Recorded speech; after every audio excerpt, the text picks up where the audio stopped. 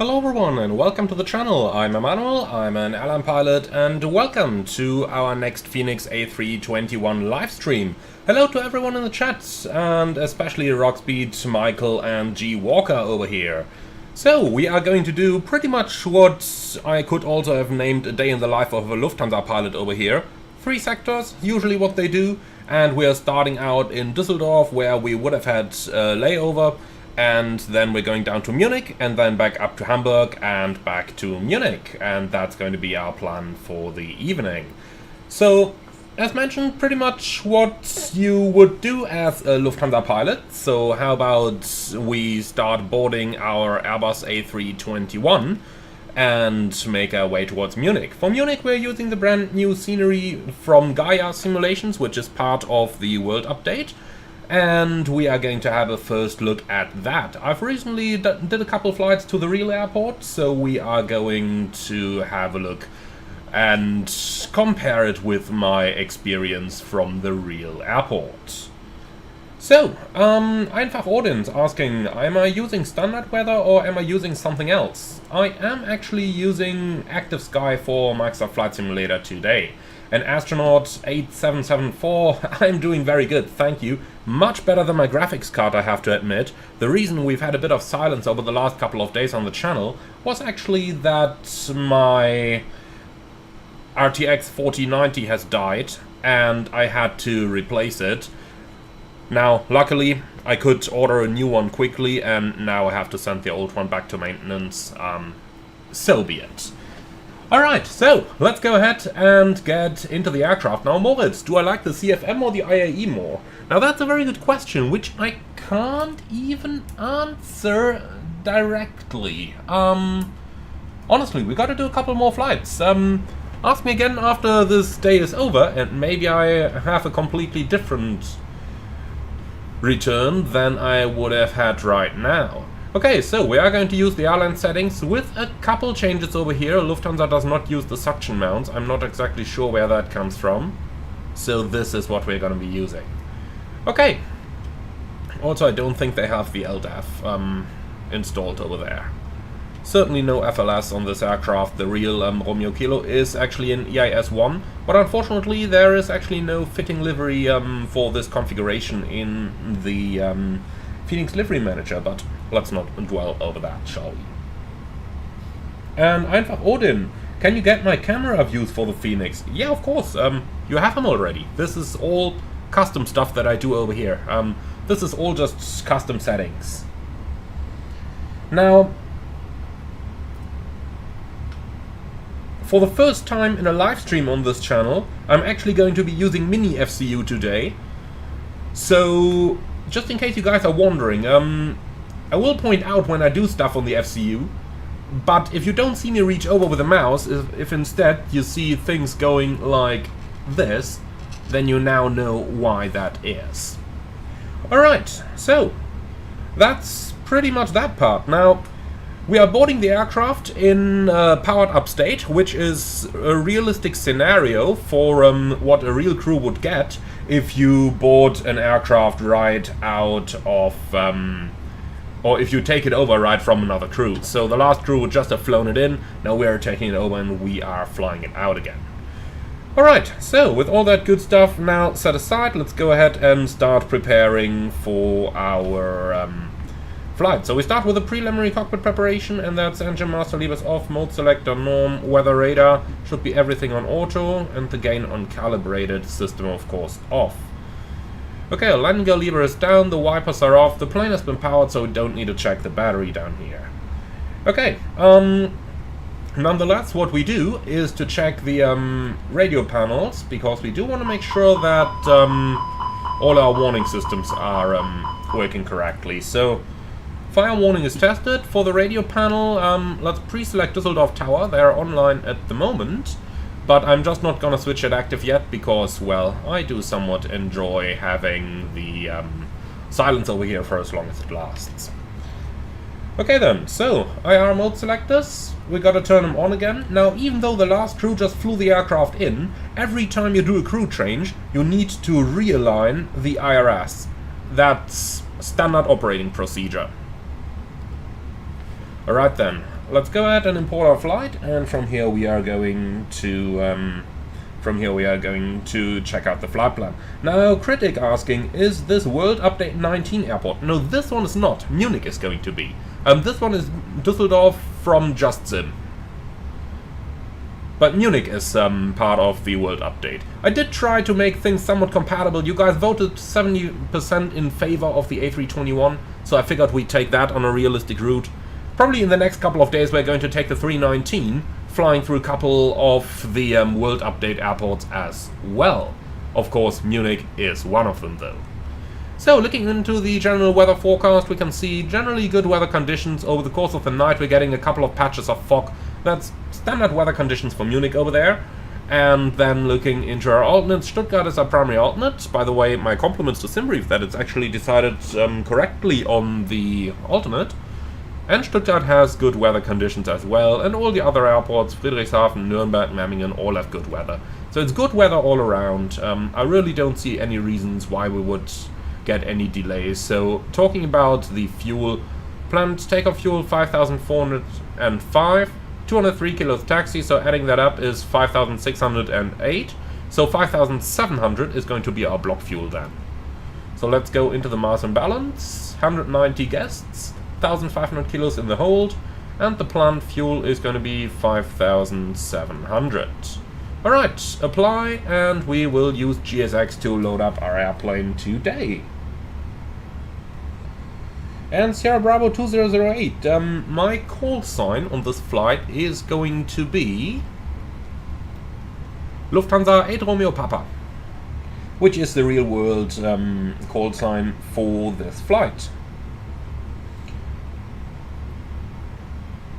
And astronaut 8774, would I ever fly in VATSIM in South Africa? I did a couple times, but I don't think I did it online yet. It's always hard to find the right time when those people are online, because I never see any bookings there. And you know, planning that spontaneously is not as easy, you know? Alright, so let's continue. Düsseldorf 2-3 left is most likely right, but let's go ahead and have a quick look at the ATIS. So, view ATIS, let's just make sure it's up to date here. Düsseldorf Lima, runway 23 left in use. Departure frequency Honeycomb, but we do have a tower online at the moment. Okay. So, 2-3 left it is. Takeoff performance, Düsseldorf, 2-3 left. We can synchronize that preliminary load sheet over here. All that stuff is looking good. Intersection, let's take Lima 2 data over here. Takeoff performance, limited weight is 92.7 tons. Okay, excellent. So, with all that good stuff out of the way, let's go ahead and do our aircraft acceptance. Now, let's just have a little bit of fun today. Let's actually go ahead and put something on the MEL, shall we? So, failures. What are we gonna fail today? Not an engine. That much I can promise to you. No, I'd say we take something easy. I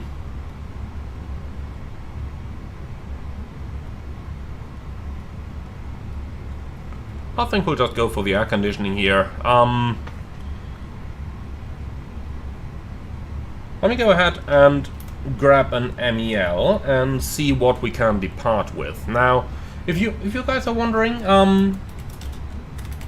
you can grab the master minimum equipment list from the official FAA website. Let me show you that. So, if we go up here, if you just Google for A320 MMEL, then you will find that pretty quickly.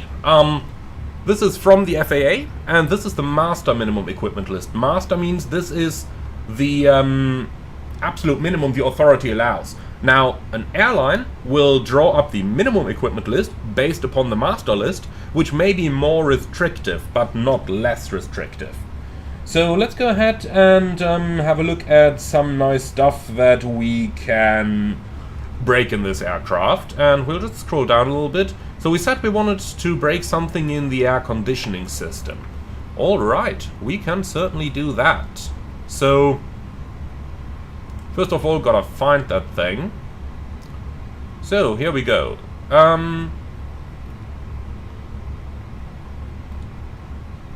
I tell you what.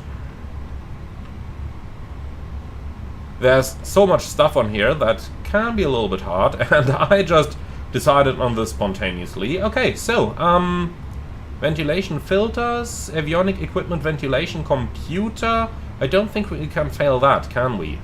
A blower fault condition on ECAM. Extract fault condition on ECAM. Yeah, why don't we fail any of that stuff? I do think Fenix modeled some of that good stuff. So going down here, cargo vent, and then ventilation, extract fault. Actually, let's cancel that. Ventilation extract valve. Let's go ahead and fail that. Apply. So now that thing's broken. You can actually hear how the audio changes here. That's quite cool. So if we now do a recall, we might find a stored fault from a previous flight. On this one it looks like there is no stored fault yet. So now that we know what is broken, it's the vent extract valve, let's go ahead and find that thing in the MMEL. So over here we've got the extract fault, but we're actually looking for the valve that's broken. So let's go ahead and keep searching. So that's the fan up there. Aft cargo isolation valve, is that it? No, it's vent extract valve. So that's just the challenge of finding that. In the real world, it's so easy. In the real world, you just search for it in the system and that's it. Now, if the valve is not listed on the MEL, so if we cannot find this at all in here, then we can actually not fly with that fault and gotta get ourselves an engineer to fix it. By the way, what is quite interesting here, if you have a look into this one for the packs, you can see that the aircraft has 2 packs installed, but it actually needs 0 for the flight, so you can fly without operating packs. However, you can see down here that there is an operational procedure, and it's not allowed to do this. It's not allowed to do this on an ETOPS flight, and we need to adhere to a couple of things. For example, flight must be unpressurized, avionics equipment must be operating, and so on. Okay, but that's not the thing that we're looking for. We are looking for the vent extract valve, and I have a feeling that we're actually not going to find this one in here, because it should have been a little bit further up. So it looks like we gotta call maintenance and get this thing fixed. But just to be sure, let's try the search function for once. Nope, it's actually not on the on the MEL. Okay, so we are not gonna find that one. Okay, fair enough. That was me failing this. But what we can find is I want to show you this now. What else do we have in here? Do we have anything good? Ventilation, decompression? Nah, not really, do we? Cargo ventilation, okay. That's what we've been looking for. No, not really. I tell you what, we'll leave this in, and we'll see how the aircraft is going to behave. I could find this on the MEL that I have on my iPad, by the way. Looks like it's just named differently, so we can fly with this, it seems. But okay, it's gonna be interesting. We'll go ahead and have a little bit of fun with that. So, last thing that we gotta do while setting ourselves up over here is to prepare our charts, and we do have the airport chart and the parking stands, and finally we need our SID as well, which we can find down here. Okay, Doden departure, here we go. Oh, like the aviator, that's a very good question. When do I think the PMDG 747 will release? Honestly, my personal guesstimation is about 1.5 years after the last 777 variant came out. But that's really just guessing, and nothing else. Okay. Alright, so we are now done with our EFB setup. let's go ahead and make sure that our aircraft is fit for flight. So we don't get anything on the recall over here. We have sufficient oxygen, we have sufficient hydraulic quantity, and we have sufficient oil quantity. The flaps are in agreement, speed brake lever is retracted, and finally we can check our alternate brake system. So park and brake off, brakes work, and park and brake back on again. Okay, so that stuff is looking good. Well then, let's go ahead and do our flight deck setup. You will notice that the flow is a tiny bit different right now because some stuff, like for example the crew supply button, was already turned on, or some of the lights are already turned on. Also refueling is complete, so we can go ahead and turn the pumps on. That is the funny thing when taking an aircraft over from another crew. Many times the other crew may possibly not do the secure procedure and just give you the aircraft in, you know, some sort of a shape.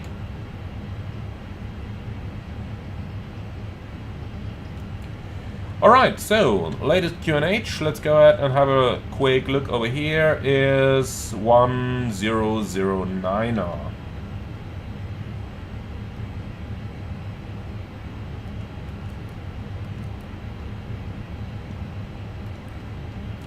Okay, so down here everything is done quickly, and then we can go into the FMS. Alright, so starting on the ATSU, AOC menu, flight initialization, let's go ahead and request our basic flight details. And now comes the real fun of things, checking the load sheet.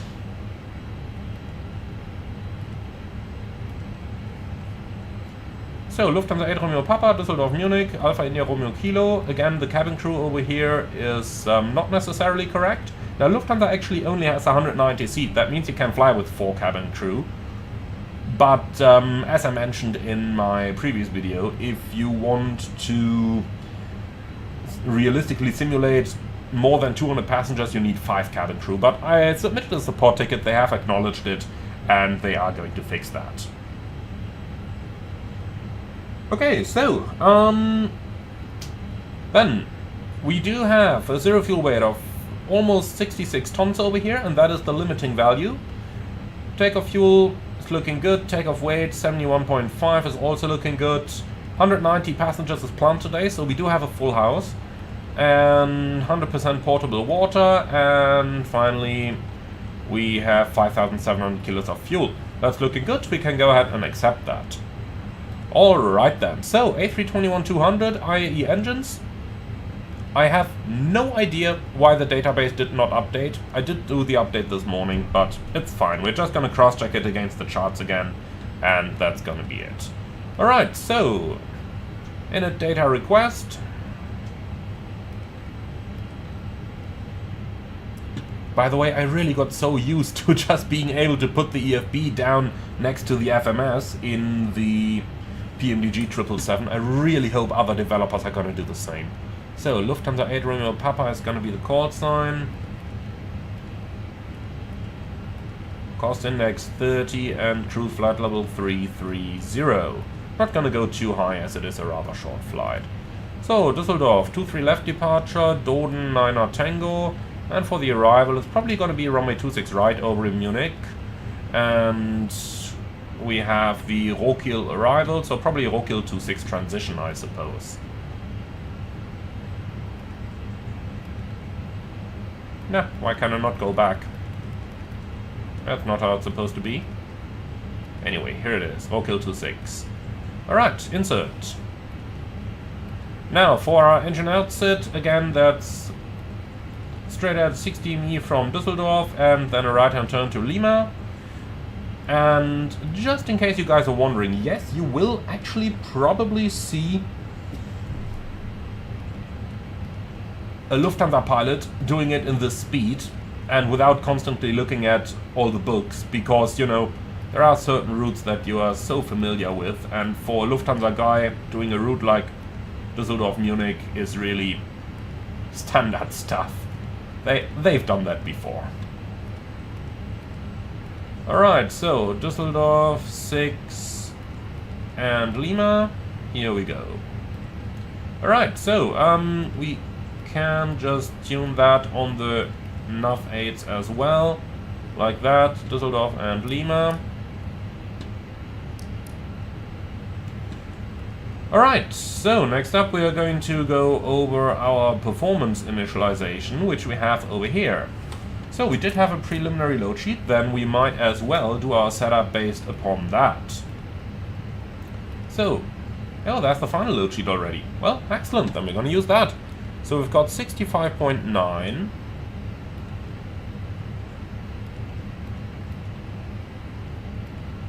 And 22.1. Right, fuel in tanks 5.7. That's looking good. And if our boarding is completed, let's just interrupt that procedure for a moment here in order to start up our APU, just so that it doesn't get too warm in the aircraft. Alright, so takeoff weight 71.4, and in here we do have 71.4. 190 passengers plus 4 infants.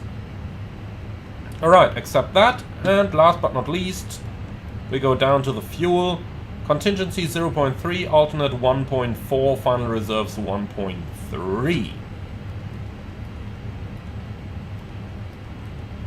The reason we enter this in the FMS is because the FMS sometimes does interesting things. For example, it calculates your diversion using flaps 1, where you must think like, well, why?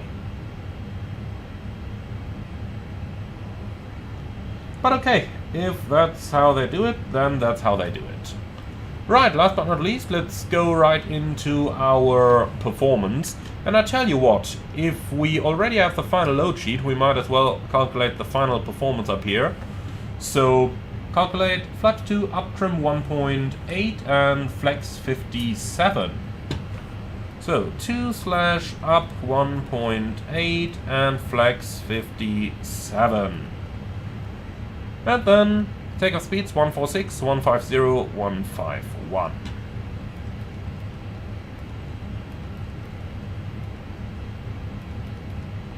Noise abatement procedure 2 is correct. Engine out, acceleration at 1500 is correct as well, and that's it. Giulio, I'm using the Lufthansa OFP format over here. Alright. And that's basically our entries complete. Now, we can do the takeoff shift as well, 200 meters, as we are probably gonna use an intersection, even if it's just Lima 1. We're probably not gonna use the full runway anyway.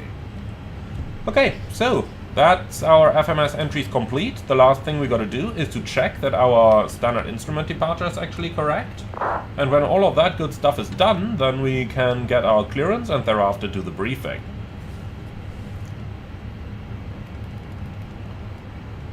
So, straight at Delta Lima 239, 241, 242 above flight level 150. And in here 239, 241, 242 and above level 150. And thereafter we have Elbal, Betzo and Doden above flight level 250. And in here Elbal, Betzo, Doden, and Doden is above flight level 250. Now, if you look at our restriction over here, you can see that the Airbus expects to be there in flight level 269. In other words, if ATC offers us a shortcut, we got to be rather careful here that we will actually still be able to comply with the Doden flight level 250 above restriction. That's A321 for you guys. Performance-wise, it can be a little bit harder to manage than some other aircraft. But okay, that part. Let's go ahead and request our clearance now. So, ATC request, pre-departure clearance. We're at gate Alpha 13.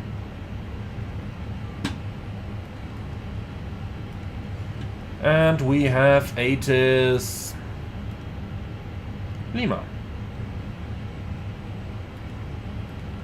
Alright, station is Düsseldorf, and we'll just say hello down here. Alright, Düsseldorf, Munich, Lufthansa 8 Romeo Papa, Alpha 13, Info Lima. Gute, A321, Station Düsseldorf. Sent. So, clearance request is out, and while that is going on, there's a good question in the chat in the meantime from Critic. Just down below it says Alpha 14. What's that? Okay, so if you look at this, you can see that there's actually two taxi lines in here. We've got the straight line, which is Alpha 13, and then you have that dashed line on the side over here. That's Alpha 14. Now, why do they do that? Because that way they can put an aircraft that has a slightly longer wingspan onto the gate over here, and then put onto the gate here, and then put one aircraft here. And you can see on the other side there's a dashed line facing in like this. So over here and over here, they could put aircraft into the gate at a slightly different angle. Okay, so back into the flight deck, and while we're waiting for the clearance, a very good question from Giulio in the comments. What is the advantage of accepting an intersection departure versus a full length? Wouldn't you want to have as much runway available in case of a reject? Absolutely, you do need enough runway in case of a reject, but you always think about economy as soon as the safety part is complied with. So we ensure that we are safe by doing our takeoff calculations, and since we calculated the intersection, we know that we are safe to go, and we know that we can stop the aircraft in time. And for this reason, we can then make our next decision, and that is economy. And if we look at the airport chart, you can see that taxiing up here on Mike, there's two intersections next to one another, Lima 1 and Lima 2. So it is possible that they might put one aircraft into here while the other is on here. Lima 3 is also commonly used, by the way. If you can save yourself a minute of taxi time by taking an intersection, then for one's sake, what G. Walker says in the comments, sneaking the queue for takeoff at Heathrow is definitely a point. But you know, if everyone took this intersection over here, then over the course of a year, there will be several tons of fuel saved by not taxiing that little bit longer, if it is safe to take off from here. And that is what we ensure in our performance tool.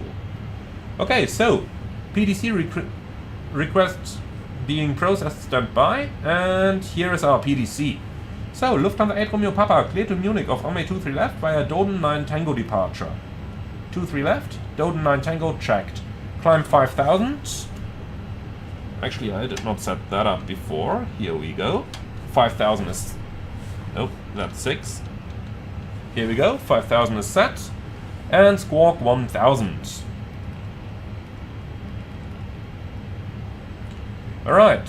ATIS Lima, report TOBT at... Oh no, I hated to go outside of the simulator to do something, you know,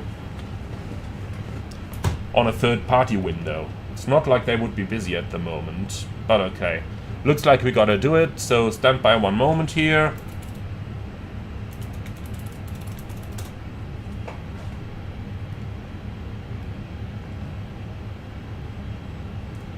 Alright, so TOBT is actually right now, so 1530. Submitted that one offline.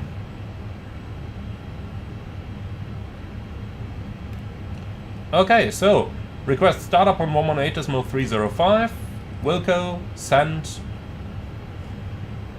and then we should be good to go now.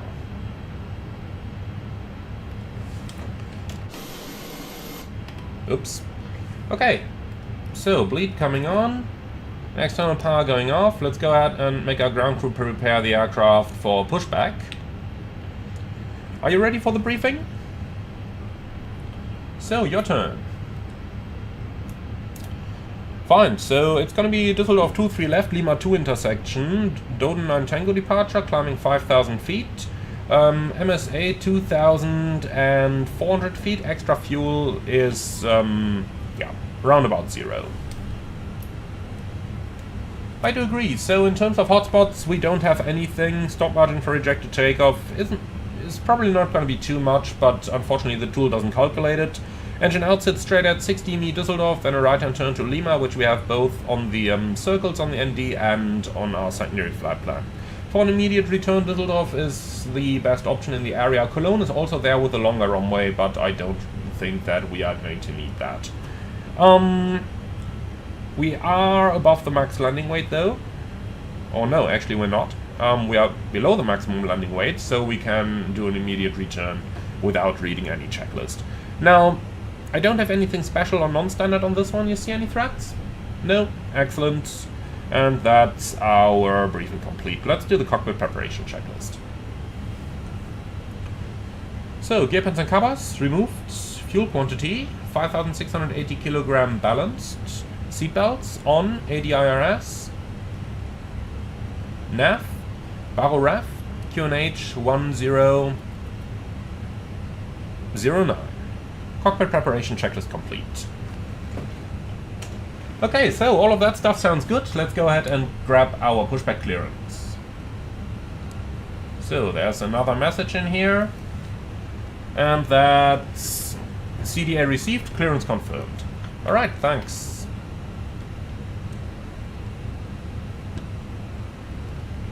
So, 118 is mode 305, and then we can go ahead and grab that clearance. Düsseldorf Tower, hello, Lufthansa 8 Romeo Papa, Alpha 13, fully ready for push and start. Lufthansa 8 Romeo Papa, Düsseldorf Tower, good evening. Start up pushback approved, face north. Start and push approved, face north, Lufthansa 8 Romeo Papa. Ground flight deck, go ahead. So, please confirm all doors and hatches are closed, ground equipment is removed, and the bypass pit is installed. That's all confirmed. Roger, clear to push, face north, park and brake set. Release brakes. Okay, that's gotta be face north. Okay. Park and brake released. Company Airbus A321 line up runway 23 left and take behind. And we are starting the push. Before start checklist. Park and brake. Off. Takeoff speeds and thrust. V1 146, VR 150, V2 151. And flex temperature 57. Windows.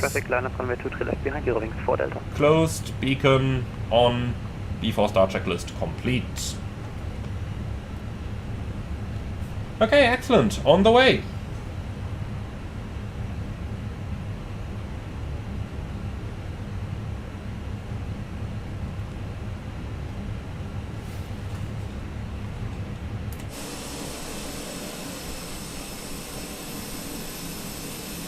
So, both engines are beyond the red line. Ground flight deck. Go ahead.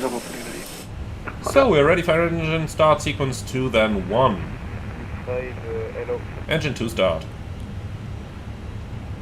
So weird that there are still some amber indications on the N1 and N2 display.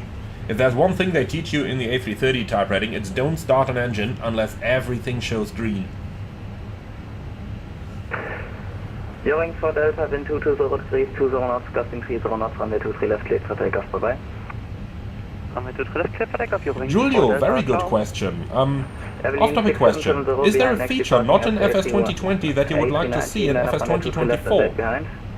Yeah, there's actually several, and the first one would of course be multiplayer support for the same aircraft, just like yours, Julio. The second one would be a proper ground crew simulation. GSX is GSX, and that means it's buggy, it's not following real procedures. If we'd have a proper ramp agent and stuff like that, things would be so much easier. Right, good starting 2, starting 1. Right, push complete, set brakes. Brake set.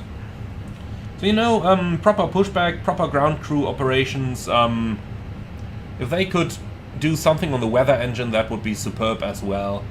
And maybe something to bring airports to life, you know, like the ability to add driving vehicles in a little bit more friendly fashion with some better logic and stuff like that.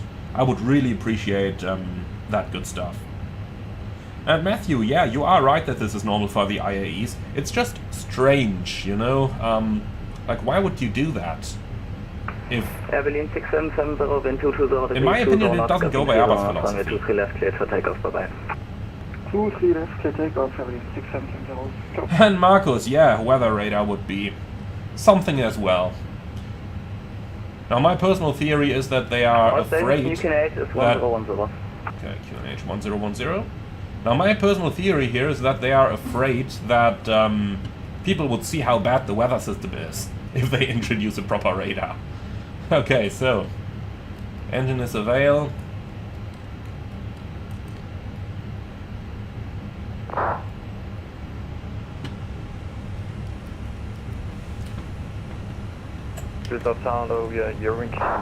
Alright, here's the ramp agent, then we can do the after start checklist, please. Anti-ice, off, ecam status, checked, pitch trim, 22% set, radar trim, clear to Copenhagen, neutral, after start checklist complete. Alright, hand signal is received, let's go ahead and grab our clearance.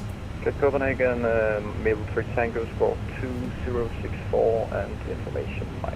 Your time in the run.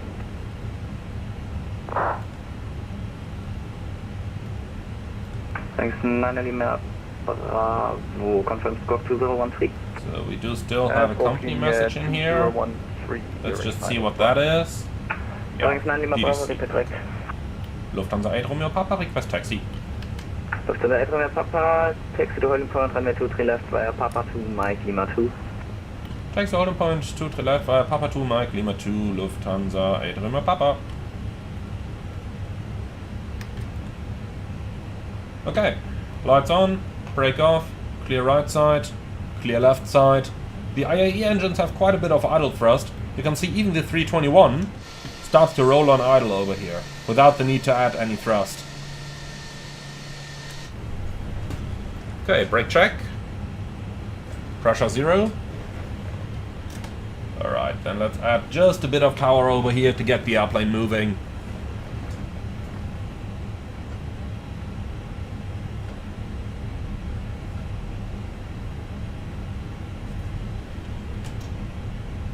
Alright, over to idle.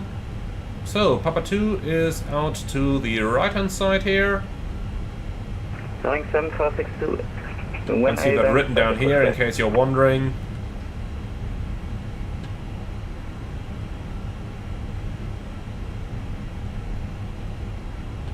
Yoke 7462, please repeat. When are you going to start your pushback? Approximately a minute, Yoke 7462. Roger. Okay, so off to the right, then first to the left, and first to the right again. Right side is clear. 15 Victor, Düsseldorf Tower, welcome back again. Wind 220 degrees, 19 knots, runway 23 left, clear to land. Clear to land, runway 23 left, easy 15 Victor.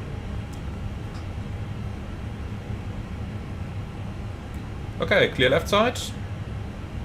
And clear right side. Once we're on mic, we're going to do the flight control check and all that good stuff.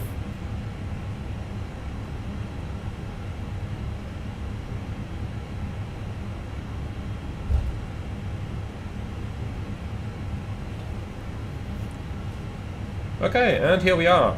We're good evening, Lufthansa 5 straight stand Alpha 1034. So, flight control check. Full up. Full down. Neutral. Full left. Full right. Neutral. Rudder.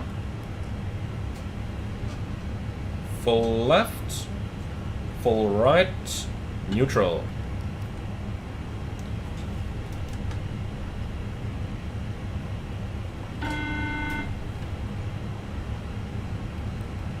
Hi. Thank you. Okay, no changes to the takeoff briefing. Everything's exactly as we briefed it.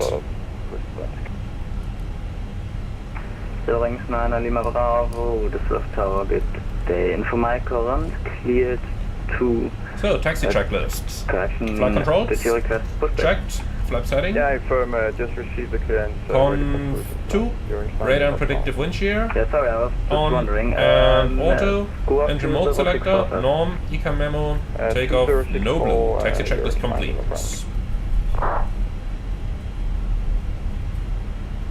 Fenix 9 Lima Bravo is Okay. push. Start and push the push heading up. So, I did do a couple of changes to my simulator setup. I have removed the automatic FS traffic injection, and I'm only using the static models now, since it did become a little bit nasty when it constantly inserted some stuff that you didn't really want to have. Like, for example, even though you select remove traffic, it still started inserting some stuff there. You know, that's just not really needed, is it? Okay, so he cleared us via Lima 2, if you heard that, and that's off to the left over here. Now, as I mentioned in the briefing, it's good if you calculate stuff like that, because you never really know what you might get. Romeo Papa, behind next landing, EasyJet A320, line up runway 23 left and 8. Lufthansa 8 Romeo Papa behind the EasyJet A320, line up runway 23 left behind. Okay, I can see something coming in over there. I didn't know EasyJet flies to Düsseldorf.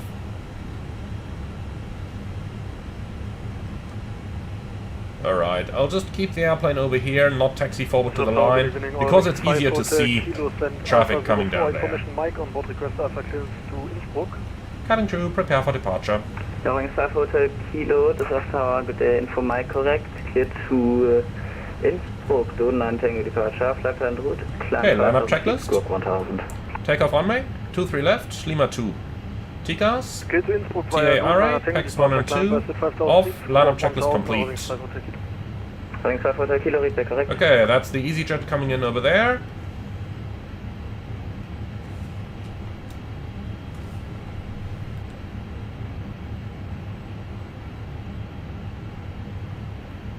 Let's see his landing.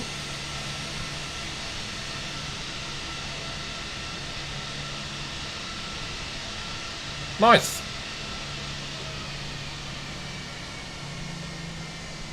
Oh. It's easier to taxi from the inside. Can tell you that much.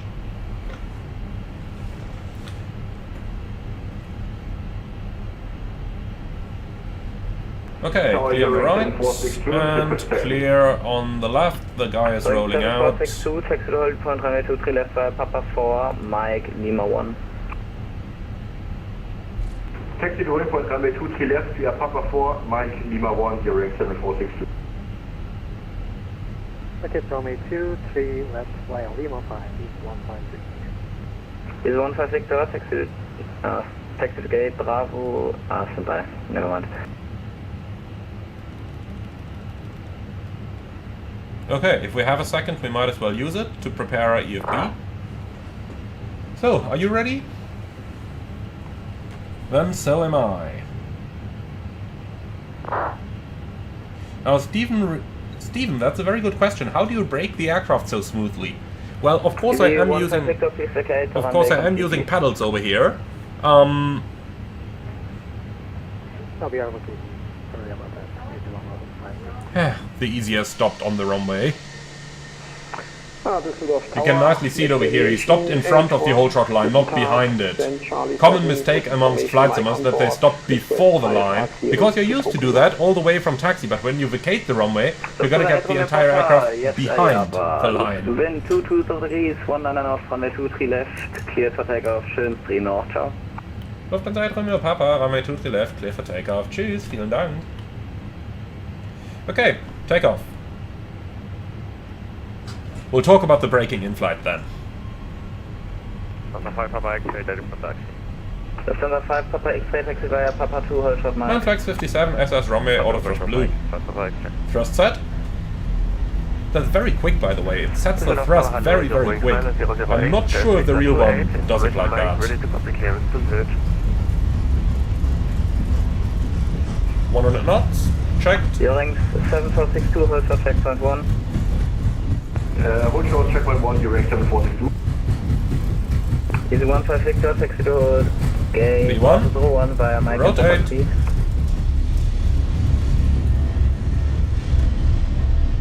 Positive climb.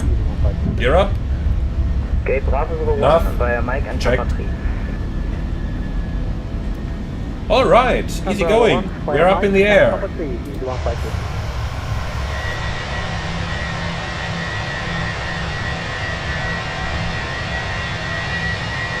Those graphics are just wonderful, aren't they? I really do love them. But okay, back to flying our aircraft. Thrust climb, climb, auto thrust. Flaps 1. Speed check. Flaps 1. Lima 4, Mike Lima 1. And the first pack is coming on. Lima 1, holding time, 3 left, steering 9 Lima 5. Alright, passing 2000 over Honeycomb.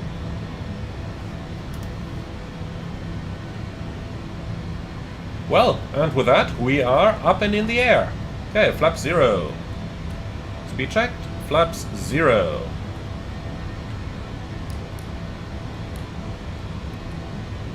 And the pack is coming on as well. Alright, since there is no further restriction, let's go ahead and set that altitude up. Let's do something like flight level 190 at first. Then we can select something higher later.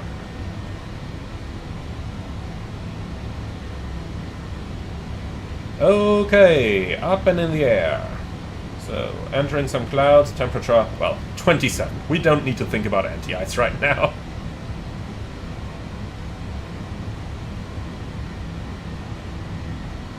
I just love those graphics. I really do.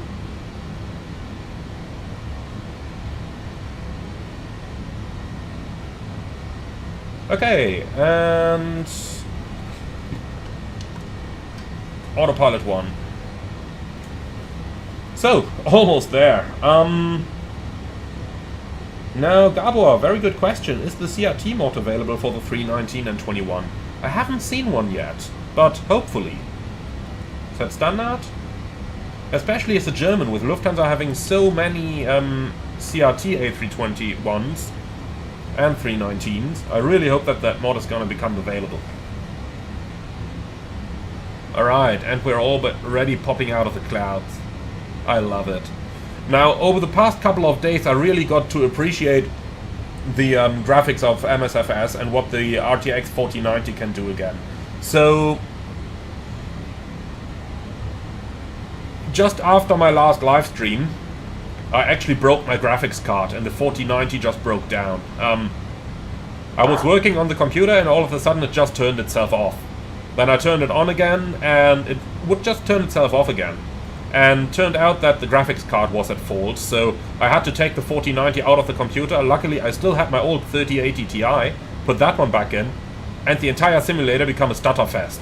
Now, I had to lower the graphics settings in order to get something decent again, but it wouldn't last for long, and I honestly told you, compared with the graphics I have now, it just looked so weird. And, well, just today, my replacement card arrived. I put it back in again, and all of a sudden, the performance is so lovely again. But I really got to appreciate how beautiful the simulator looks when you can max the settings out again. I really got to appreciate that again. Okay, passing flight level 100. It's definitely gonna stay smooth up here, so fasten belt signs can go off. And we don't need anything in the FMS anymore. Clear and copy, please. So, fix info is going out. RATNAV page is going out, and copy the active. And since we don't use that ADF anymore, we can select VOR on the displays. That's a general rule over here. If you don't use something, change your switchings to get something useful into it again.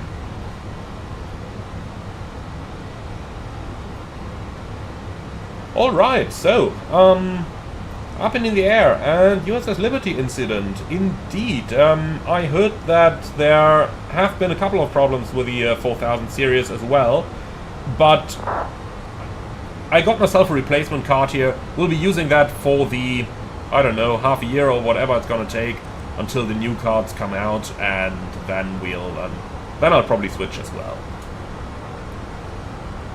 Okay, so quick thing that we can take a look at, since we did fail one of the since we did fail one of the systems on the ground, vent extract valve, just a quick look over here, see if we can see that anywhere on the systems. But it doesn't really look like it, huh? Nope. No cockpit indication, it seems. And Lunar Echo, was the card replaced on warranty? I don't know it yet. I tell you honestly, they took so incredibly long to respond that I just bought a new one, and I sent the old one back to that shop, and if they return it fixed, then I'm just going to sell it used. I didn't want to wait, you know, 2 or 3 weeks to get my graphics card back. I just thought, well, don't mess with it. I'm gonna buy a new one with overnight delivery. And we're looking at the website of the shop where I bought the old one. They don't even have it in stock anymore. Or actually, they don't even have it in the shop at all anymore. So I guess they're probably just going to refund me.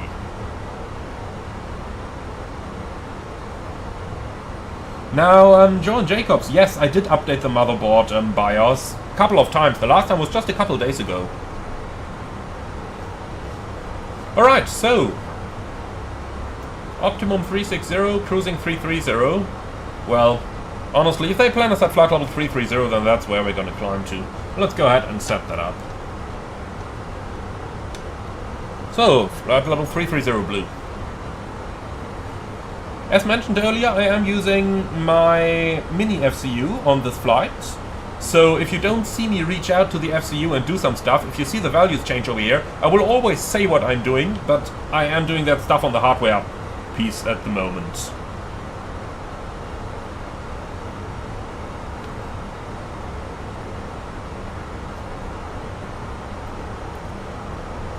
And Lunar Echo 87, absolutely. I would hope for the refund as well. But we'll see what they do.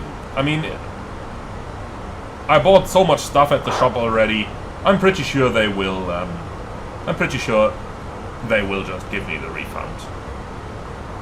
And Sasha Pauker, did I set a different pilot point of view? No. This is the default point of view.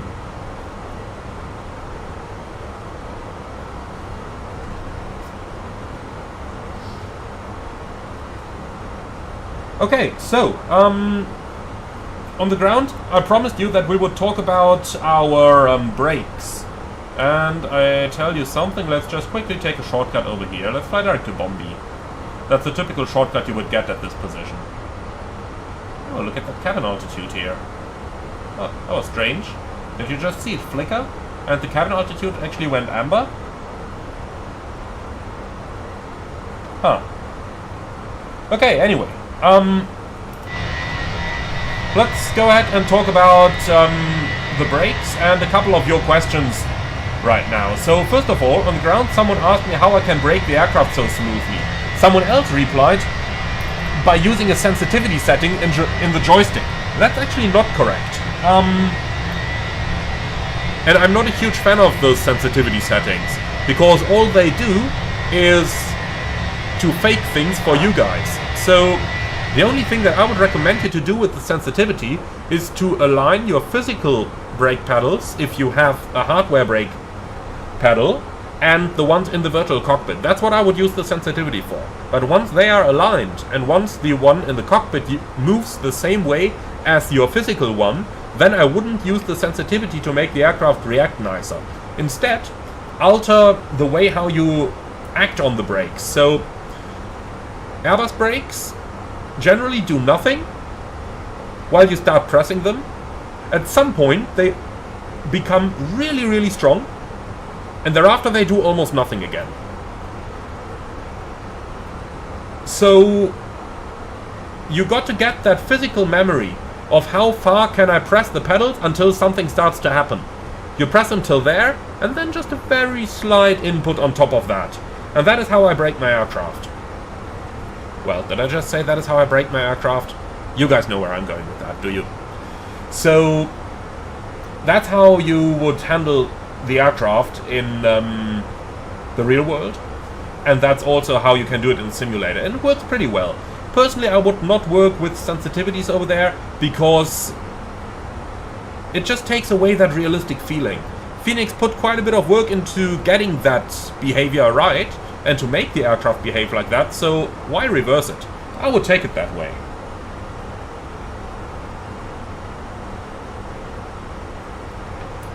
Now, another question here from Rory a little bit earlier. Can you explain how side-stick priority works, as I thought dual input just meant that Airbus would average the inputs? Well, you are right.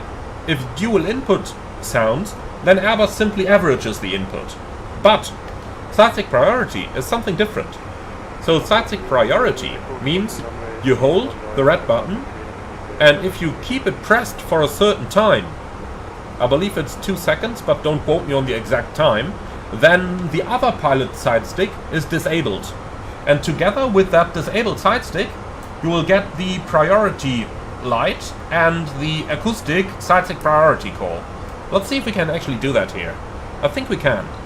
So first of all, let's go ahead and disconnect the autopilot here. And now, press and hold. And here you have it. So now, you can see the side stick priority light illuminates, and the plane set priority left. Now, it only said it once, and that was rather quiet, which surprises me. The A330 repeats it a couple times, and has a green light, not a red one, because it is not a fault.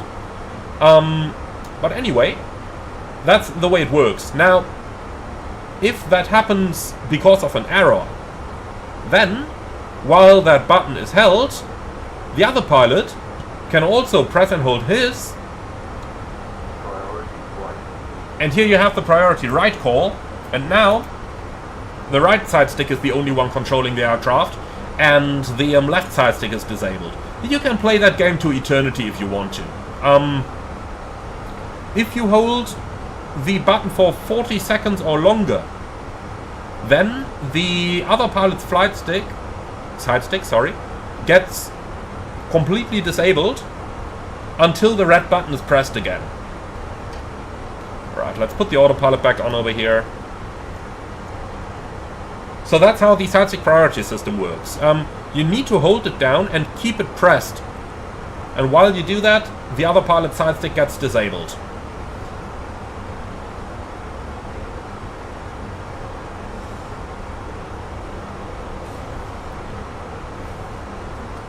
Okay, and that's that system.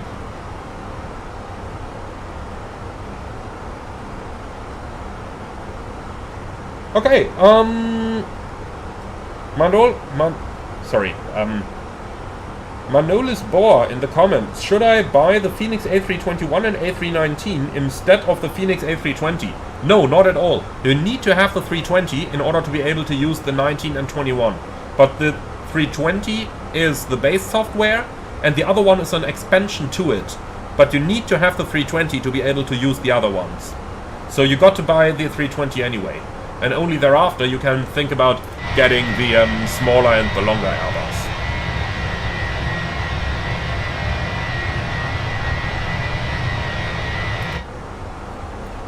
And USS Liberty incident. For some reason I didn't expect that to work. That's pretty cool. You are right. Even though I'm asking myself why they simulated it, I mean, yes, it belongs to study level that this kind of stuff is there. I do admit that. But, you know, since you never have... Actually. Okay, let me be an asshole. We'll do manual over here. So, in the settings, you can determine from which side you are controlling the aircraft.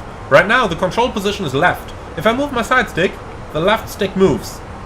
The right stick, as you can see, does not. If I change this to control position right, now the right stick moves, and the left one does not. You guys get where I'm going with this, do you? Okay, so let's hold that button for 40 seconds in order to completely disable the left stick. And once I've done that, I am going to switch the control position over to the other side, and then we can see if Fenix actually modeled that system. That's of course really... This is a mean thing, just to remind you guys of that. I would absolutely not blame them if it doesn't work. Okay, so waiting for 40 seconds.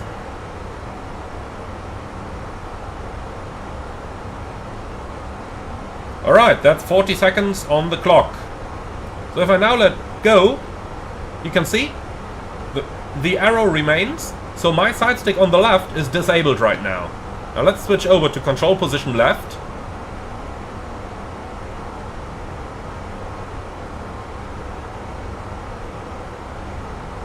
Here we are. By the way, my simulator started to stutter extremely as I did that. Okay, you can see now side stick priority is over to the right, and I've changed the controls back to the left. It's disabled. Look at that. It works. It is disabled. Okay, I did not expect that. I thought this was a bitchy move to find a bug, but it works. Incredible. Alright, now let's go ahead and fix that. If we just press the autopilot or the instinctive disconnect button on the left side now, we enable the side stick again. And now it works again. Well, that was nice. That was nice. Really cool. I really did not expect that to work. I thought I found a way to trick the system, but okay, well that is really cool. That is really cool. Well, I guess that stuff is implemented because the systems of the Fenix are based on the ProSim software, and the ProSim was programmed for home cockpit use. And in a home cockpit, yeah, absolutely, you do have a multi-pilot setup there. So it does make sense to actually program this and simulate it. But, pretty cool thing there. Okay, that's 1000 to go. Mach vertical speed. But man, that was cool. I really didn't expect that. That was really, really nice. Alright, so reaching our top of climb, let's go ahead and do a quick fuel check. And once we're done with that, we are going to start preparing for our arrival into Munich. So, top of climb, 20 minutes. Should have 3,400 kilos of fuel on board. Took about 19 minutes, so just a tiny bit quicker there. 3,800 on board. Alt start. Excellent, so we saved a little bit of fuel. And we're up in cruising level.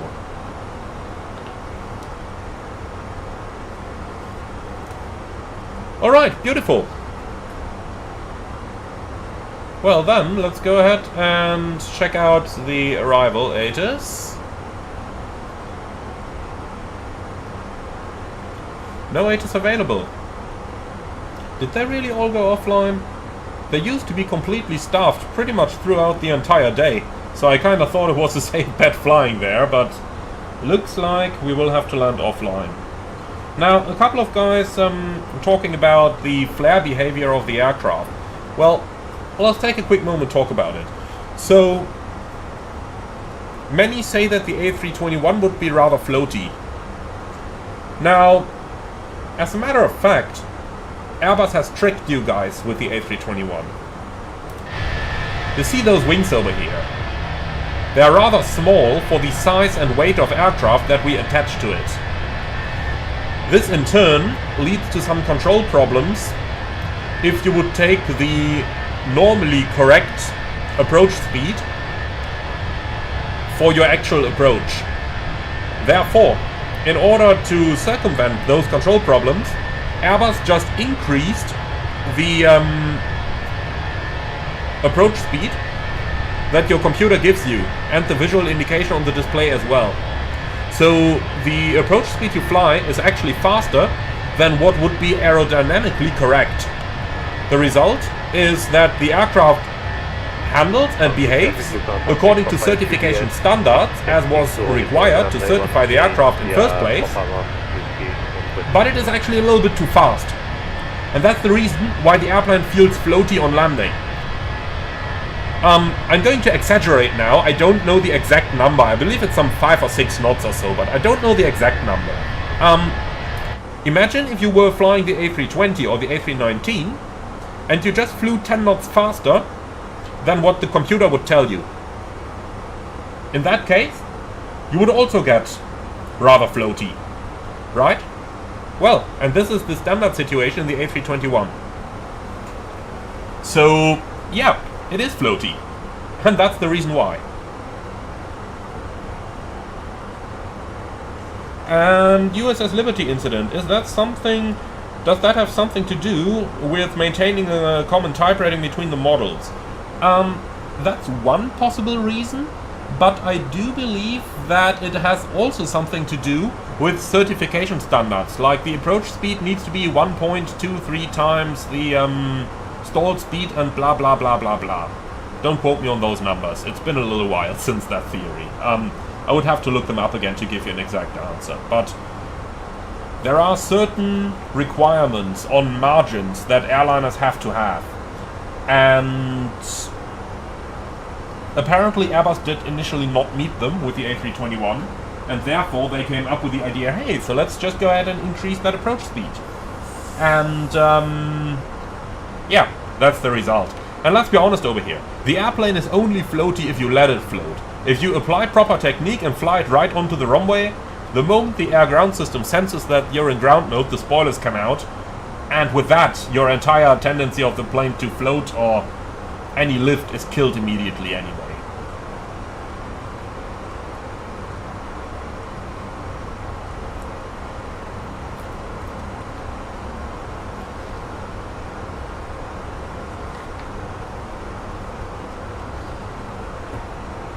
And Julio, yeah, 5 to 6 knots higher landing speed on a Piper means that you're gonna bounce the landing. Yep. Mr. Doctor, what's my preference? 737-900 or A321? It's definitely the Airbus. Definitely the Airbus. Okay, so 270 degrees, 5 knots, 28 degrees, QNH 1015. Let's pre-select that. So we'll be landing on runway 26 right today. And let's go. Arrival. We'll need the Rokiel 26 transition. Here we go. So, ILS 26 left and ILS 26. Now, you guys notice what's happening to my mouse cursor here, that I cannot click the button? Here's the reason. Deselect GSX, and now you can click it. One of the most annoying things of GSX overall, if you ask me.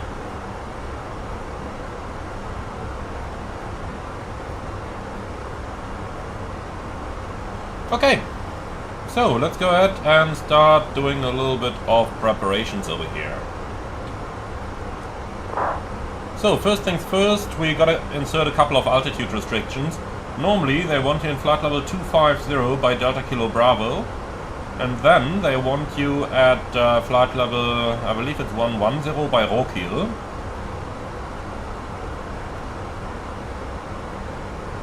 Alright, insert. Then how far off is the top of descent?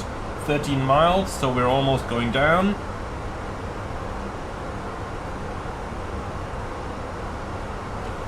Plane spotter Julius, do you have any exact date for the 777 freighter release? I wish I did.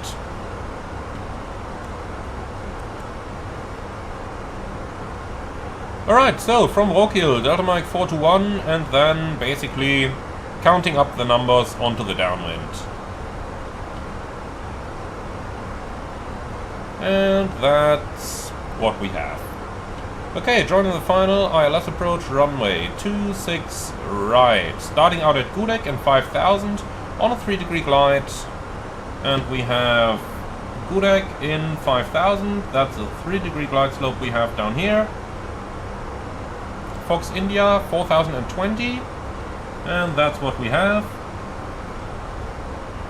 Right, Mr. Approach is straight at 1 DME west of Delta Mike November or 1900, whichever later, then turn right, direct Mike India Quebec, climb into 5000. And in here we have D261 Alpha. 261 is the runway heading, Alpha equals 1 nautical mile, as it's the first letter in the alphabet. And then 1900 and Mike. Looking good.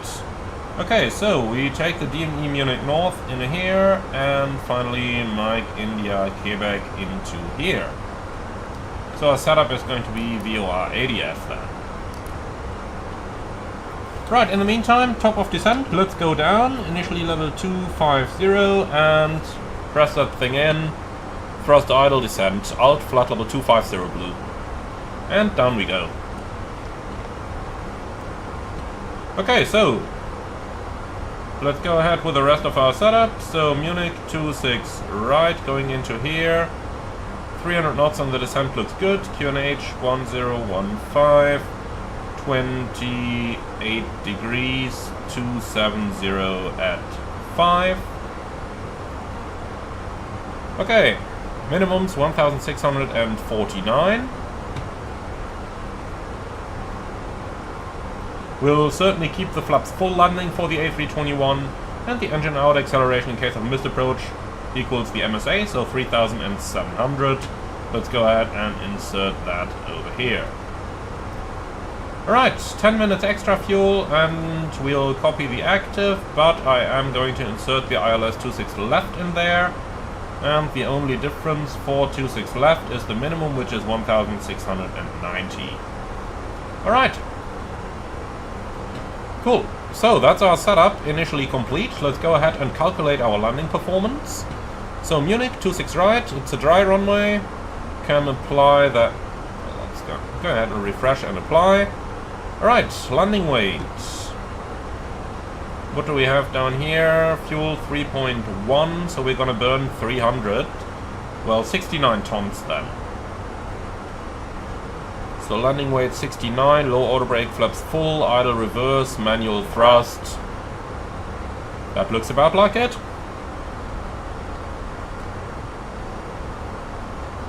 Okay, excellent. So low auto brakes, and that's our setup complete. So company message. Delay for 3 minutes.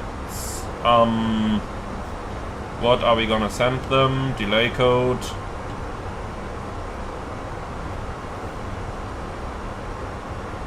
The pushback took pretty long, didn't it? Let's use RLP, late arrival of pushback crew. It's a little bit of a lie, but honestly, it's aircraft delay codes. Pilots lie about them all the time. Alright, here we go. And my Polish friend, hi, nice to see you in the comments.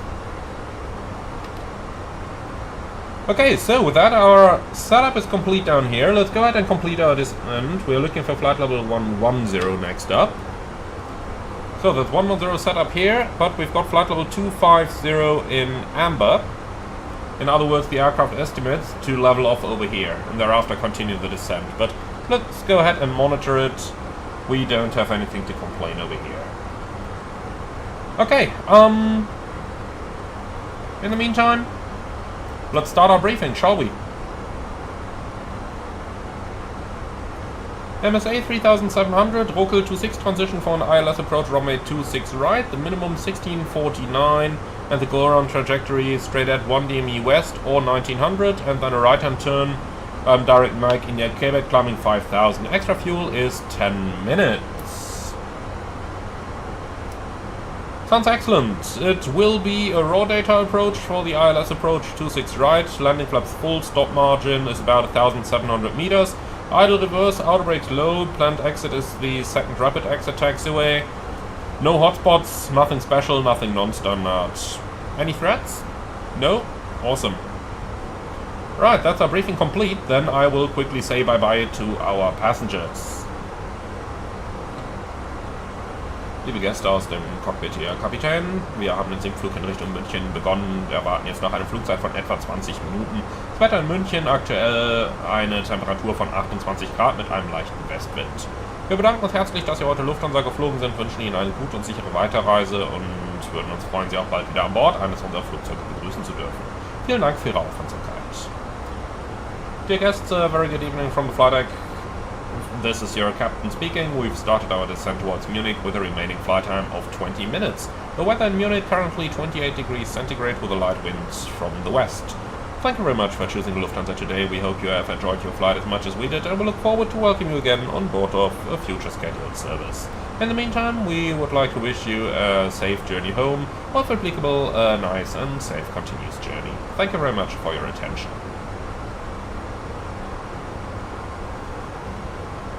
Okay, and that's our passengers dealt with. Now let's put the TCAS into below.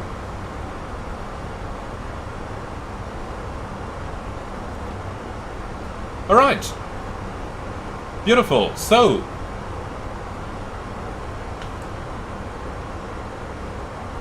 Herrn Eroberer Yannick, wusste nicht, dass du Deutsch kannst. Ich bin Deutsch.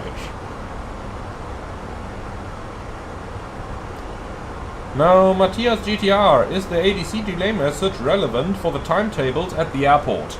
No, it's not. The ADC delay basically is used so that the airline knows what caused the delay. If we take a look at the message window itself, you can see that you can enter 3 different delay codes, and the delay code basically is an explanation for what happened. Why is the aircraft delayed? Now, the Fenix CFB has the delay allocation card over here, which only has very few codes. In the real world, it's like 200 different codes, and then you have subcodes as well, and so on. So in the real world, that is a rather complex thing. If you Google for IATA delay codes, then you can find quite a bit of additional information on the topic online, and you can probably find some real-world delay code charts as well. That gives you somewhat of an idea. Now, the airline needs this in order to create statistics. Like, let's say, for example, over here we have the typical thing. Oops. En route slot delay, ATZ. That will be included in the delay message in many flights in Europe. Many flights, I tell you. But this way the airline can easily monitor if a certain course or if a certain route course for delays repeats itself. Let's say, for example, late removal or late arrival of pushback crew. If that one comes up, you know, on every second flight going to a certain airport, then you can be pretty sure that the airline will take action and that the airline is going to have a good talk with the provider of the pushback services who arrive late all the time. And that way you can eliminate certain delay causes. So that's the reason why you send those delay messages. As for what the airport says when the aircraft is going to arrive, whatever. I know that some airports just take that data of Flight Radar 24, so, you know, that pretty much tells us everything we need to know, right? Okay, there is one more company message. That's probably just the confirmation that they've received it. Yeah, that's just the receipt. Okay. Alright.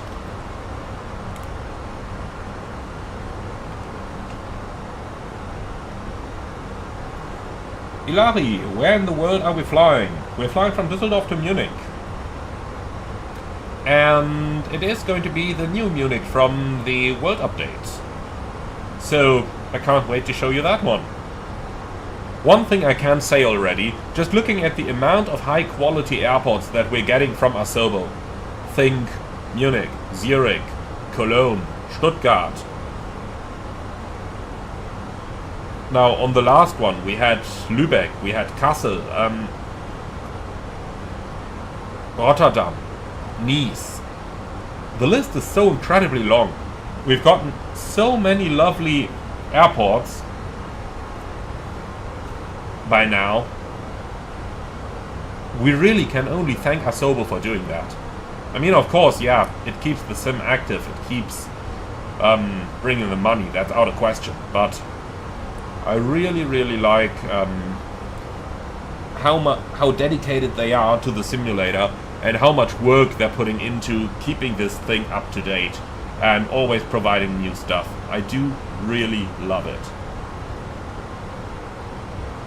Now, Cabin 69, what's the difference between N1 and N2? Well, that's quite easy. N1 is the rotation of the low pressure part of the engine, N2 is the rotation of the high pressure part. Now, think about it that way. If you look at the engine from the side, then first of all, you have the fan rotating right at the beginning, but thereafter, you have a low pressure compressor, which basically turns on a single spool, and then you have a high pressure compressor behind that, which also turns on a dedicated spool. Now the high pressure compressor is then coupled with a high pressure turbine, which comes next after the combustion chamber, and then behind the high pressure turbine comes the low pressure turbine, which is on the same spool as the low pressure compressor. So you can see there are two systems. There is a low pressure system and a high pressure system. Low pressure is N1, high pressure is N2.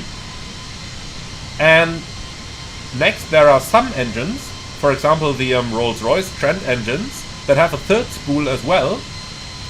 And in that one you also have an N3 indication. The Rolls-Royce engine on the A330 has that, for example.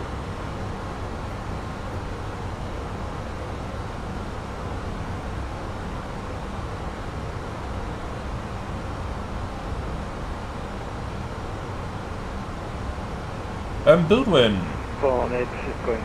you are right. I do believe that there is no transition between different weather sets in Active Sky. I believe you're right on that. Alt. Alright, we'll just maintain the level for now and just fly ourselves a little bit closer to the airport before we continue our descent. In the meantime, that was a lot of talking. Is there anything else we can do? Not really yet, huh? Seatbelt signs are on. A little bit too early for the lights. I think it's good that way. But no. You are not going to start to slow down. Maintain 300 knots, please. Selected speed 300.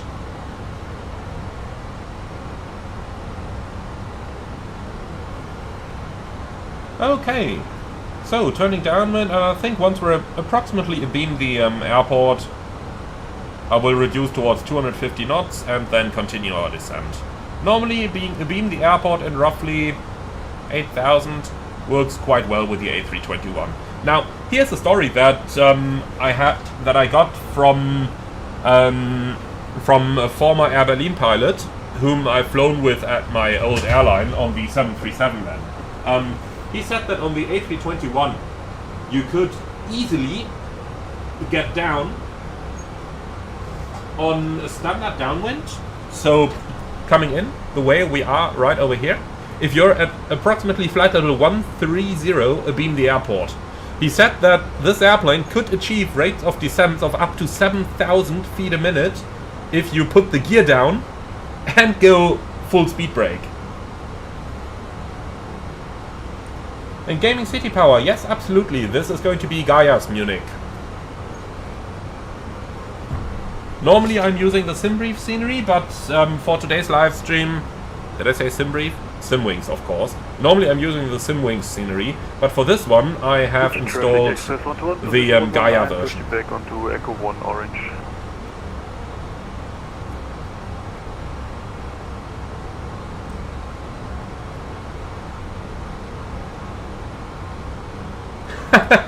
Nathan Ross, don't ask me how you know. Absolutely.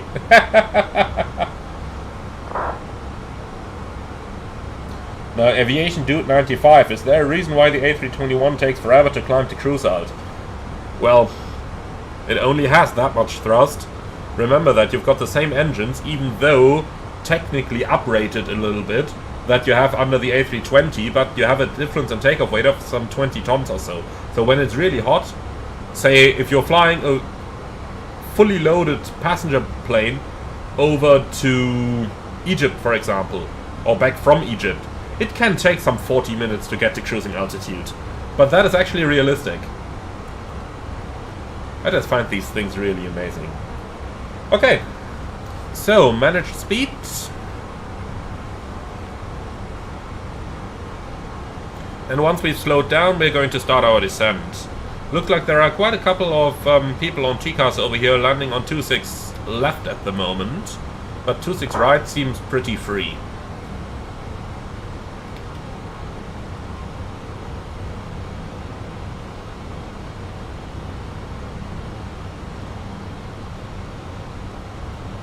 Alright, so the airport should be somewhere on the right. Pretty much directly abeam now. Yeah, there it is.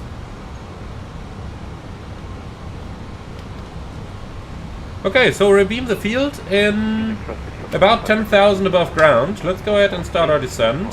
5,000. Thrust side low descent, alt flight level 50 blue. Set QNH.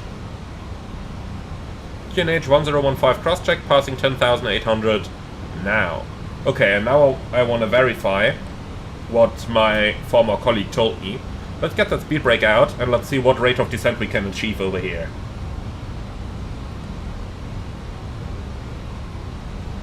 Well, Snobando, yes, you're right. If the destination airport is at an exceptionally high altitude, then you should do the entire 10,000 feet flow at a little bit higher level. Now at 1,500 feet elevation here in Munich, I don't really care, but at some other places you definitely want to do it earlier. If you have an airport at 8,000, do the entire flow at 18,000, including slowing down to 250 knots. Right, GPS primary, high accuracy, and the engine mode selector is in norm. Perfect. Okay, approach checklist. Barrel ref, QNH 1015, seatbelts on, minimum, baro 1649, auto brake, low, engine mode selector, norm, approach checklist complete. Okay, more traffic coming over there. I think we can turn in before him. Let's go down to 4,000.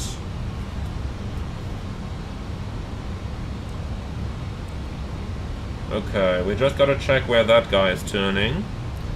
But let's go ahead and start a right-hand turn, heading 170.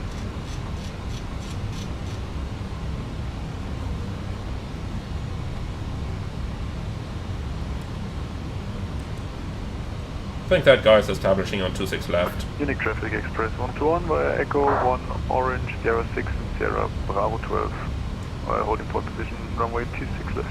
Okay. Center line is extended.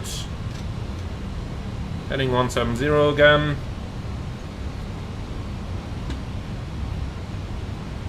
Traffic. Approach phase activated.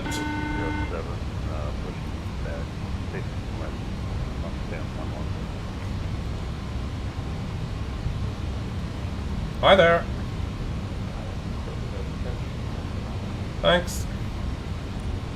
Okay, flaps 1. Speed checked.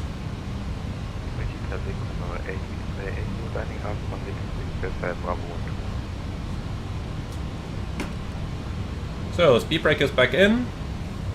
And then, turn right, heading 230, cleared ILS approach, runway 26. Right.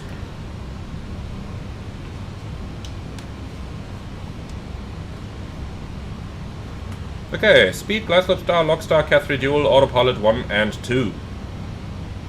München traffic, Lufthansa 8, Romeo Yankee established, ILS 26, right, 9 miles, speed 190. 2,500. Munich traffic, Lufthansa 5, Echo Julius established, localizer for ILS 26 left, 13.6 miles. Okay, flaps 2. I just want to make sure that we lose a little bit of that speed as we are coming in rather quickly over here. Patrol 8 is approaching 26 left, descent. Okay, set go around altitude 5,000 set. Flight slope, localizer. Autopilot off. Okay, flight directors off, but on. Let's go ahead and have a little bit of fun. Gear down.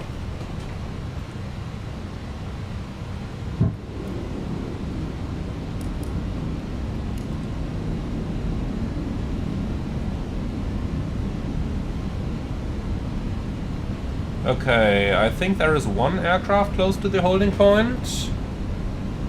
Flaps 3. Flaps full.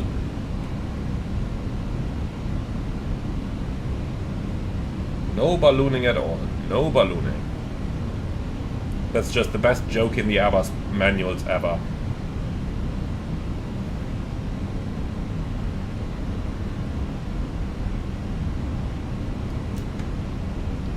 Okay, landing checklist, ECAM memo, landing no blue, landing checklist complete.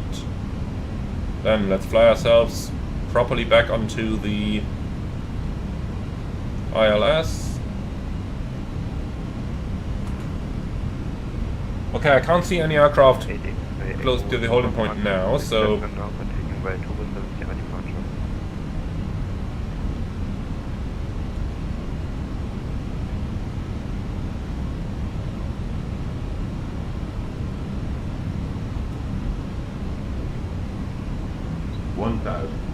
Checked.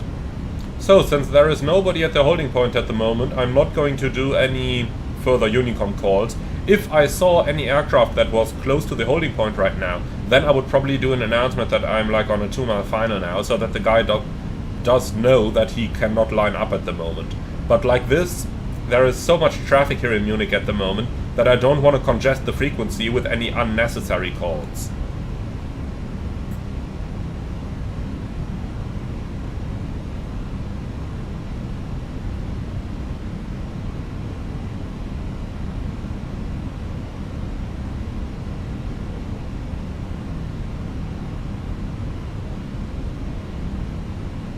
I really like the speed management in the A321 on the final.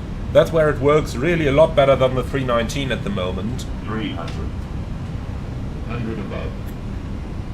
Checked.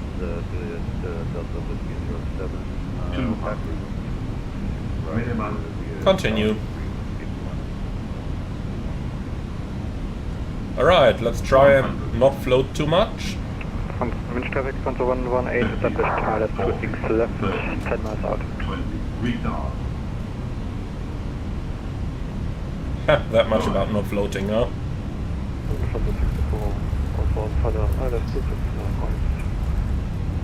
Okay, spoilers, thrust is normal, decel.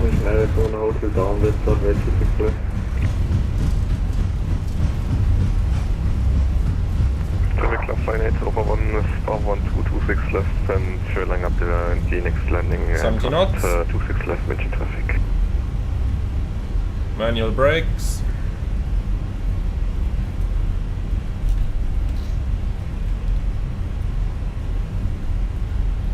Okay, and here we are. So that's our first sector done.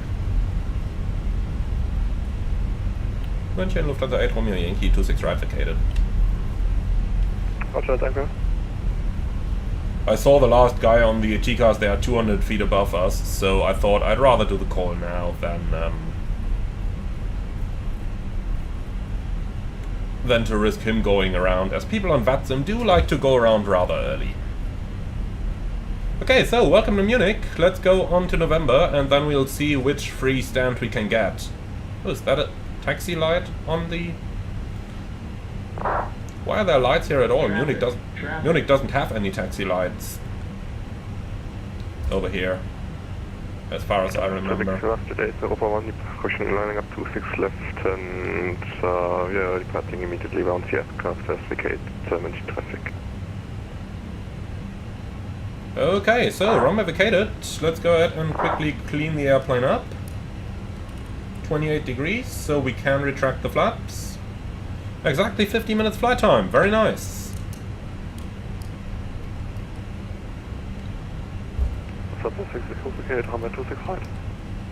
Okay.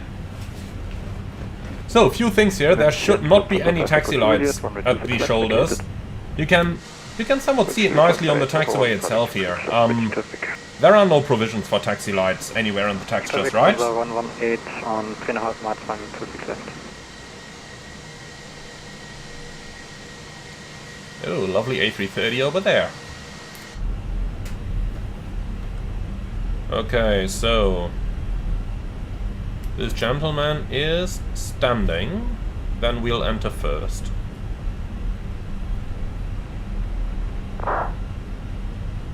Destination for 1 26 left in München.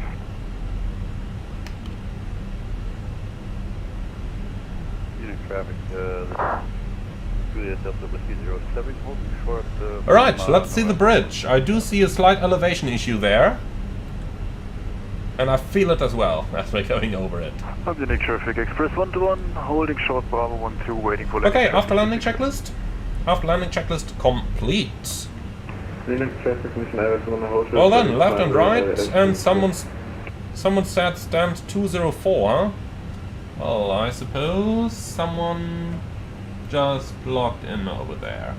No, this is available. Okay, so stand 204 it is.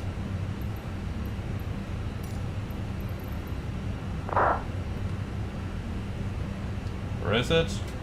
Pretty hard to fit ourselves into here, huh? No, we'll go a little bit further. We'll take something over here, like 208 or so. I don't want to clip any wings today. We can do that next time we're flying a Ryanair Relops in Dublin. Then we can destroy wings. Okay, so 208 is our gate, right over there. And then I'd say we can shut down engine number 2.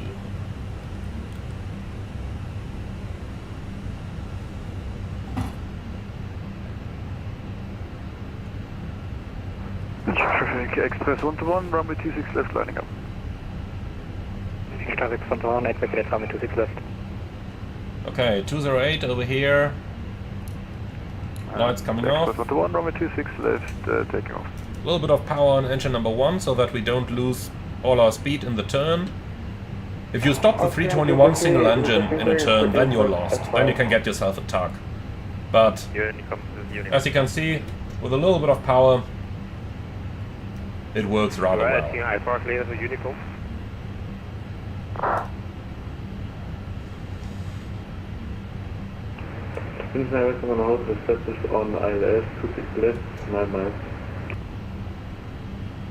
Okay, that docking system doesn't seem too accurate here.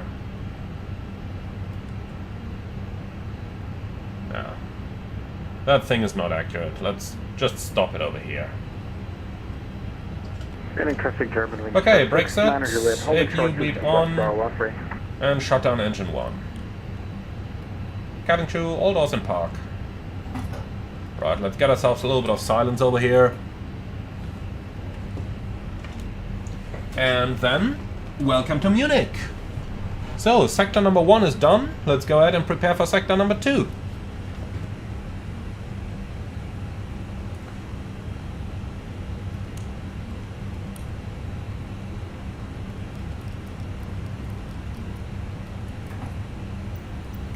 We'll keep the APU running for air conditioning. With those 28 degrees, our passengers would otherwise be rather unhappy. Okay, parking checklist. Parking brake on trucks, brake set, engines, off, wing light, off, fuel pumps, off, parking checklist complete. So, Munich, here we are. Well, I do suppose we are going to start the deboarding over here, which is going to take a little bit of time in the A321. And while that is in progress, let's go ahead and first of all take a seat on the right hand seat. We're going to fly over as first officer on the next sector, and then we're going to do the last flight today as captain once again. So here we are. Well, and then we can go ahead and plan our next flight and do the walk around. I do suppose we're going to start with a walk around first today, and we are going to have a look at a little bit of Munich as well as we go along.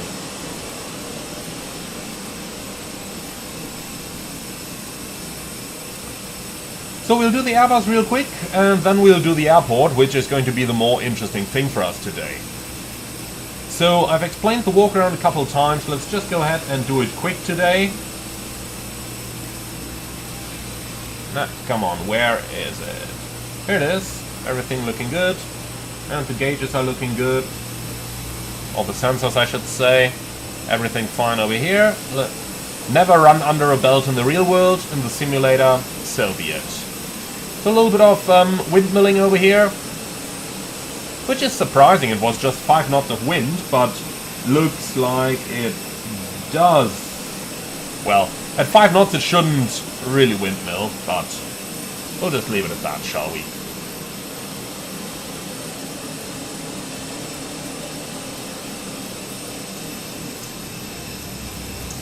Alright, no signs of damages anywhere here. Or here. Then we can continue towards the back. Alright, hold your ears everyone. It's a little bit loud over here next to the APU.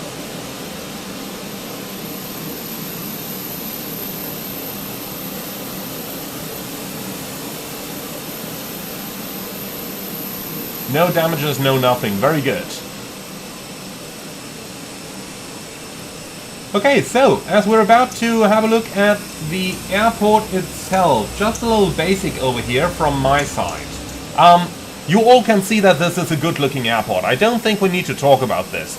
So, instead, what I would say is, first of all, really awesome job for giving us that one for free with the world update. I do really appreciate it. And as someone who has been at the airport every now and then, let's just quickly take a look and discuss a couple of details here. So, well, I'm not going to talk about this. The GSX profile might not be exactly perfected yet, but much rather what I want to talk about here is a few things in regards to the colors. You can see that the airport looks pretty grey in the Gaia version of it. Now, the real Munich is quite a bit brighter. The real Munich has a lot more white than grey. And, well, that's something that I do hope that they are going to correct.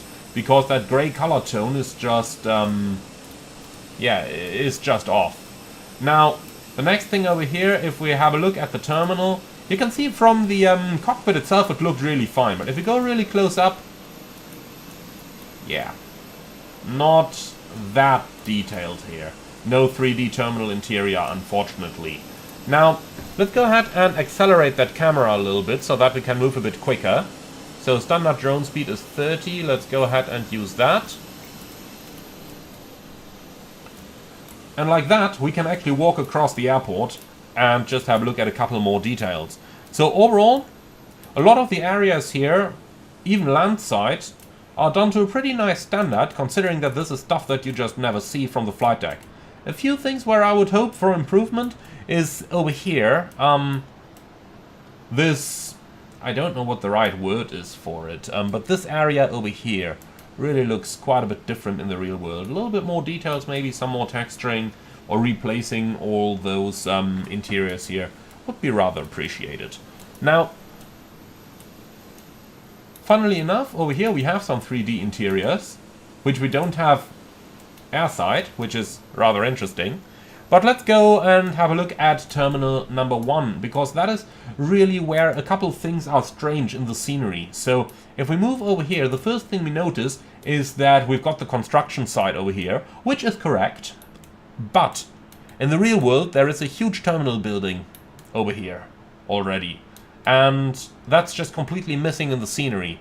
I guess they probably went to the airport to do their photo shooting 2 or 3 years ago, which is when it would have looked like this, but by now there should be a huge terminal building over here in this construction site. So I really hope that they are going to improve that with an update, because this is just unfortunate here. There's an entire huge building missing. Apart from that, something I also noticed is that they have not modeled the Airbus A380 gate that we should have over here on the apron.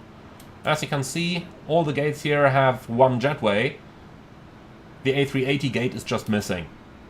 That one was also built rather recently, so that's again one of those things that leads me to believe that they probably did their photo shooting quite a bit in the past. That's of course just guesswork, but it would sound reasonable. Yeah, and the other complaint I have is that in the real world there should not be any lights at the edges, and for some reason over here they included all those lights.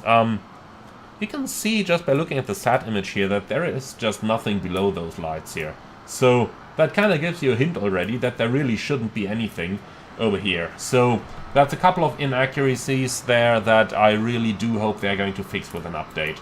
Apart from that, as you can see, simply taking into account that we get it for free, it is a lovely looking airport, isn't it?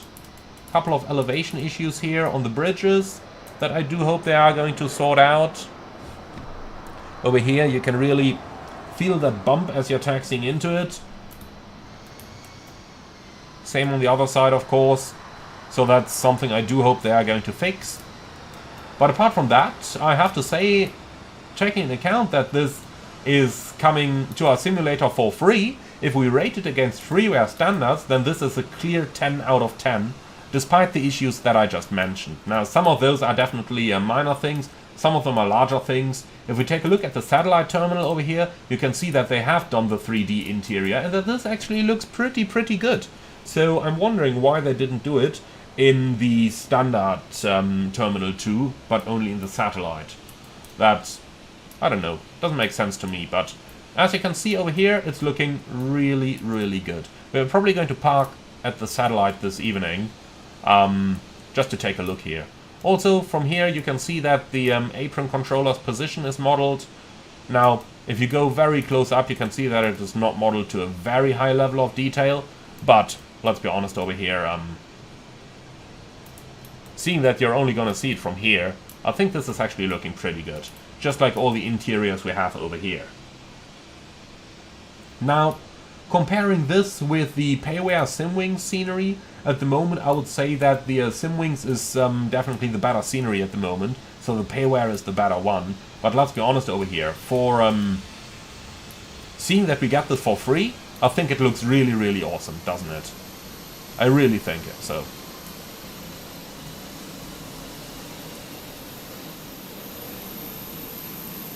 Okay, so that's our little tour of Munich Airport.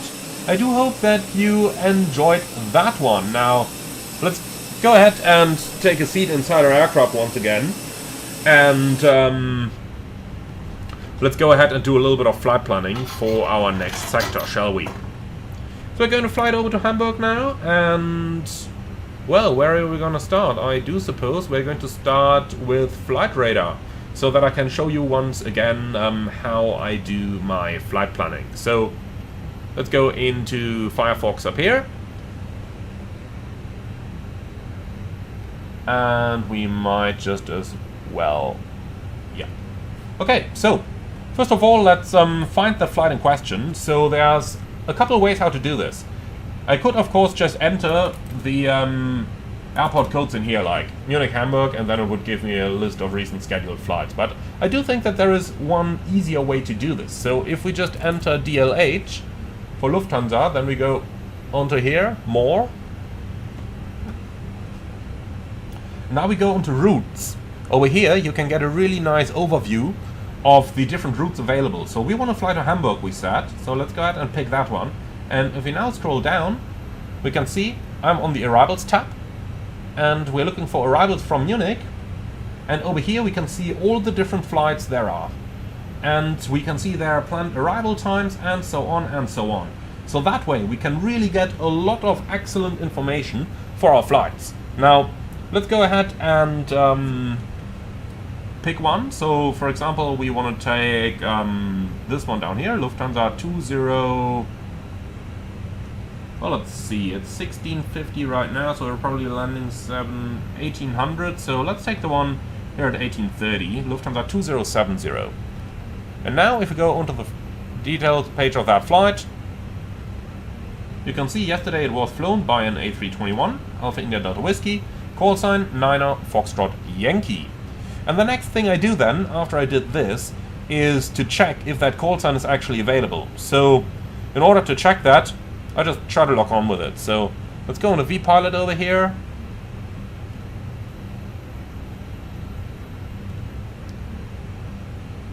Disconnect, connect, and we set Niner Foxtrot Yankee. We can lock on. Excellent. In other words, the call sign is still free to use. Now let's go on with our flight then. So now that we have our flight detail and now that we know that we can use that call sign in question, let's go into SimRief. So the flight number is Lufthansa 2070 with the call sign Niner Foxtrot Yankee. Let's go to SimRief.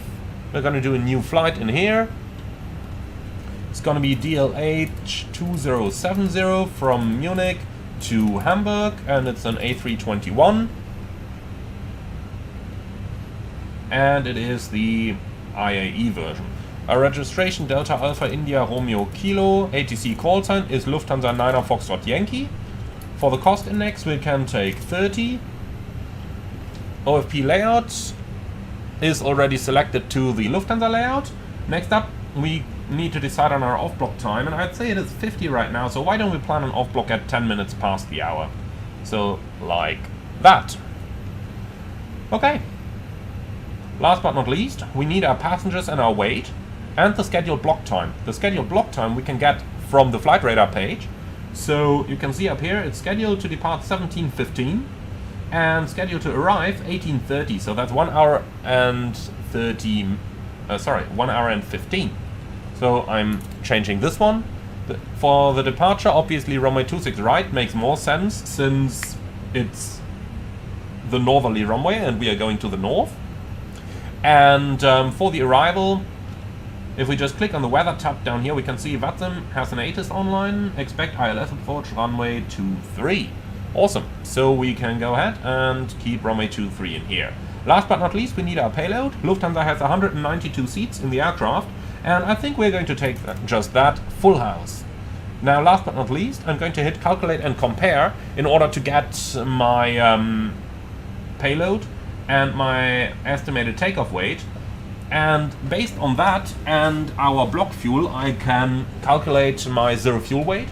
So we have 7.1 over here. We can just break that down. Minus 7.1 brings us 167.2. And now I'm going to make it a little bit lighter here. So 167.2 will include a lot of cargo. We are not usually going to carry that much. So let's make it let's make it 66,100 for example. Alright, and with all of that in, just as a reminder, the reason I'm reducing the zero fuel weight here is because I want to I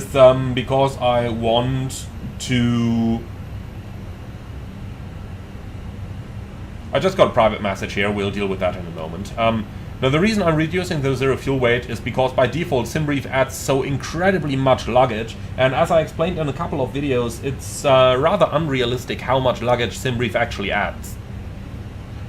Okay, so that's our reduced zero fuel weight. Let's go ahead and hit generate flight, and then we'll see. And just to address a concern that I just got from someone, I just received a private message here. Hi Emmanuel, I think that just logging on with the call sign is actually not completely bulletproof in regards that the call sign is still available. It could happen that someone else has already pre-filed a flight plan for that flight but didn't log on yet. You're right that this can happen, but VATSIM clearly says that call signs cannot be reserved. So someone might have pre-filed that, but if someone else logs on first with the same call sign, then that call sign belongs to the other person and not to the one who pre-filed. That's a VATSIM rule. I had that issue as well on a couple of flights, especially during the cross the pond. If you reserved a slot with a real-world call sign and then someone else just logs on with that call sign, well, it's your problem. VATSIM purely treats call signs as on a first come first serve base, like it or not, but that's what they do.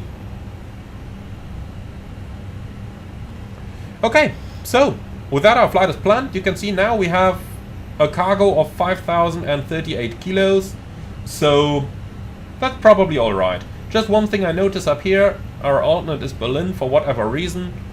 Now, that's not as excessive as SimReef sometimes plans alternates, but still not quite right. Let's go ahead and plan Bremen today. And then we're going to recompute this. And then we hopefully have everything settled. Alright, so one more computation and then we should be done.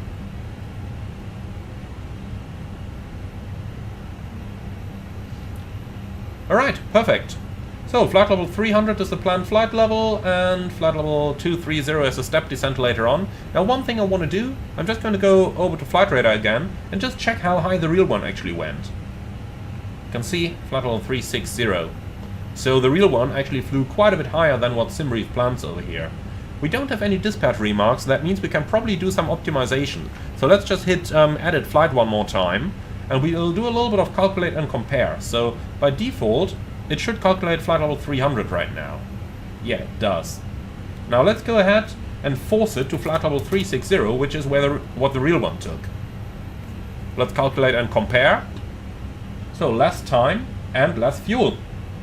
Why did SimReef give us a lower flight level then? I don't understand it, but we'll take flight level 360 as the real flight did. Why wouldn't we? That's why I always say never blindly trust a SimReef flight plan. Always put a little bit of thought into it, because SimReef, as good as it is not perfect. Okay, so I think now we have a good flight plan, so let's go ahead, pre-file that, and here we go. Okay, 9 Fox Yankee, and everything looking good. Pre-file flight, thank you. Well, here we go. Okay, so with that stuff out of the way, let's go ahead and start with our pre-flight procedure once again.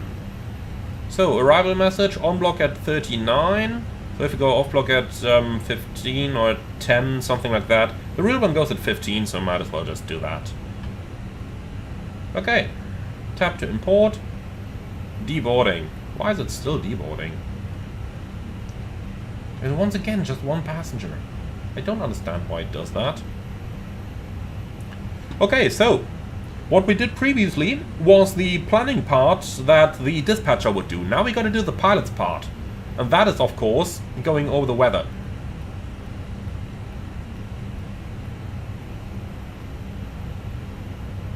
Interesting. No weather in here. Why is my flight plan blank? Did I break something again? Okay, reset all. Import.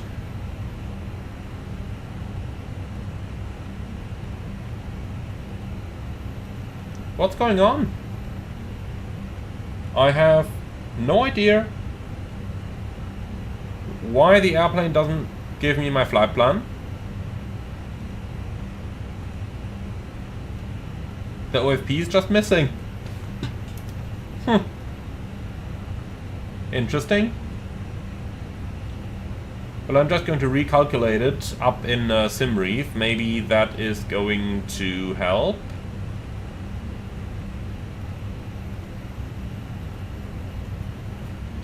Standby 1.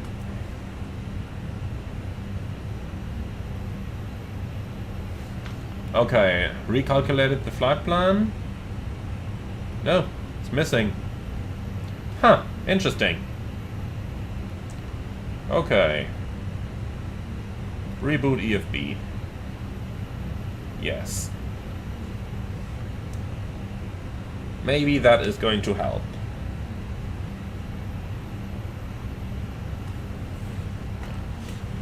Okay, so let's try that one more time. Reboot. Reload. No, still missing. So Coda 101. Go to WX and then hit refresh icon. I mean here.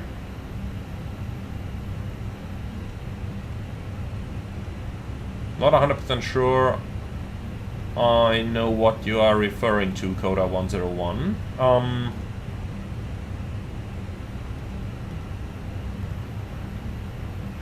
That That's interesting now. How do we get our flight plan here? Oh, now even the symbols are gone. Here they are. Does Navigraph load the route up? Yes. Only the pilot brief does not. Okay, let's try it on... Ooh. Bad performance as well when looking around right now. Let's try it on the Captain's EFB. See if we're any more lucky over here. Re-import from SimBrief.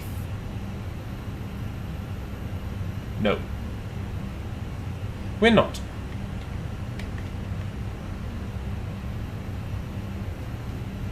Huh.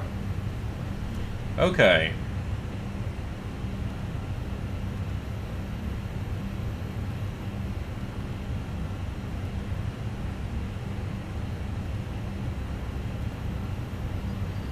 What can we do about this?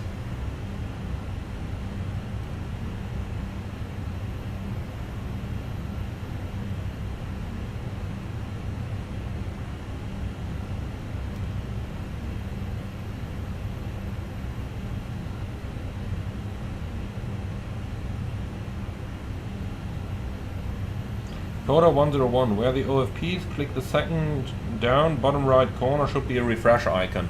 Okay, yeah. You mean down here and down here. We tried that. It's just re-importing the plan, it says, but as you can see, without any results.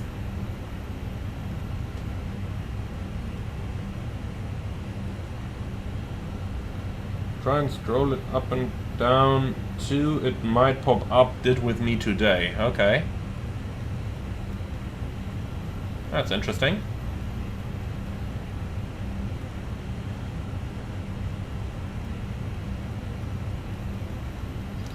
No, doesn't seem to.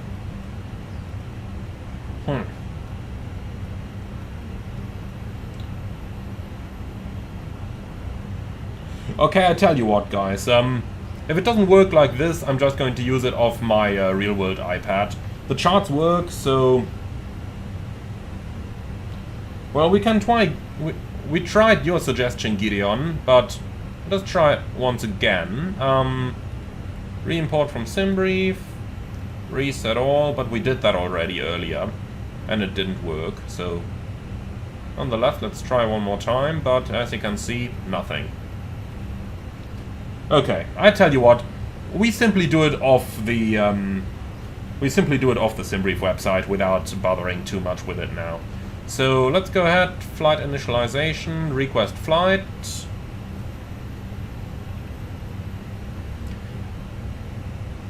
So, Munich to Hamburg, alternate Bremen, that is looking good. Okay, so, initialize request. The only decision we gotta make now is the amount of fuel, and since we can't see the weather on screen, unfortunately I have to check it off screen, but the arrival weather at Hamburg is very good, nothing to worry about at all. They do have 2 runways over there. With that, I don't even care anymore about the alternate airport. So Hamburg is our alternate. If they say 5.8 in here, we'll take 5.9 since we are running the APU. And that's gonna be it. Okay. So GSX boarding, please. I do hope that I'm not making any mistake with that. Alright. Then let's see our preliminary load sheet, ensure that everything on here is correct. 0 fuel weight 65.1, Munich, Hamburg in the Romeo Kilo, cabin crew we talked about already. Passengers 192 and 100% portable water, 5,900 kilos fuel, except the preliminary load sheet looks good.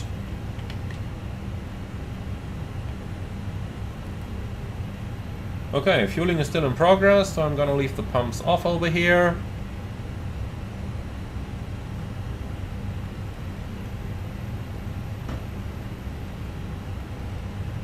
And here we go. So that's the fast version of doing these things.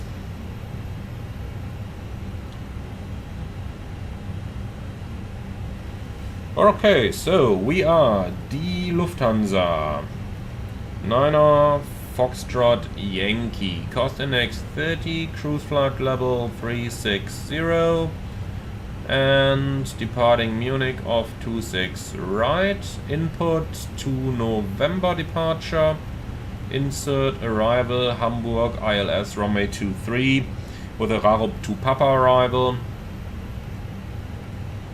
and the transition from 657. Okay, insert. For our emergencies, we fly to Munich X-ray 3, and that's gonna be from EGDM 26 right /261, 25 miles ahead. Alright, store that one and back into the secondary.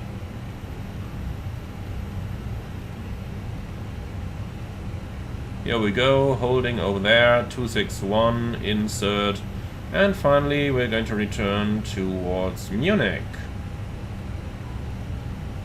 Okay, arrival with an ILS approach runway 26 right if needed.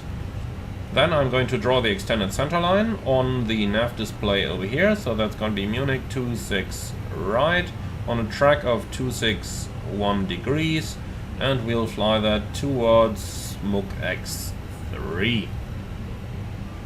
Here we go. So, in terms of the radio nav page, do we actually need anything over there? I don't really think so, but let's just check it nonetheless. Okay, departure, input to November, RNAV departure. No, that's all RNAV, we don't need anything here. Excellent, then we can just go ahead and clear this one out. So, EGDM 26 right, and next we continue with our weight, so 65.1/25, and the fuel on board is going to be 5.9 we set. So 300 kilos route reserve, alternate is going to be 1.3, and the final reserve also 1.3.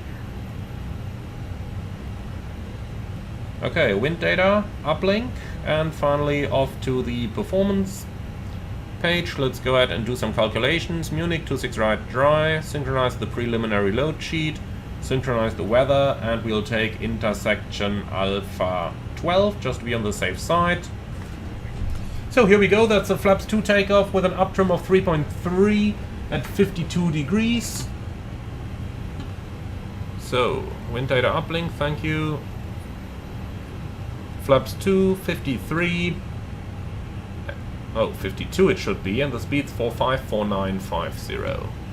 So first of all 52, and then we have 145, 149, and 150. Noise abatement procedure 2, acceleration at 1500 in case of an engine failure, and that's it.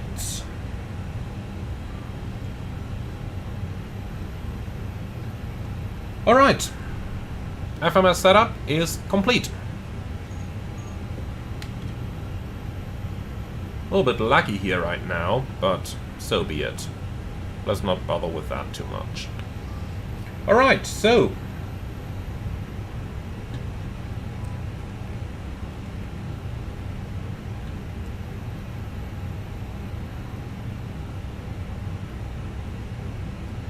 straight ahead Delta Mach 066, maximum 220, right 064, 065, max 250 and input. And we've got 066, 064, 065 and input, and the speed restrictions are in there. Perfect. What do we have here? In-op systems Cat 2, that's okay. Alright.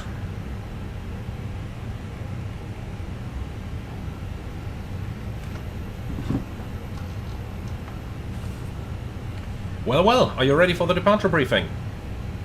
You just see that the refueling is complete, so let's first of all go ahead and turn on the signs and the pumps. And then let's go for the briefing, please.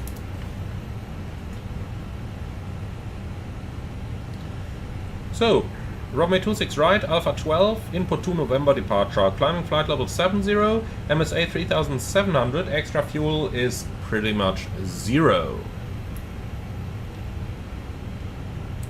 Okay, I agree on all of that. Just while I see it, let's go ahead and turn the bird off.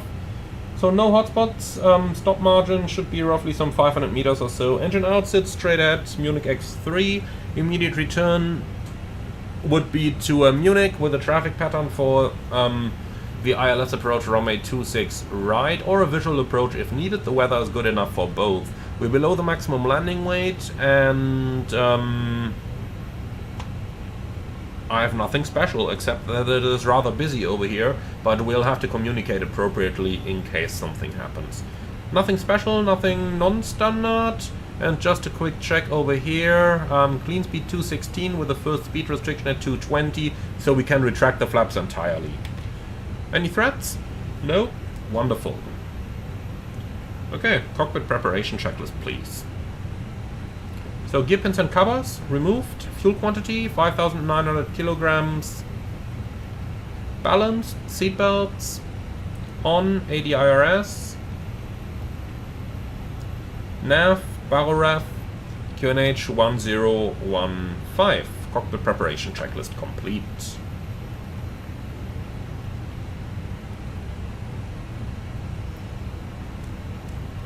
Okay, so we are done with everything down here, just waiting for GSX.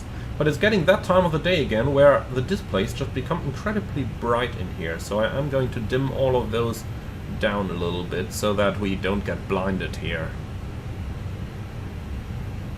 Alright, I think that is much, much better. Okay, perfect. So ATC has come online in the meantime, so let's go ahead and see if we can grab ourselves a clearance.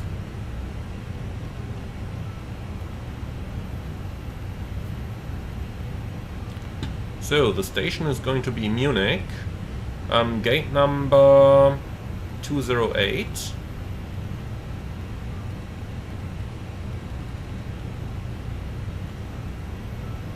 Alright, let's see if we can grab ourselves an ATIS.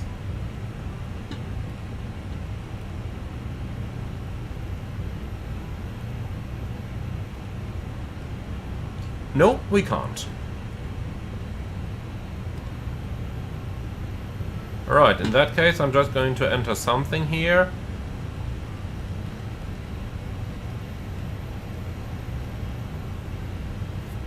And send him that information here as well. Alright, clearance request is out. Let's see what is going to come back.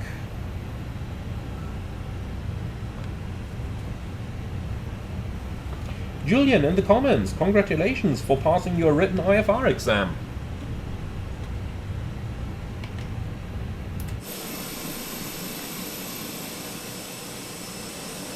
So, they just started loading the luggage. Why? Why didn't they do that earlier?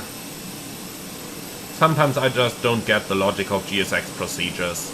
This is just so incredibly inefficient. Okay, well, back in the flight deck. SHA 784, what is the purpose of a step descent? Well, that's actually quite easy. The same as a step climb. Reducing your fuel usage. Now, in some cases also meeting airspace regulations. For example,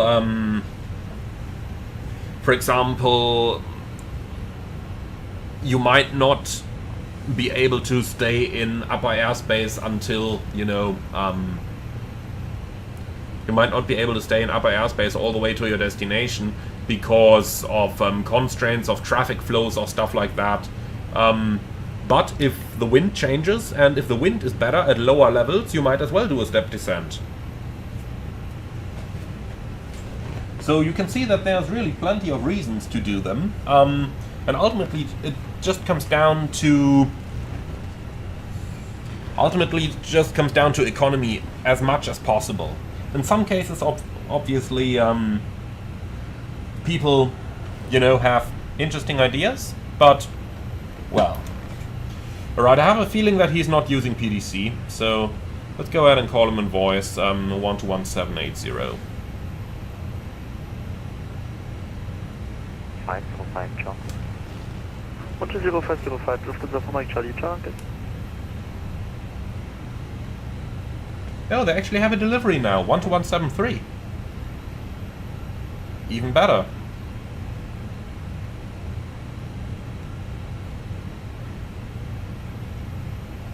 Lufthansa 7 Juliet Whiskey. Lufthansa 7 Juliet Whiskey, initial climb is flight level 70. Anything above 5,000 feet is on standard QNH in Germany. Thank you. We will climb to flight level 70. Lufthansa 7 Juliet Whiskey. Roger, call me ready for startup. München Delivery, schönen guten Nachmittag. Lufthansa 9 Foxtrot Yankee, no 8 is available, request clearance to Hamburg. Lufthansa 9 Foxtrot Yankee Delivery, grüß Gott, QNH 1015, clear to Hamburg, info 2 November, flight plan route, climb via set to flight level 70, squawk 1000.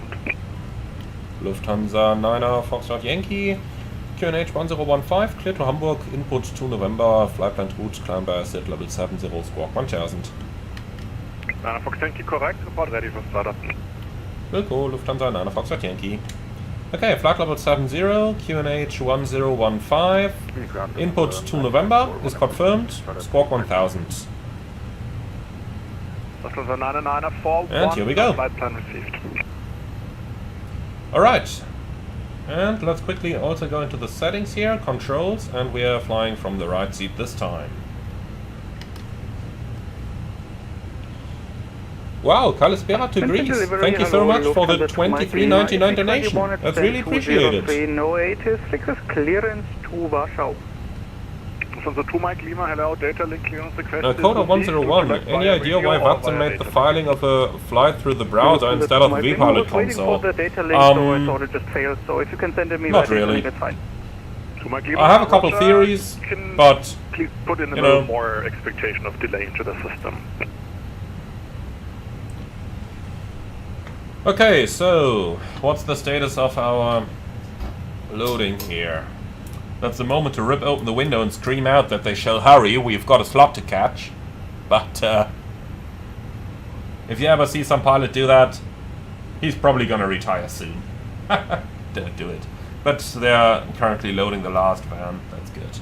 Well, let's go ahead and say hello to our guests then. Liebe Gäste, einen schönen guten Abend aus dem Cockpit. Hier spricht Ihr Kapitän. Mein Name ist der Manuel und im Namen der Lufthansa darf ich Sie herzlich an Bord von unserem Flug 2070 nach Hamburg willkommen heißen. Mit mir im Cockpit befinden sich aktuell 334 Co-Piloten, die sich sehr freuen, den Flug heute für Sie durchführen zu können. Wir erwarten eine Reisezeit von ca. 55 Minuten in einer Flughöhe von 36.000 Fuß bei ruhigen Wetterbedingungen. Vielen Dank, dass Sie heute unsere Gäste sind. Lehnen Sie sich zurück und genießen Ihren Flug mit uns. Ladies and gentlemen, a very good evening from the flight. This is your captain speaking. My name is Manuel and in the name of Lufthansa, welcome aboard flight 2070 towards Hamburg. With me on the flight deck, currently 336 first officers who are eager to fly you over to Hamburg today. We expect a flight time of 55 minutes at a cruising altitude of 36,000 feet or approximately 11,000 meters. Thank you very much for being our guest today. Sit back, relax and enjoy the flight with us, and if there is anything we can do for you to make it more enjoyable, please do not hesitate to ask any of our cabin crew. We're just loading the last pieces of luggage, and as soon as we're done with that, we are going to complete the latest paperwork and then start our flight to Munich. Thank you very much for your attention, and once again, welcome aboard. 2096, correct, and advise ready for start. Okay. So, who can tell me what this little pin over here is used for? Put it into the comments below. I'm going to explain it once we actually close the window in a couple of moments. Yep, this is 9941. Lufthansa 9941, negative. Okay, so we have all that clearance. Let's gonna put away with that. And one CAG. Would it make sense to give the cruising altitude in meters in the PA? Yes, it would, but it's something that hardly anybody does. Because it means you would have to calculate. Of course, you could be lazy and just switch on the metric and just dial it in real quick. Here you go, 36,000, 11,000 meters. At some point you also know that good stuff by heart, but, you know. Good evening, Lufthansa to Victor.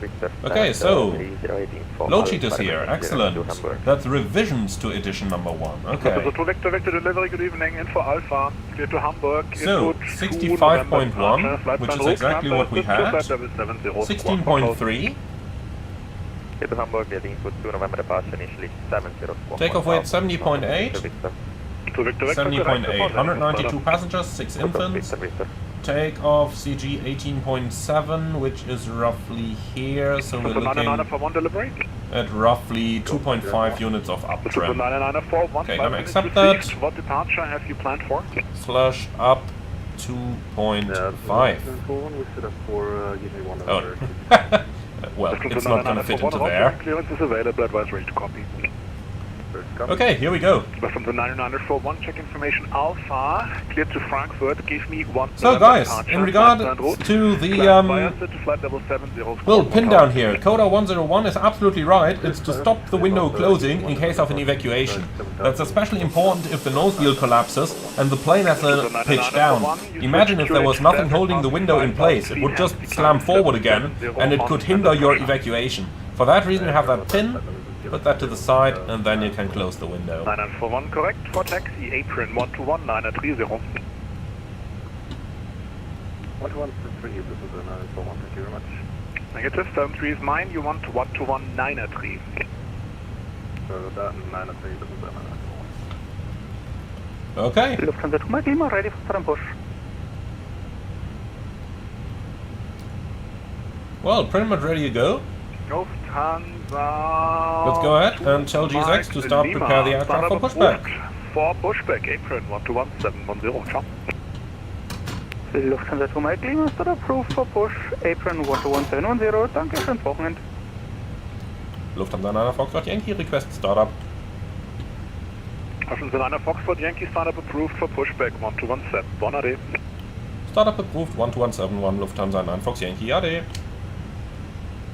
München Delivery, schönen guten Abend, Lufthansa 5 Romeo Lima, stand 211 information. To my Lima, stand 203, ready for sudden push. Okay. So, please connect the tuck now. So to Mike Lima, hello, pushback approved, face north, clear of Delta 1. Well, still preparing. Lufthansa to That's my fair Lima, enough. push approved, face north, clear of Delta 1. Okay, so startup clearance is Delta received. 3, hold short of Echo 2. Let's do the before start checklist already. Park and brake, set, takeoff speeds and thrust. 145, 149, 150, flex 52, windows. Closed, standing by for the beacon. Alright, so we'll be using the moving map, that's just easier. München Delivery, Servus, Lufthansa, sorry, München Apron, Servus, Lufthansa 9 Foxtrot Yankee, 208, request push. So 9 Fox Yankee, hello, pushback approved, face north. Pushback approved to the north, Lufthansa 9 Foxtrot Yankee. Beacon on, before start checklist complete. Ground from flight deck, go ahead. So please confirm doors and hatches closed, ground equipment removed, bypass pin is installed. All confirmed. Roger, clear to push, face north, park brake Here, is 2096, hello, pushback approved, blue line. So, facing north, and we're going on to Whiskey 2. Lufthansa 2070, position 206. Okay, release brakes. Lufthansa 2070, hello, Brakes released. pushback approved, face north. Roger, starting the push. Push approved, facing north, shorting, Lufthansa 070. So, the guy... Man, look at that. This is all VATSIM traffic right now. This is all VATSIM. I do not have an AI traffic add-on that's generating traffic at the moment. That's almost the entire terminal completely full. It's quite impressive. That's really quite impressive. Only that Ryanair in the back. That guy is probably wrong.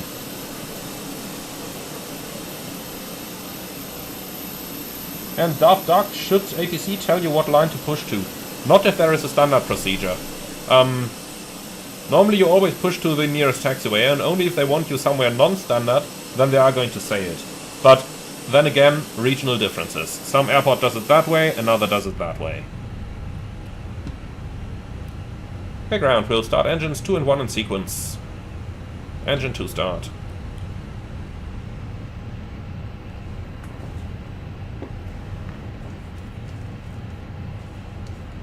Now say Toga, do you need to install anything to get the VATSIM traffic? In my case, I installed FS traffic from Just Flight for the models, but as long as you have the pilot client, you shouldn't need anything.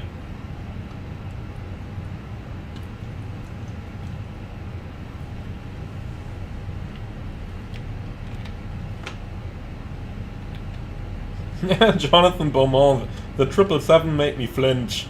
Yeah.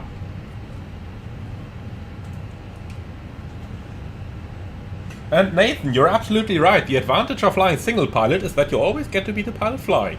True, but on the other hand side, the disadvantage is that you also always get to do the paperwork.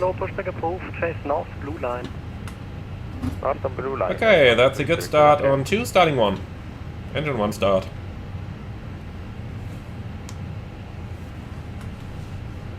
Really busy here, isn't it?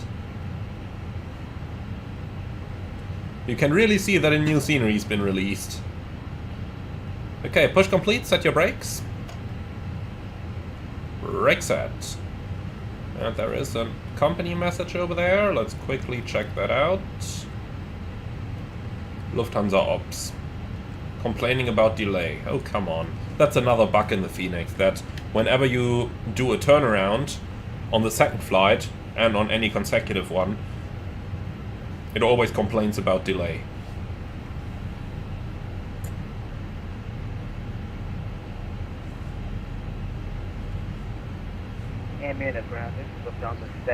One CIG, am I the only one having issues with the sound from the stream? Sometimes it is very muffled.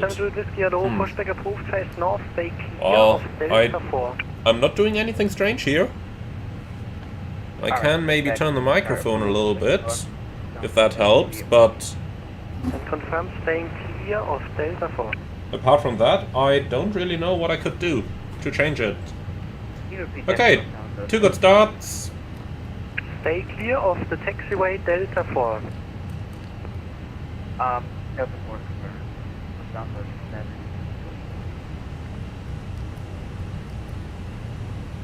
Lufthansa 2 Mike Lima, request taxi. Nice, you can actually see him do the flight control check. Did you see that? 2 Mike Lima, make a 180 Okay, on 2 Echo clear 2, sign taxi is received 283, after start Airline by checklist. Echo 2.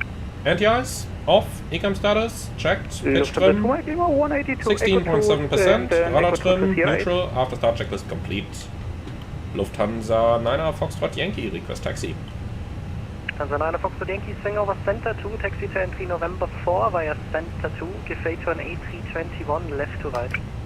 Lufthansa 9 Foxtrot Yankee, swing over Center 2, on Center 2 we give way to the A321 from the left, and thereafter taxi entry November 4 via Center 2. Correct. Ground Lufthansa 2070, right taxi. So 2070 taxi, Whiskey 2, 2... Okay, so that's the A321. Whiskey 2 to November 3, Lufthansa 2070. Brake check. 2070. Pressure 0.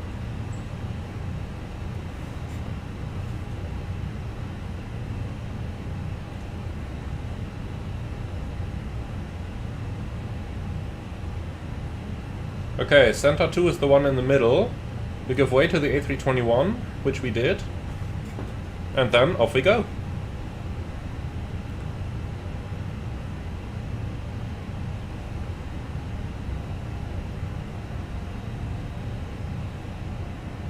So that's definitely clear on the right side. And clear on the left side as well. CDR 2096 taxi straight at blue line, hold short of Echo 2. So November 4 should be the right one. Yeah. So 2070, Where is it? contact München Yeah. Tower, frequency 118, decimal 705, good Flugservice. 18705, Lufthansa 2070, danke, ciao. Lufthansa 9 Foxtrot Yankee, same for you, 118705, good Flug. 118-705, Lufthansa 9 Fox Yankee, true. Hello, taxi 26 right, November Alpha 12. November Alpha 12, 26 right, Lufthansa 2070. Oh, moin, Lufthansa 9 Fox Yankee, November 4. Service 9 Fox Yankee after company 319, follow behind, November Alpha 13, 26 right. After the company, taxi, holding point 26 right, 2 November, Alpha 13, we're able, Alpha 12, Lufthansa 9 Fox Yankee. Roger, cleared Alpha 12. Alpha 12, Lufthansa 9 Fox Yankee. Easy 65 Papa Yankee Tower. Okay, so behind him, Yeah, going around. Confirm you're going around? Yeah, 65 Papa Yankee going around. Roger, followed setup this approach procedure as published. okay, clear on the left now. Windsor Tower, guten Abend. Too bad, I really hoped I would get in front of him. Hello to Mike Lima, taxi 26 left via Sierra Bravo 13. Lufthansa 2 Mike Lima, 26 left via Sierra Bravo 13. Lufthansa 9 4 kilo second right. So, Sierra flight control check. Sierra 7. Full up, full down, neutral. Contact 6 Alpha Full Fox, left. fully established, runway 26 Full right. right, neutral. 6 Alpha Fox Roger. Rudder. Full left, full right, neutral.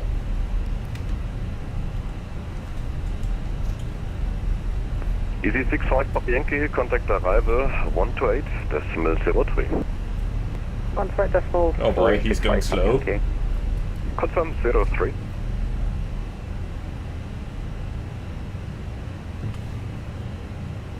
Okay, so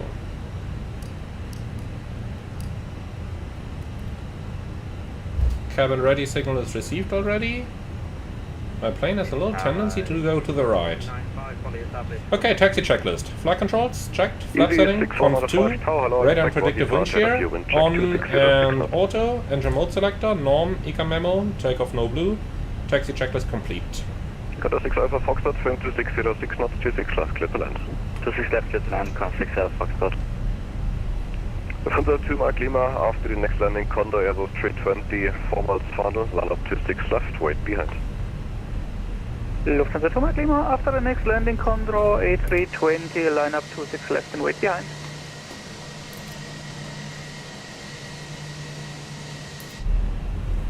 Lufthansa 2070, ready when reaching. Ready, 2070. Roger, line up 26 right and expedite. Line up 26 right, next weapon, and Lufthansa 2070, taxi off. Lufthansa 9 Fox Yankee, we are fully ready, Alpha 12. That's copied. Much tower says with up. Oh, negative. Okay, if he doesn't let us go out, then why do we go Alpha 12? 13. Taxi 26 right, November Alpha 13. City altitude nothing. Lufthansa 2070, wind 2606 knots, 26 right, clear for takeoff. Clear for takeoff from a 26 right, from a 2070. Lufthansa 9 4 kilo, contact data and 12171, jump. So if there's no benefit, we don't need to take the intersection. ATC should not give it to us if we don't have a benefit from it anyway. Lufthansa 9 Fox Yankee, if there's no benefit from the intersection, we request full length. You're fine with me, then cleared Alpha 13, Alpha 14 or Alpha 15, whatever suits you. Roger, we'll take Alpha 14, Lufthansa 9 Fox Yankee. Ja, ich dachte, der nächste Inbound, der wird doch ein bisschen langsamer, aber das wird jetzt ein bisschen zu knapp. Ich nehme mich dann den nächsten Easy da einfach raus, der ist jetzt bei ca. 5,5 Meilen. Jo, alles klar.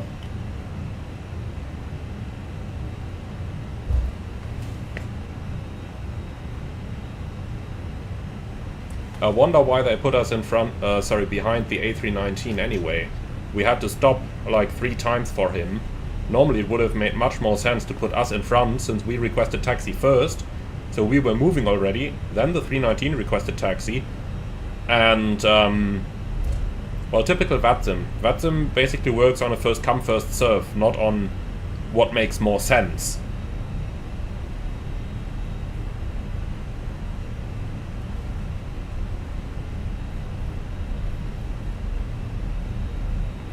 Easy 6495, wind 2606 knots, 26 right, clear to land.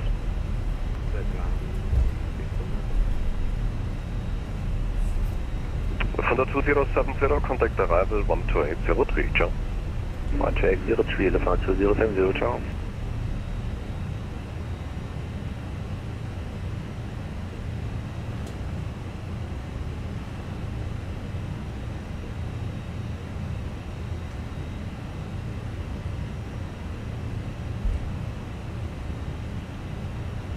Okay, so Lufthansa 2 Mark Lima, wind 2606 knots, 26 left, go for takeoff. 12070 is what that guy got. Contact 6 Alpha Foxtrot, taxi Sierra to Sierra 5. Sierra to Sierra 5, contact 6 Sierra Foxtrot. Good evening, Alpha to Victor Victor. So, the easy is still Hello, over Alpha there. Victor Victor, taxi holding point 26 right, November Alpha 13. November Alpha 13, holding point 26 right, Lufthansa to Victor Victor. Lufthansa Nana Foxtrot Yankee, after next landing, easy Airbus 320, short final, line up 26 right and wait behind. Lufthansa 9 Fox Yankee behind, the EasyJet 319, short final, line up to 6 right behind. Okay, that's that guy over there.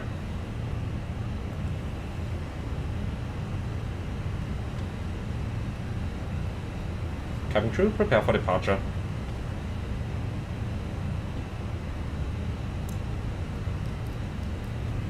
Contact 6 Alpha Foxtrot, apron 1. Okay, there's the easy. Line up Ciao. checklist. Takeoff runway, 26 right, via Alpha 14. TCAS, TARA, PAX 1 and 2, off, line up checklist complete. So this is basically efficient now. We were able for the intersection but didn't get it. So why should we taxi to the intersection then, just to stand there? That's what I meant earlier on with my explanation down in Düsseldorf. If the intersection makes sense economically, then you can take it. In this case, we would have stood at the intersection and basically just stood around and then had 1,000 meters less runway. In this case, obviously, it does make more sense for us to taxi to the full length and then use the full length if the intersection doesn't gain us any time. Lufthansa Nana Fox Yankee, wind 2606 knots, 26 right, clear for takeoff. Lufthansa Nana Fox Yankee, runway 26 right, clear for takeoff. Ready? Easy 6495, Take taxi off. via Mike, Alpha 4 to entry November 1.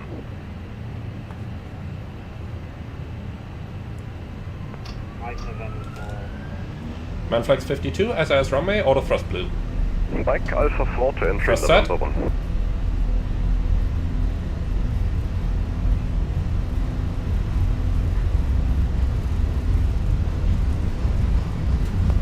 Easy 6495, please confirm Mike, Alpha 4 to entry November 100 1. knots.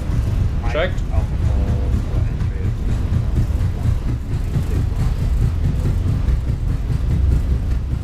Man, the real runway definitely is not that rough. V1. Rotate. Lufthansa 8 4 Northern climb. Gear up. 26 right, November check. Alpha 1 2.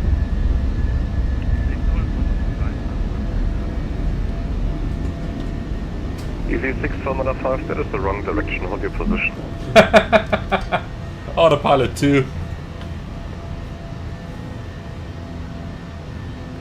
Easy 6495, that is the wrong position, hold your position right now.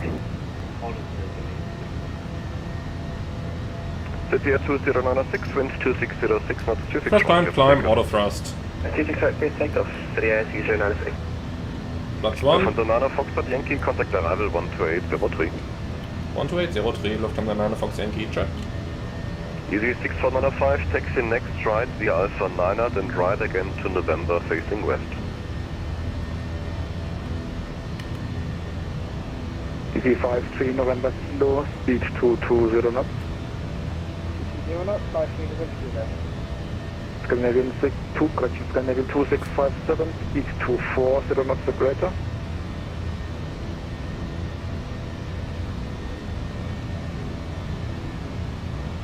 Easy 65 Papa Yankee, turn left heading to 90, clear the left. Trying to find his free spot on the frequency here. Left Flaps 0. 0. Left 26 left, Speed check. 65 at Yankee. Flaps 0. Number 5 Mike Victor, block 1000.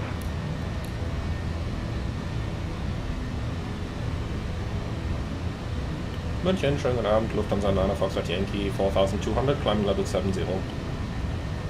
Also 9 Foxtrot Yankee, Mission radar service identified, climb to flight level 90. Climb flight level 90, Lufthansa 9 Foxtrot Yankee. 9000 blue. Checked.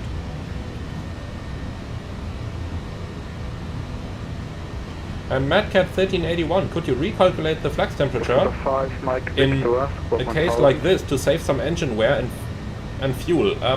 Absolutely. But remember, using a flax temperature does not save fuel, it uses additional fuel. Is that standard? Honeycomb 2070. Standard cross-check passing level 5-4 now. Check. The 2 Mike Lima, Mission radar service identified. So always remember, derating your engines for takeoff saves maintenance cost but not fuel. It uses more fuel since you spend a longer time at lower altitudes. Climb level 300.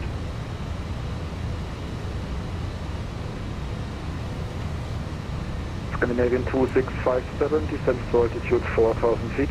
Approaching. Speed, vertical speed. Sorry, that was unreadable. Confirm 4000 feet.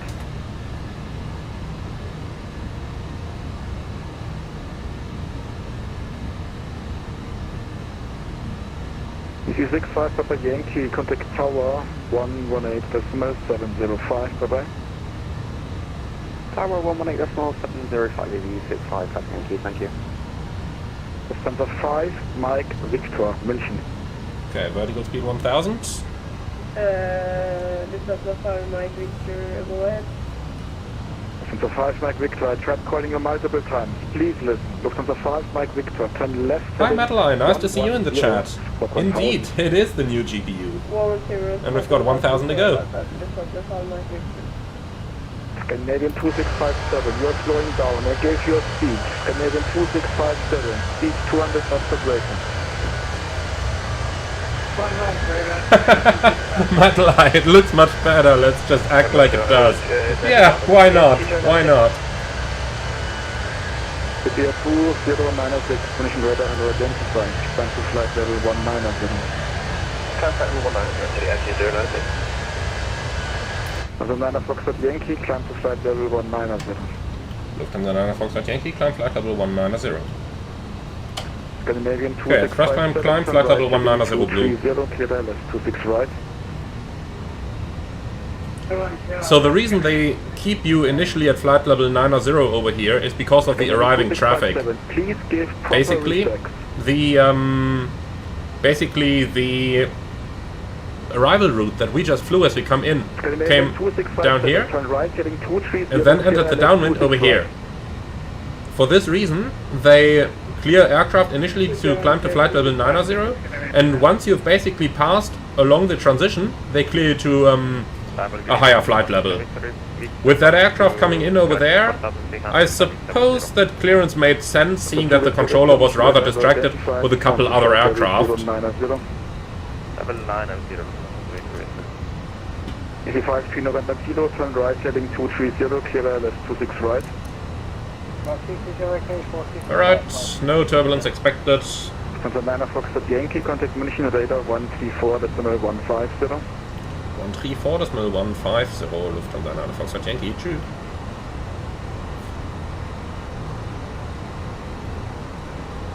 Winning arrival, good. And that gentleman should also have CPDLC, if I'm not mistaken. München, schönen guten Abend, Lufthansa 9 Foxtrot Yankee, flight level 111, climbing 190. Lufthansa 9 Foxtrot Yankee, identified to local proceeding Blondie, climb to flight level 250. Right, Blondie, climb flight level 250, Lufthansa 9 Foxtrot Yankee. Okay, let's try CPDLC down here. So, flight level 250 blue. Direct. Lonely. 81 miles. We don't need the beams for that. Okay, so Optimum 360, cruising 360. Perfect, what else could you ask for? So then, clear and copy. 130, climbing 2, flight level 196. India 2096, which identified there was proceed direct Blondie, climb to flight level 250. Just Monday, climb now, C50 for the NC096. Alright, so, Houston radar, hello, Eurowings 5713. out from Munich, let's see. About, what's that, 160 miles or something in the cruise. That looks pretty good to me. So with that, time to relax, put that seat back,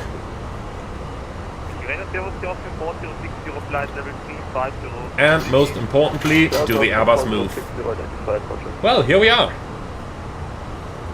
Good evening, Control 2139 or 1250 inbound, Compa. Throttle 2139 identified, so descend to flight level 2.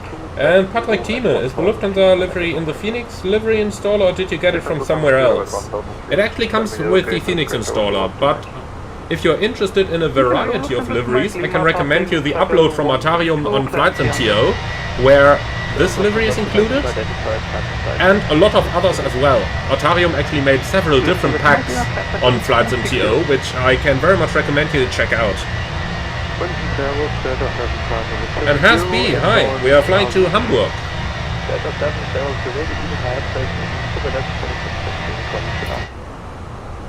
Ja, danke auch so. Okay, let's already put some lights on. I have a feeling we might just about reach Hamburg when the sun is setting. It might really be a lovely sunset landing.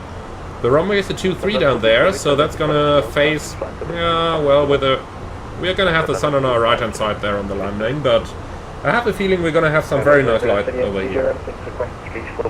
And Keith B, maybe some gin and tonics in the flight deck. The tonics, yes, the gin, you know, I would love to fly tomorrow as well, and I have a feeling it's not. I have a feeling it's not only going to be the hangover that's going to prevent that, you know, if you drink in the flight deck. 125.050, Eurowings 5713. Thanks, bye.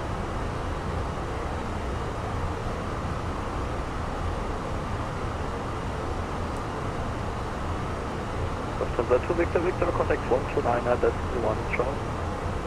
129, that's 11, 2 Victor Victor, Charles. Interesting discussion you guys are having in the chat down there in regards to FS24 and FS20. Honestly, I think that I'm going to leave MSFS installed, but only if everything works in the new flight simulator. So when Microsoft Flight Simulator 2024 comes out, I'm certainly going to get it and download it, but then I'll have to see what I'm going to do with it. And if all the add-ons work, fine, I'm going to use the new simulator. Unicom, Lufthansa 9 Foxtrot Yankee, danke ebenso.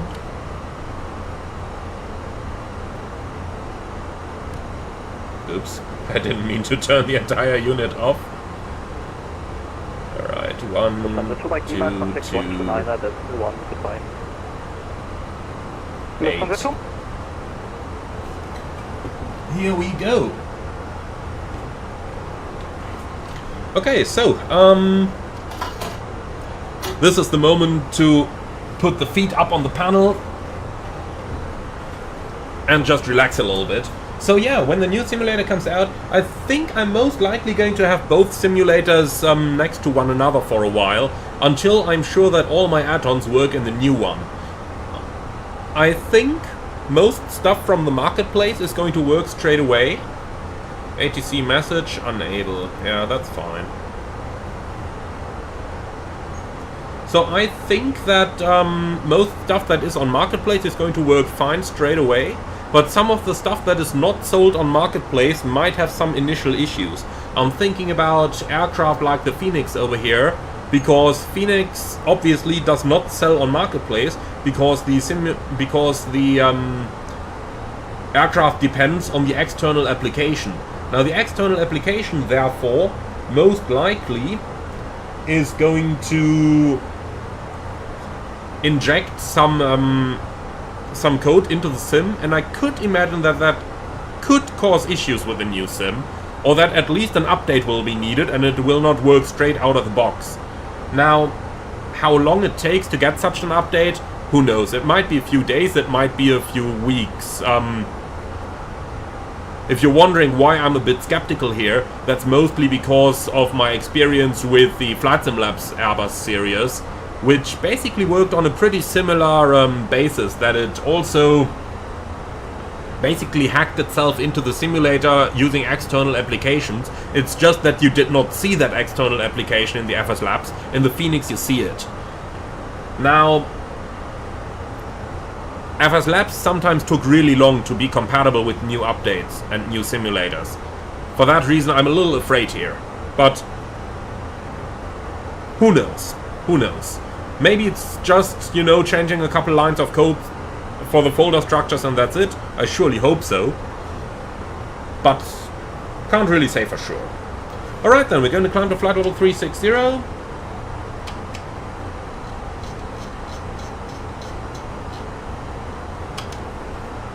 Flight level 360 blue.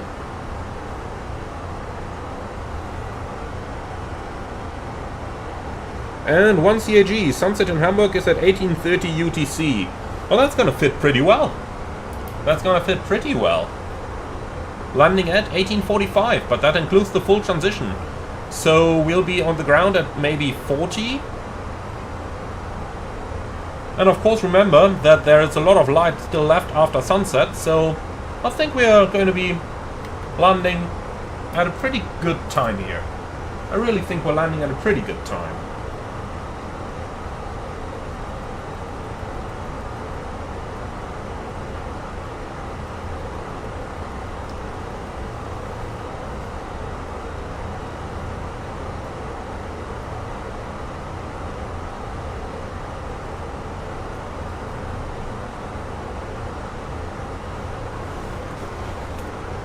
Okay, wonderful.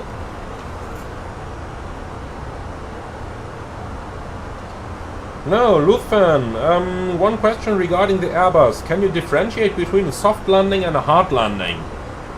Somewhat. I have to admit, I've had a couple landings where in the flight deck I really thought I did a positive one, and when I asked the cabin crew after the landing, they said it was perfectly smooth. And the passengers even applauded, not just after they went off the aircraft, but even on the landing itself. Always going to make that difference there. Apart from that, however, I really think you don't feel the difference too great in the A330. The main reason here is that you basically do 3 landings, and you might do a perfectly smooth touchdown with the aft part of the boogie, but if the forward part slams down, then, you know, that's it. That was your hard landing right there. Or if you smash the nose wheel down. Any 3 of those can cause the passengers to complain about a hard landing, so you got to do it right 3 times to get the credit once. That's about the kind of aircraft that I fly nowadays.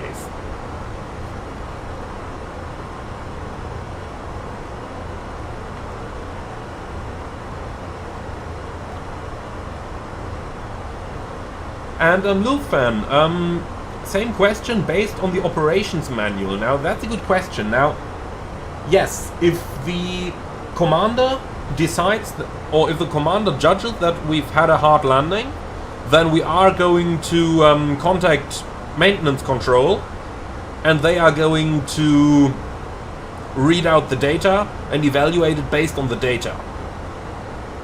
Which is exactly the opposite to how we did it on the Boeing. On the Boeing 737 and NG and MAX, we basically made the decision based upon what the captain says, and not based on the numbers that the airplane reads out.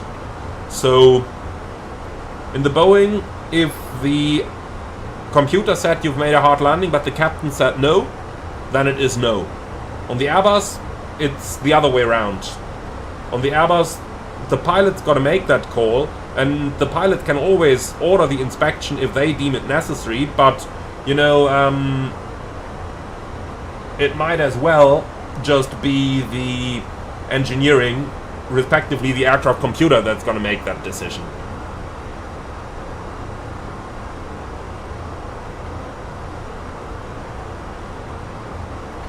And Lufthansa, I wouldn't assume that any airline says what a soft landing is in terms of FP, in terms of feet per minute. That is not a measurement unit used in aviation for hard or soft landings. That's purely Microsoft Flight Simulator and X-Plane. It's the Internet Flight Simulator community that rates landings in feet per minute. In the real world, it's rated in G-forces, but you know, how shall you know what a soft or what a hard landing is in terms of G-forces, because the airplane doesn't tell you. Of course, you could go ahead and print the report, but let maintenance do their stuff. That's their call to make, not ours.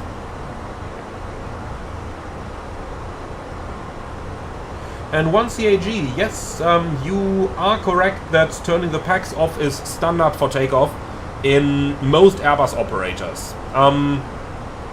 Most certainly in my airline it is. It simply saves money. Obviously the pack valves do wear down quicker if you turn them on when the engines are running at climb thrust, but it seems to be cheaper to save that fuel on the takeoff by turning them off. There is another reason though. If you turn the packs off, the entire takeoff is a little bit more quiet, and that seems to make a difference in terms of how much you pay for the airport handling fees, because that is based on the noise level of the aircraft, amongst others.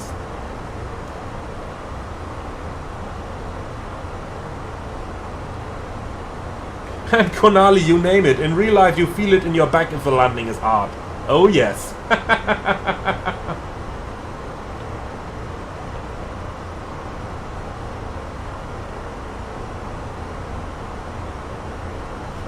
Now, Joel does stuff. Why does the A321 have split flaps while larger Airbuses have single flaps like the 319 and 320? Honestly, I think, and I really have to emphasize think, because I never dug into the flaps of the A321, to be honest. But I think it's for the same reason that we talked about on the flight into Munich, why the aircraft is a bit floaty. Basically, the wings of the aircraft are a little bit too small for the weight that it has to carry. Now, by going for slotted flaps up here, you can basically use the Venturi effect to increase the airflow over the flaps. And increased airflow means increased lift, and I guess they had to use it to increase the lift on the A321 due to the much increased landing weight. I mean, we're talking 63 tons landing weight on the 320 versus 75.5 on the 321. So I guess it is related to that, that they simply needed extra lift. Now, when you're talking about larger Airbuses, like the A330, that's a completely different design. They don't share the same wing as the A320 family does. So that's a completely different design.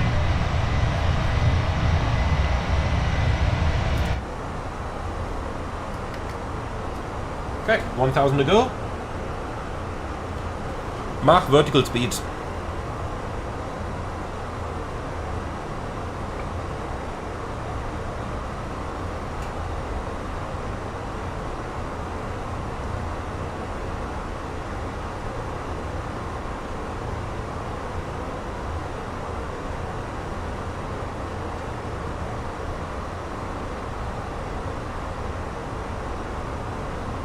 Now 23 Wizzy, A320 or 737-800? A320 all the time. It's just a nicer workplace. It's a much nicer workplace. It's more quiet, you don't need to wear the headset in flight. You have more space available in front of you. And of course the table, but the seat itself is also nicer. Talking about the seat. You can recline the seat of the, or generally the Airbus seat. It's the same on the larger Airbuses. You can recline them a lot further than on the 737. On the 737, you had the choice. Either you want to slam your knees into the panel, then you could put the seat back to a proper position, or you sit with your back straight up, and then you can, you know, retract the seat a little bit. Especially the first officer seat is really bad on the 737. That's much better in the Airbus. And honestly, that's the kind of stuff that makes the Airbus the nicer aircraft to me. I don't care flight computers or slightly different looking instruments. It gets you to your destination, that doesn't matter. But ultimately it's a working place. And just like any office, the nicer it is, the better the seat is, the better whatever, that's the one you prefer. I don't care about flight computers in the background or slightly different looking displays or different looking FMS. Honestly, both the Boeing and the Airbus FMS, they're both great. They're both great tools.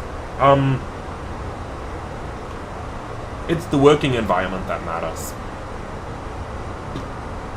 Okay, let's see if we can get some destination weather already. Hamburg, Aegis, here it is.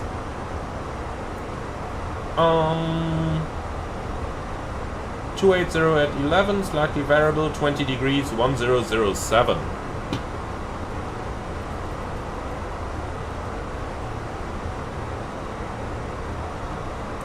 And runway 23. 1008, okay. Slightly newer Aegis available.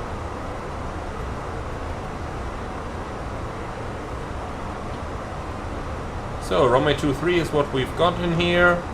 Quick check of our route to make sure that everything is in place.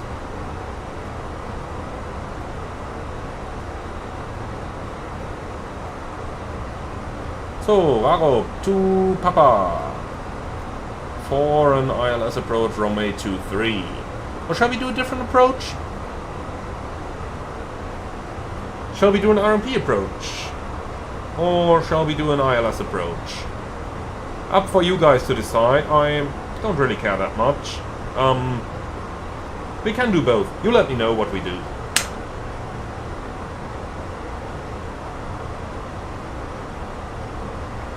Konali, do a visual. I don't think they allow visuals in Hamburg. It's just all noise abatement.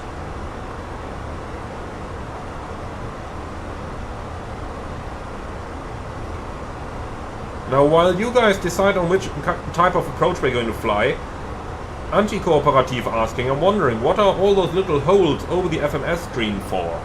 Okay, so that's the ones you've got up here. Let's start with the white ones on the top. Those are light sensors. So, depending on the amount of light that falls on those, the brightness of the display is going to change automatically. You can really mess yourself over with that if you're flying at night in a rather dark environment, and then accidentally you type one of those flashlights onto one of those sensors. That screen is gonna get so incredibly bright. And worst of all, you turn the flashlight off again and it takes about a minute to get back down to the original brightness level, because it adjusts it really smoothly.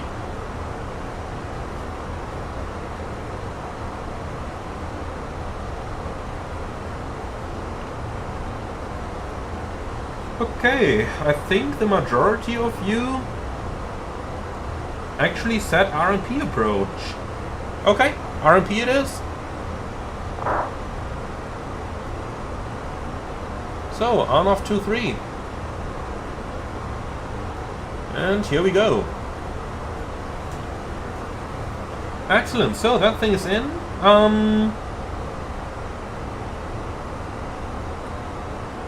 Metal Eye, flaps 3. Ha! On the A321. With a full complement of passengers. We do it. Let's take the challenge. We do it. Operationally, it does not make any sense at all. Because in Hamburg we basically need to stop as soon as possible. Because of the airport layout. If you look at it like this, runway 23 goes away from the terminal. The terminal is right next to the threshold. But I tell you what, I don't care. We'll do it. I want to give that a try. And see if we tail strike it. Okay, so RMP approach flap 3 it is. Well, then, we need the airport chart over here and the parking stands over here. So, Rarup to Papa arrival. No, Ripso, not Rarup. My bad. Or am I completely nuts right now? No, it is Rarup indeed. Huh. I'm so used to the Ripso arrivals. Because usually I fly Düsseldorf to Hamburg. That's one of my classics. Alright, so Rarup between 110 and 4000. Tell you what, I'm gonna change that slightly here. Let's make it Rarup at 9000.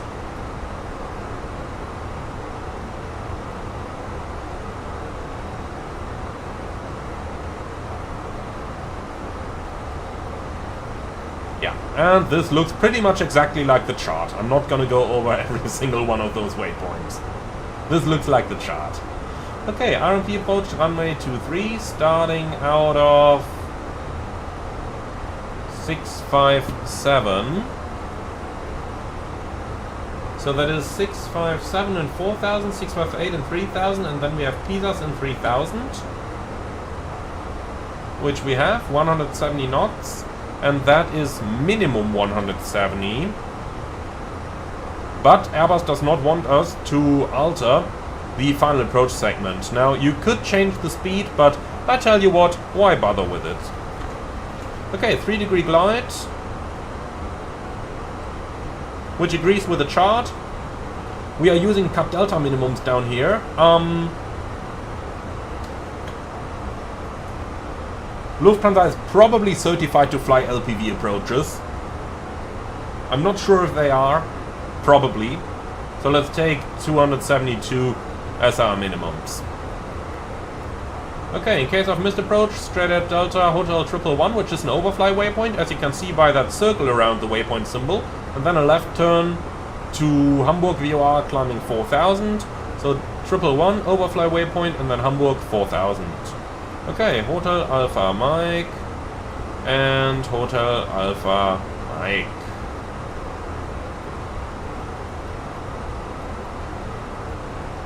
So Hamburg 23 into here.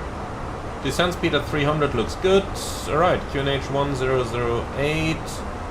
Let's see the rest of the weather forecast again. 20 degrees, 270 at 10.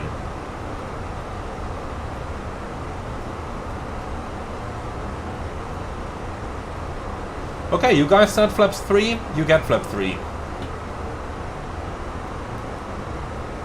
Landing flap 3 selected, and then let's go ahead and check out that minima once again, 272.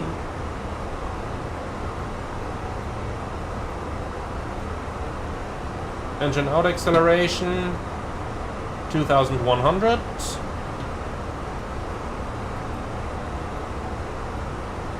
Seven minutes extra fuel, including the entire transition.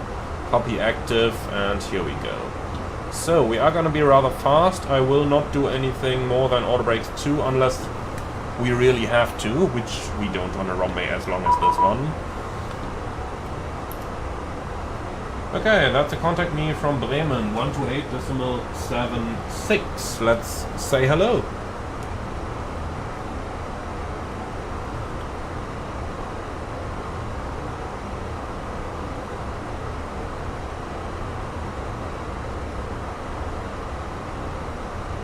Bremen, good evening, identified. Climb flight level 380. Climb flight level 380, 320. Bremen, schönen guten Abend. Lufthansa 7, correction, Lufthansa 9er Foxtrot Yankee, flight level 360.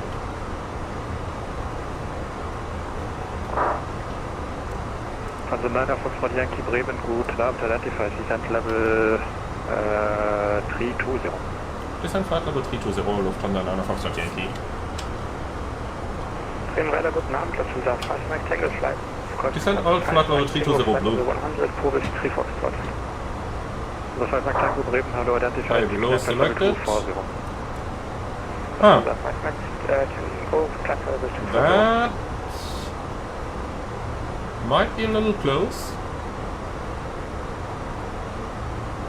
Well, we'll keep an eye on this. I don't have any AI on, so this is definitely Watson traffic over here. Let's see how that's gonna work out. Speedbird 976 Kilo Bremen, good evening, identified.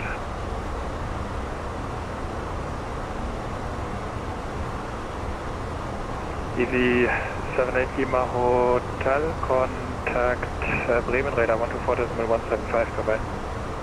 Bremen radar 124.175 is attack. Bye.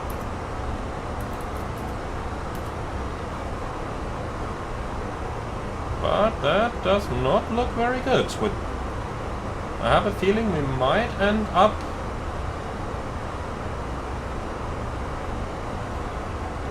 with a loss of separation here. Bremen is 11, CA 2006, just checking for the radio ATM. For Foxtrot Yankee, stop descent level 350, crossing traffic below. Lufthansa 9 Foxtrot Yankee, we are passing flight level 346 at the moment, climbing flight level 350. Lufthansa 2070, descent level 250. Yep, he noticed as well. Cross climb, open climb, out. Why did it go to level 380? There you go. 350 blue. Yep, that was the loss of separation. Okay, Mahal start. Where is the traffic? Okay, I'm 859, I'm Bremen, good evening, identified. Climb flight level 2. Okay, there's the traffic.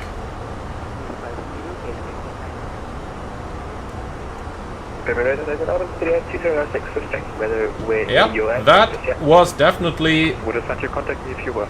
The holding 3 Mike Echo, leave my airspace, manage Unicom, ciao. That was definitely a little close. A little very close. On the 2070, leave my airspace, manage Unicom, 122. Okay, there he goes into the sun. Unicom 2070, ciao.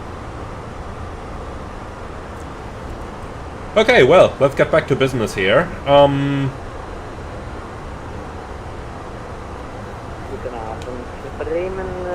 And Critic, did anything like this happen in real life to you? No. No. That stuff that's, you know... If that happens in real life, that would be a really serious incident, so... No.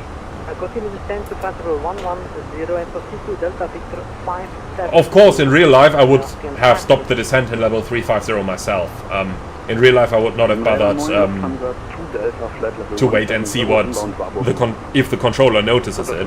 In real life I would have told, like, we have TCAS on that level, please confirm the cleared altitude, and then the controller would probably have noticed, and that would have been the end of the situation. But even that, even if I noticed and told him firsthand, it would still have been a mandatory report.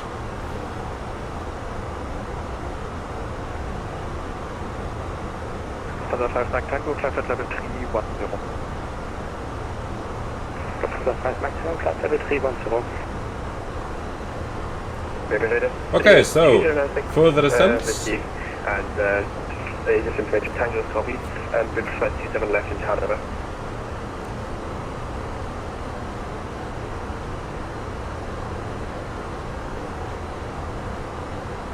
Lufthansa 9 Foxtrot Yankee, request descent. Yeah, 9 Foxtrot Yankee, descent level 250. Descent level 250, Lufthansa 9 Foxtrot Yankee. City 2096. First idle open descent, alt flight level 250 blue. I have to say the Mini FCU is a little bit twitchy. I often accidentally changed my level there. That didn't happen to me in the real world yet. Okay, so, anti-cooperative, I promised to tell you what these things are.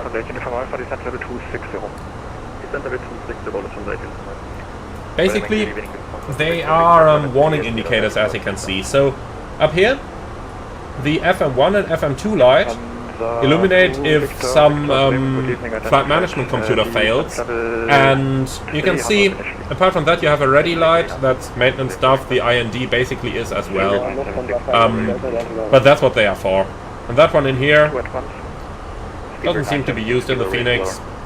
Honestly, I couldn't tell you off my heart which light would be in there in the A330. If something illuminates, then I would check the book for it, and that's it.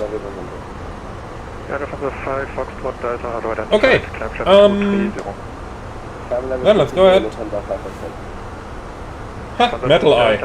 Did I ever have to file a report on an air traffic controller? Yeah.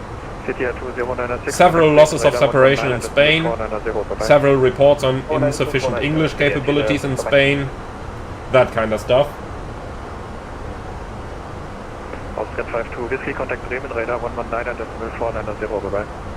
Okay, let's go ahead and do the approach briefing, shall we?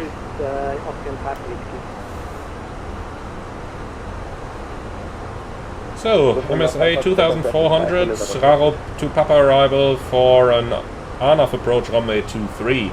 Minimum's 272 and the go around straight at Delta Hotel 111, left hand turn, climbing 4000. Extra fuel 10 minutes.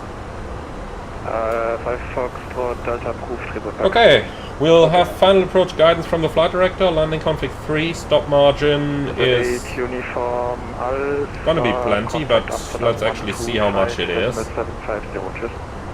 Oh no. Ah! That EFB opened its keyboard and my mouse is disabled. Does anyone have an idea how I can move my view now?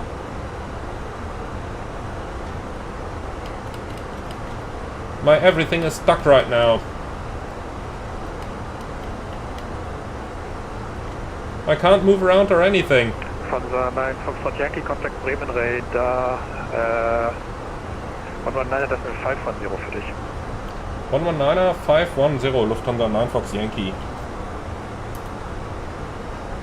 Ah, pressing enter, very good tip. Contact Bremen Radar 119.490. So, 119er 510. Lufthansa 78 Alpha, contact. Pressing enter was a very good tip. I didn't know about that one yet. Thanks guys, thank you. Okay, so 68 tons at the moment. Let's calculate exactly that. 68. Low auto brake, conf 3, manual thrust. So stop margin is about 1000 meters here. Speed out stir. Claim hello, Lufthansa 9 Foxtrot Yankee approaching level 250. Look. Banana 75, left heading 260, clear left runway 23, descent 3000. Left 260 degrees, descent 3000 feet, clear left approach 23, clear Banana 75. Claim radar low, Lufthansa 9 Foxtrot Yankee, flight level 250, request RMP 23. Lufthansa 9 Foxtrot Yankee, bring identity flight hello, descent flight level 110, roger. Descent flight level 110, Lufthansa 9 Foxtrot Yankee. First idle open descent out, flight level 110 blue.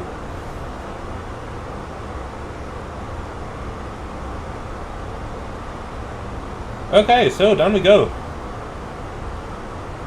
Now I don't remember what we've been talking about before. Approach briefing. Yeah. So, stop margin, 1000 meters. Idle reverse, auto brake low. Exit to the left, not sure which one we can make to be honest. We'll see about that. Special operations, nothing. Non-standard operations, nothing. Threats, definitely tail strike. Tail strike attitude is 9.5 degrees, so we will not pull it above 7.5 degrees, and we'll use the thrust to regulate the rate of descent if really needed.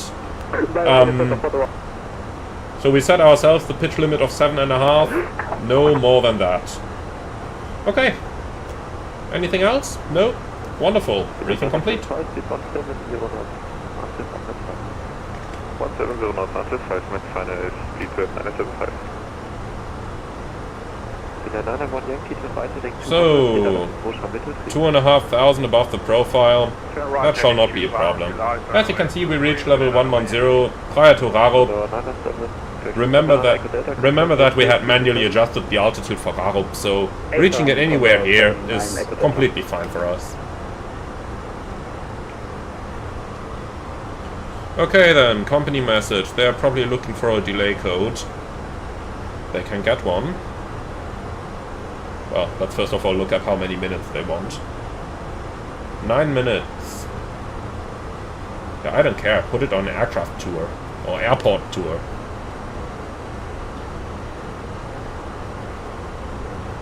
Other 9 minutes.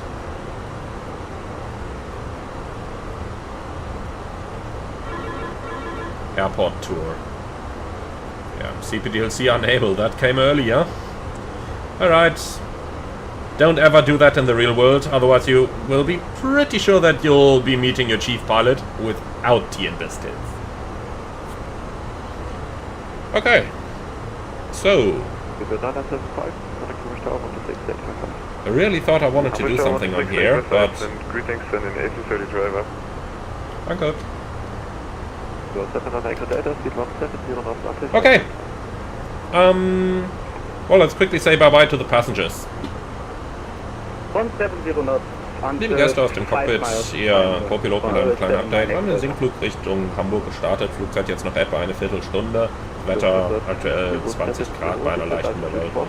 Vielen Dank, dass Sie heute unsere Gäste waren. Wir wünschen Ihnen einen schönen Aufenthalt und gegebenenfalls eine gute und sichere Weiterreise. Und hoffen Sie bald wieder an Bord eines pünktlichen Lufthansa-Fluges begrüßen zu dürfen.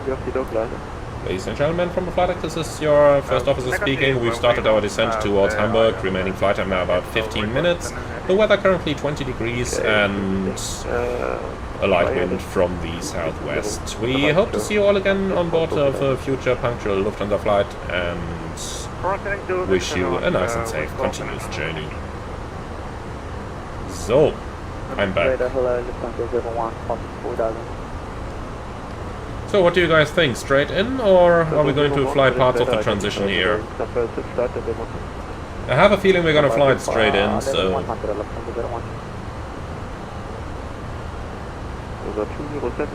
Yeah, I tell you what. Let's use a little bit of speed brake here. 2000 feet or greater, 2070. Banana Fox Yankee, proceed direct Delta Hotel, 612, descent flight level 70. Direct Delta Hotel 612, descent flight level 70, Lufthansa, Banana Fox Yankee. Flight level 70 blue. Direct 2, Delta Hotel 612. Told you so. And I have a feeling from there we're gonna fly straight in. Lufthansa 01, connected in radar, 126, 325. So, let's see, 612, let's make that 5,000 feet.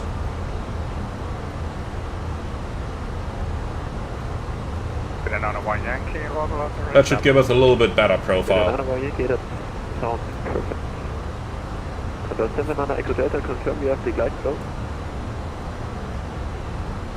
Look at that, man. 5,000 feet a minute. I'm trying to catch a 7 Echo Delta.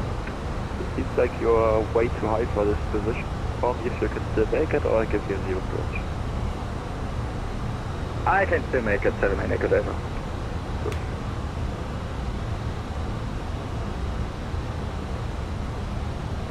Wolfan, you don't need to worry about the 10,000. The Airbus is going to reduce the speed by itself. It's doing these things pretty well. See, we can even take the speed brake in now. And press the altitude knob. Here we are. Descent. Easy going. Even though, I think I'm gonna remain in open descent. Let's get it a little bit below the profile here. Surely it doesn't cost us anything. So, passing 10,000.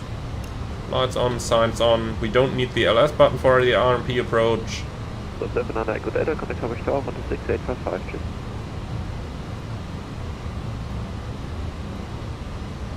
Relay received, yeah, thanks. Cheapest primary, high accuracy, repeat again for 79 Echo Delta? 79 Echo Delta, 126, decimal 855. Yeah, wrong com. 126.855, 79 Echo Delta. So, might as well pre-select that. Okay, here we go.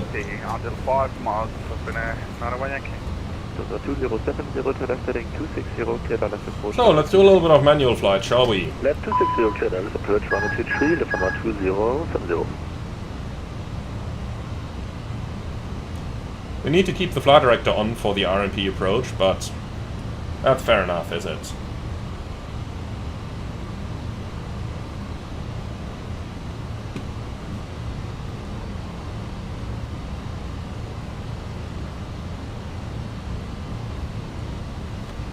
Approaching. Yankee, speed 220.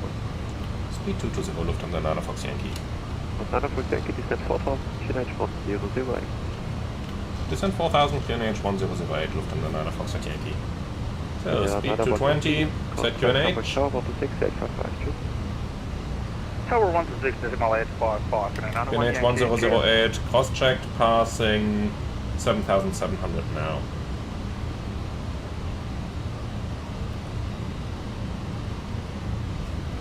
Approach checklist. Baro ref, QNH 1008, seatbelts on, minimum, Baro 272, auto brake, low, engine mode selector, norm, approach checklist complete.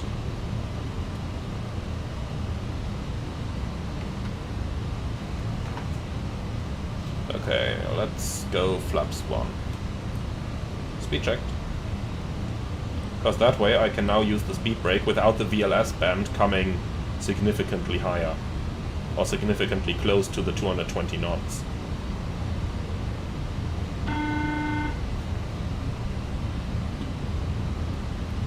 Hi, Emanuel here. Danke.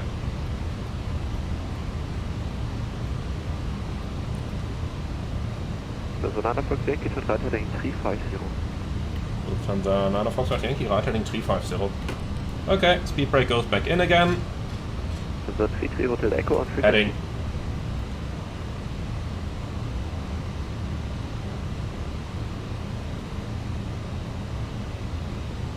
Really not sure why we gotta do that right-hand turn, but okay. Lufthansa Nana Fox Yankee, can you give me a wind check out of 5000? Lufthansa Nana Fox Yankee, will go. Danke.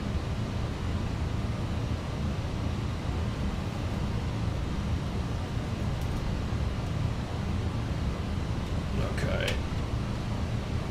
Vertical speed minus 1000.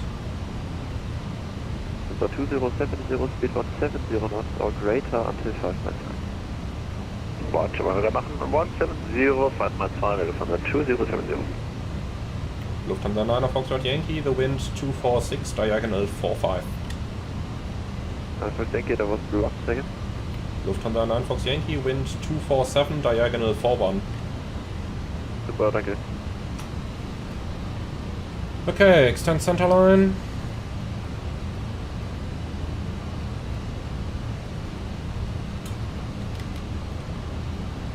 Full heading. Heading.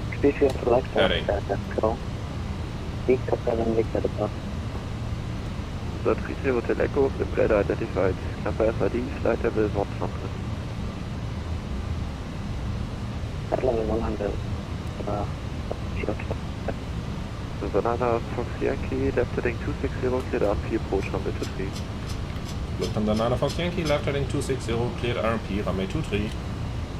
Okay, heading 260. Lufthansa 2070, established 23. So 2070, Roger, connect Hamburg 126855, tschüss. Hamburg 126855, 2070, ciao.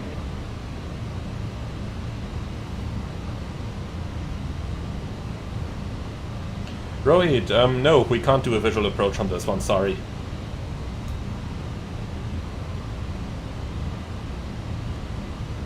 All-star? Most AIPs just don't allow it in certain places. And Hamburg certainly is a noise-sensitive one, so I doubt that we would get one here. And we've prepared the RMP approach now. Most of you voted for that one, so that's the reason why we're going to do it now. Halt. Okay, so cleared for the approach. Final up enough blue.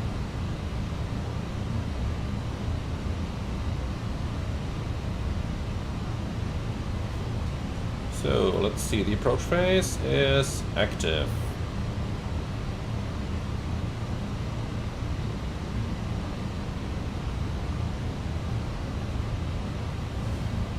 Okay, so as I told you, really nice views down here, aren't they?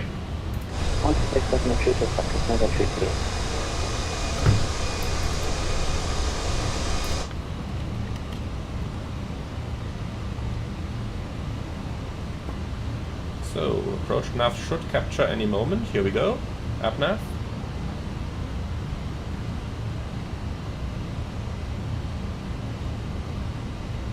Final approach. Lufthansa 9 Fox Yankee, reduce speed on 70 knots up to 5. Lufthansa 9 Fox Yankee will try 170 on to 5. Okay. Manage speed. Looks like we definitely do need the speed brake here. Or on the other hand side, it's 3 miles onto Pisas. No idea why the flight director commanded such a violent descent here, but now it's getting nose up. Now it's getting onto not so steep descent again. Okay, flaps 2. Speed checked. Why does the flight director want me to make a right-hand turn? We are already to the right of our route. Doesn't make much sense.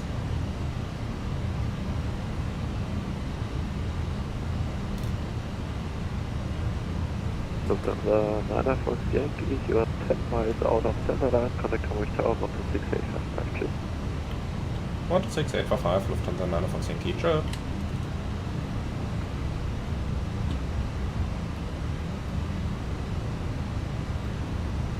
Hey, I pre-selected that frequency. Why is it gone? Seems to be a new bug with the latest Fenix update. Hamburg Tower, moin, Lufthansa 9 Fox Yankee, RMP approach, runway 23, 170 knots.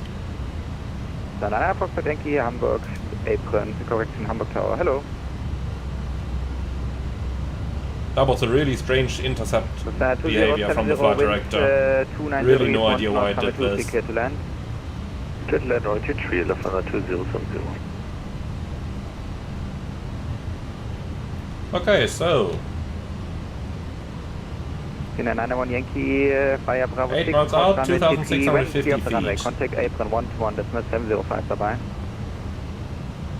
So we're now 8 miles, 150 high, and this thing is showing us low on profile. I tell you something, this thing is broken. Yoke, apron hotel behind next. You can see now we're on the puppy. 19 lineup, runway This 23 one's showing us 100 low. I tell you what, flight director's off, you get your visual approach. this is Lufthansa 125. Okay, speed managed. Right at Alpha 1 behind your wind.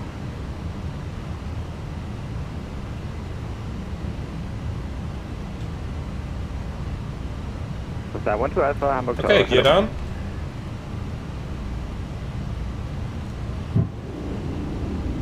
That VNAV indication here is just wrong. The altitude is definitely not right. We're gonna do that stuff visually now. Flaps 3.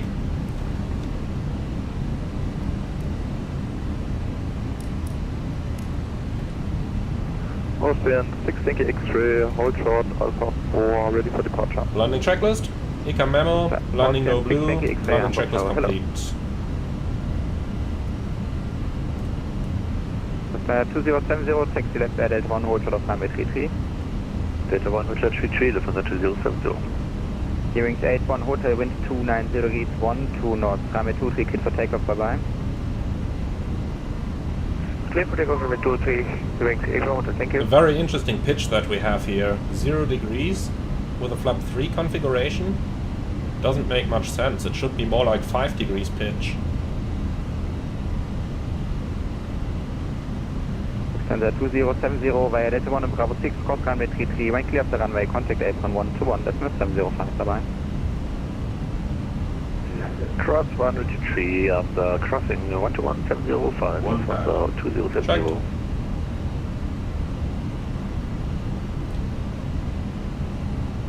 So a little bit crosswind here.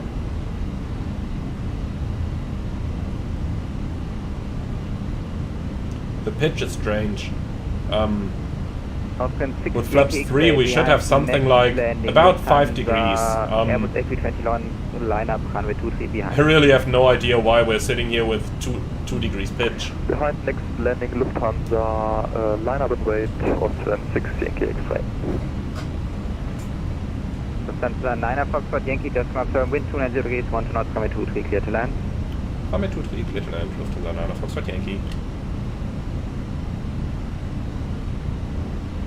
So just like with any approach, the key is to keep your value stabilized.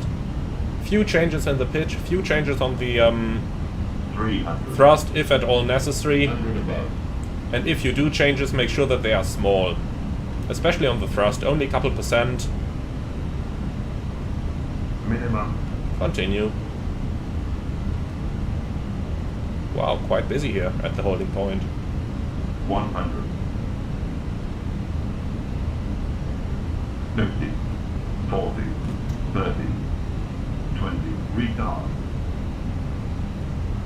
5. Come on, floaty, floaty. And here we are. Spoiler, reverse green, decel. Departing Austrian Boeing 736, line up runway 23 behind. After the 737, line up runway 23, Lufthansa 12, thank you. 70 knots, manual brakes. Good evening, code 48, Alpha 3. 48, 58 minutes flight time, easy going. 9 Foxtrot Yankee, taxi left by Delta 1, hold short of runway 33. Left Delta 1, hold short 33, Lufthansa 9 Foxtrot Yankee. Did you just feel that, Yankee X-ray, wind did you just feel that strange wobbling here as we went onto the taxiway? Runway 23, clear to take off, Austrian 6 Yankee X-ray, bye bye, danke dir, ciao. Okay, so off the runway, we'll clean the airplane up and then we'll do a small debriefing on the approach. Diese 205, erbitten Rückkehr zum Platz. Diese 205 verstanden, neues QNH 1009, ebenfalls neue Pistenkonstellation, 23 zur Landung, 33 zum Start. Fliegen Sie in den Queranflug Piste 23.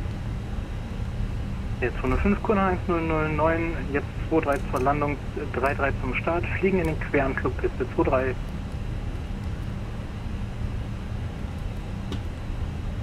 After landing checklist, radar and predictive wind shear off. After landing checklist complete. Alright, for completeness, let me get a taxi chart open so that you guys know where we are going as well. Alright, and here we are.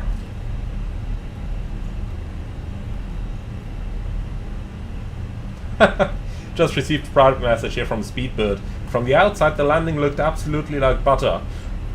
Have a wonderful evening. Thanks.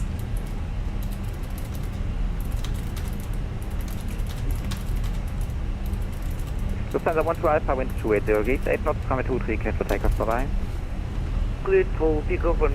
Alright, so, small debriefing there. The pitch value on the approach was really strange. I'm certainly going to write a ticket about that, because I think... I really think that is not correct. You could see we didn't even get close to the region where you might have a tail strike. The 321 should be more like the 320 there, in terms of the pitch. Now, on the very final approach, we got a tiny bit high, but nothing to worry about, and then we could just flare it in. Now, the plane just flared really much again, which was kinda to be expected, to be honest. We talked about that earlier already. 9 Foxtrot Yankee, cross runway 33 via Delta 1 and Bravo 6. On the other side, contact Airline 121, that's 705, bye-bye. Cross 33 via Delta 1 Bravo 6, 121 705, Lufthansa 9 Fox Yankee, tschö.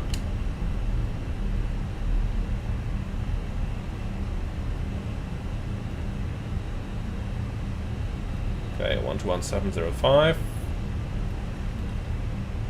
I know he said on the other side, but... Hamburg Apron, hello, Eurowings. Okay, clear the cross. Hotel Papa at stand 62. Oh no, no IFR clearance, please not. Eurowings 7 Hotel Papa, Hamburg Apron, good evening. Pushback approved, facing west on Zulu 4. Facing west on Zulu 4, Eurowings 7 Hotel Papa. Apron, moin, Lufthansa 9 Fox Yankee. Lufthansa 9 Fox Yankee, Hamburg Apron, moin, taxi to gate 4 Alpha via Zulu 5 and Zulu 1. 04 Alpha, Zulu 5, Zulu 1, Lufthansa 9 Fox Yankee. Okay, Zulu 5 is to the right, and 04 Alpha is up here.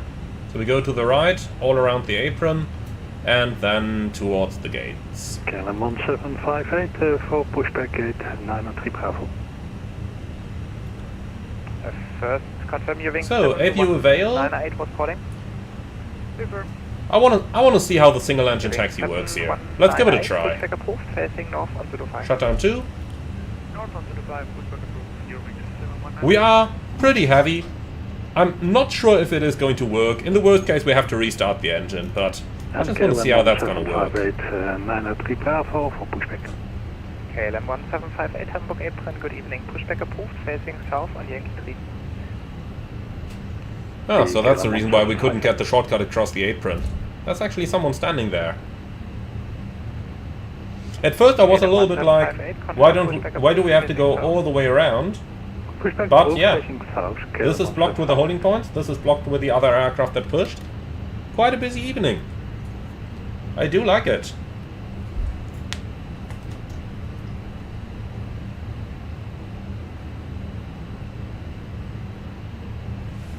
Okay, he did not give us any colored lines, so we just continue on the center line over here.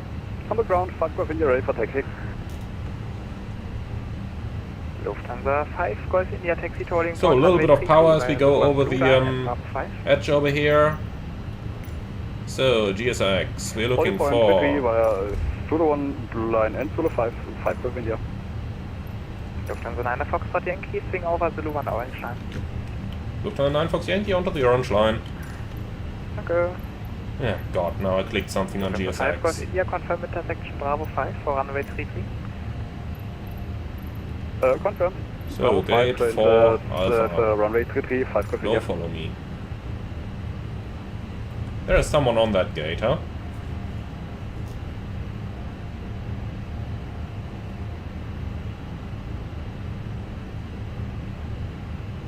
Lufthansa 9 Fox Yankee, the gate seems occupied. Lufthansa 9 Foxtrot Yankee, Actually, Alpha müsste eigentlich noch frei sein, wenn nicht, geht auf 03 Alpha. Ah. Stimmt, du hast recht. Ja, das sah so komisch aus, wie die GSX-Fahrzeuge gespawnt haben. Aber du hast recht, vor Alpha ist noch frei. Mein Fehler. Jo, alles gut. So, lights off. That also goes for the strobes, by the way. Lufthansa 4 Kilo Kilo, requesting taxi able Bravo 5. Lufthansa 4 Kilo Kilo taxi tolling port runway 33 So, brakes hot. 1 orange line and Bravo 4. We'll deal with that later.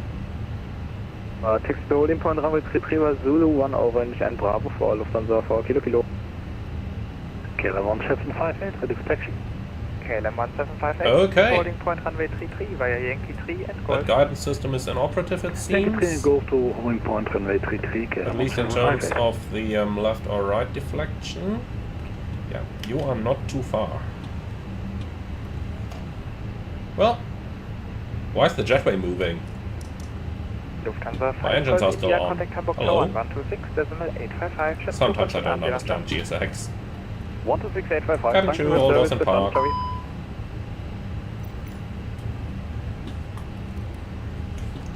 Okay, welcome to Hamburg, everyone. So we made it down here. Let's go ahead and clean this up. The jetway should not move until the beacon is off, by the way. But okay.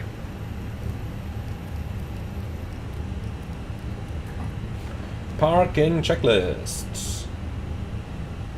Park and brake our trucks. Brake sets. Engines. Off. Wing light. Off. Fuel pumps. Off. Parking checklist complete. Yeah, okay. Clear brakes, huh? Remove status. Decam actions complete. Okay, so do we have chocks in position?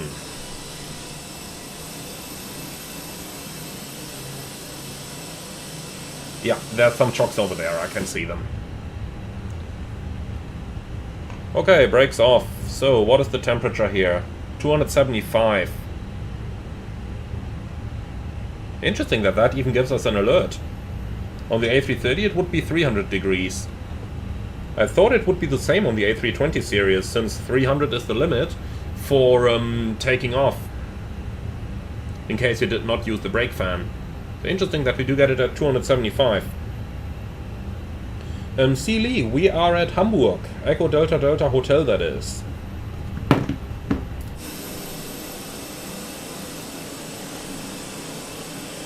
Beautiful, huh? 319, 320, 321, 319, 321, 319. Ha! A couple of Airbuses here. And look at that, now they have removed the jetway again.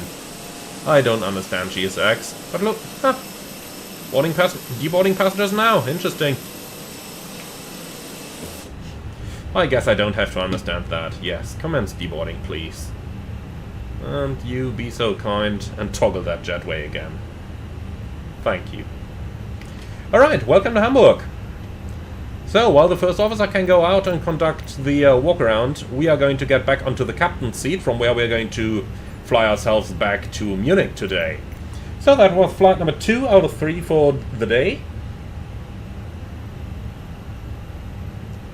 Julio Rodriguez, is it correct that in the 321, to maintain centerline, you keep the line on the speed tape?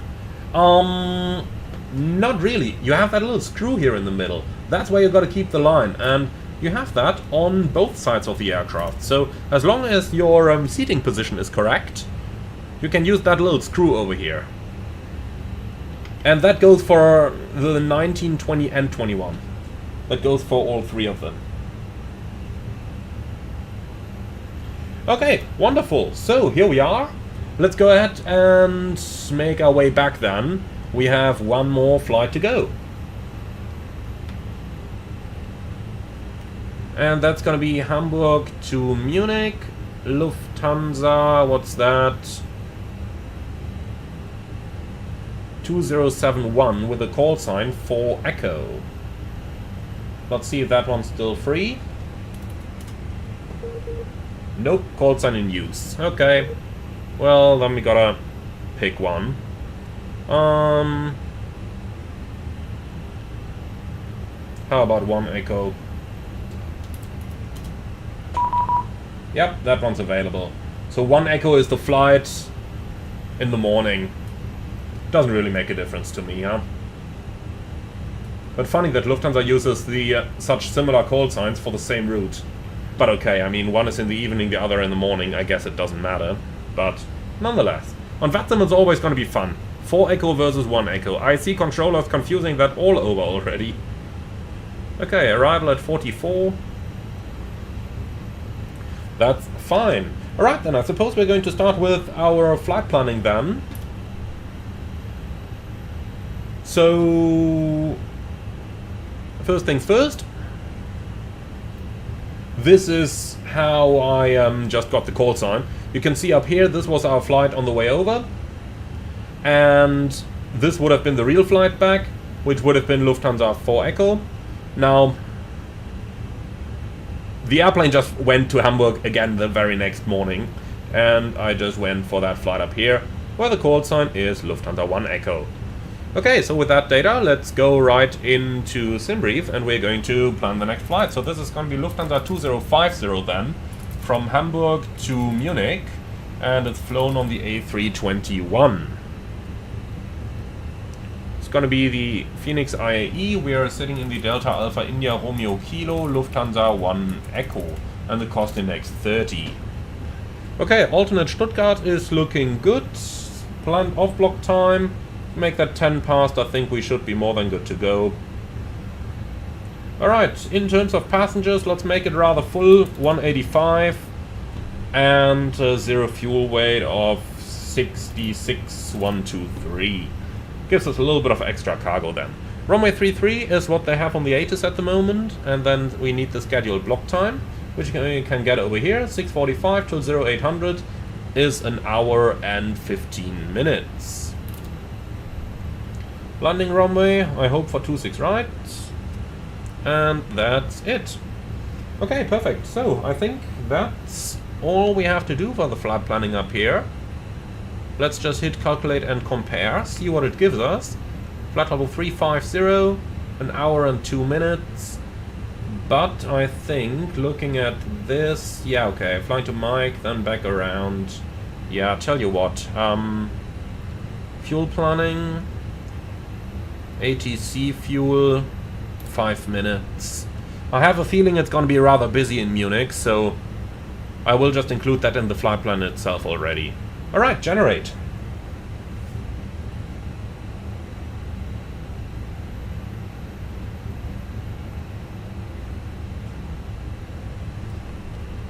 Flight plan's building, and here we go. 1 hour and 3, flight level 350, and that looks roughly like what I intend to fly.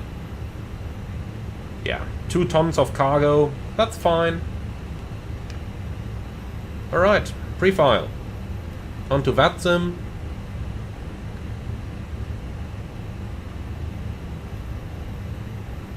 Flight plan filed, thank you. So let's see if the OFP is going to load this time, or if we're going to run into that issue again. Import next flight.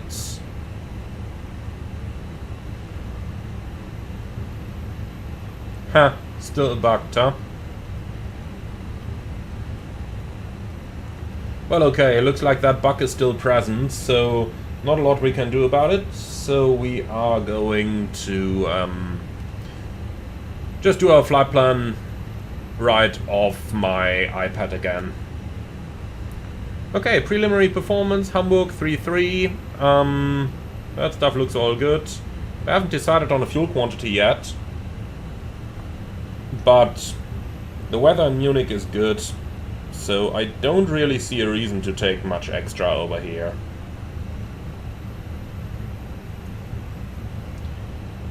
So that means our minimum fuel is 6,500. What do we have in here? Yeah, that looks okay. I think it's gonna be fine if it just takes 6,500. Okay, apply and load. Via GSX. Also, at 20 degrees it's cold enough that we can turn the APU off. Brake temperature now 280. It's below 300, we can fly like that. I'm thinking about turning on the brake fan right now. The problem with that is, if I turn on the brake fan, then we must get the temperature below 150 or we are not allowed to take off. So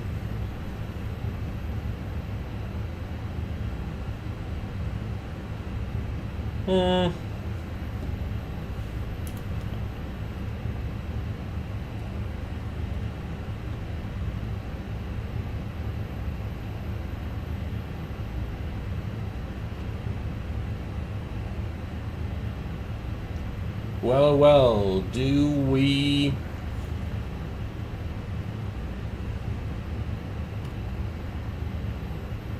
Yeah, it's already going down again. Look at that, 275. Yeah, we keep the brake fan off.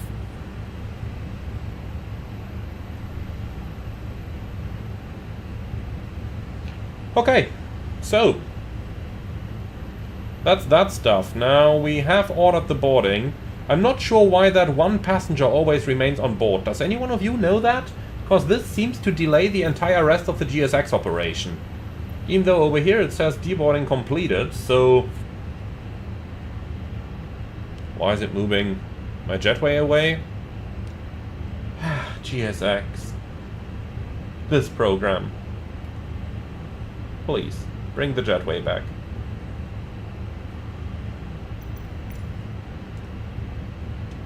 This is just... I really don't know what to say, guys. GSX is GSX. Okay, so what? Let's go ahead and continue with our flight preparation here.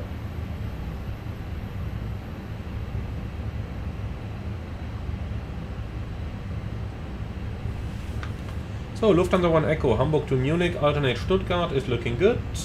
And we are going to request the flight initialization. While that is in progress, we start our setup up here.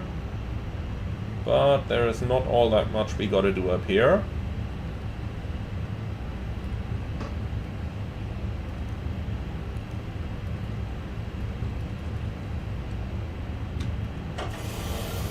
No, not you. Okay. So, on to the MCDU. Lufthansa 1 Echo, Corsair DDR5, flight level 350, and we are departing Hamburg off runway 33 via the AMLU 1 Golf departure, arriving down in Munich via the ILS approach runway 26 right with the Landu transition, I believe. Oh, can't look it up in here. Yeah, via the Landu transition. Engine out is rather easy, straight ahead. So, Hamburg 33 / what's the runway heading now?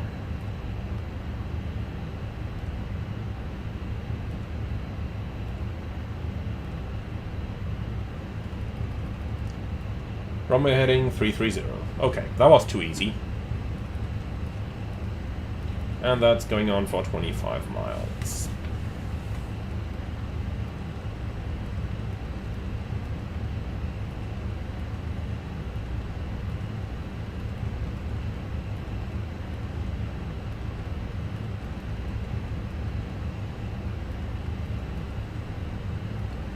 So, ILS 23 in case we need to do an immediate return.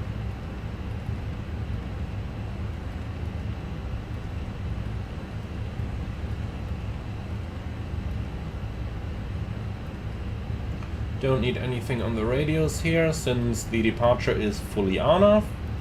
So we can remove this, and in here Hamburg 23 in case of an immediate return. So, for the weather, sorry, for the weights, not the weather. We're looking at 66.2/25. For the fuel, we've ordered 6.5. And the direct fuel figures down here, 0.3, 1.4, and 1.3. It's really strange that the final reserve in here always defaults to 1000 kilos. It does that on the 319 all the way through to the A321. Doesn't seem quite right. Alright, weather request, and finally we can insert our performance. And talking about the performance, we'll take the Bravo 5 intersection figures. That should give us the most conservative here for what we could get. So Bravo 5, here it is. Yeah, okay, you can have your weight first if you want to. So, flaps 2, 57 degrees, 156, 160, 160. So 2, 57, 156, 160, and 160. Okay, NADP 2, acceleration 1500, all of that looks good, and the initial climb's got to be 5000. Flight directors are coming on, and QNH 1009. So, quick check of our SID to make sure that everything is correct.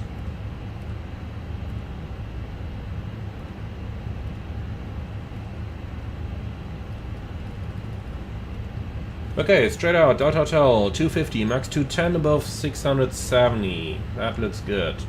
Then Delta Hotel 251, max 210, Delta Hotel 252, max 210. Hard to read. Yeah, there it is. Delta Hotel 262 above 4000, and there is a little note next to there, number 1. Let's see if we can find that anywhere. If unable to cross, advise ATC upon startup. Okay, we'll check that. And thereafter it's gonna be Hamburg VOR and then AMLU.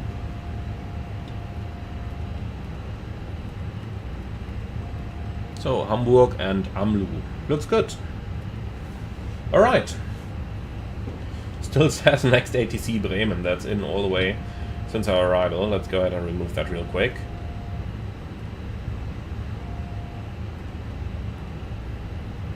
Interesting.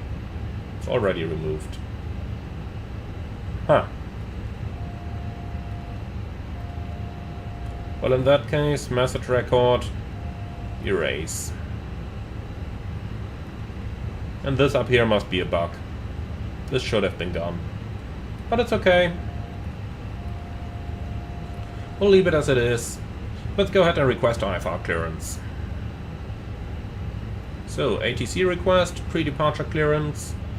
And we've got... Asus India.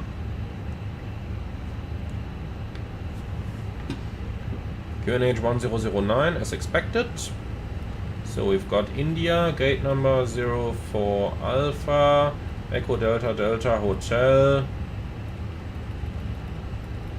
Moin. So, Hamburg Munich, Lufthansa 1 Echo, gate 4 Alpha, Artis India, Moin, A321 to Hamburg. Send.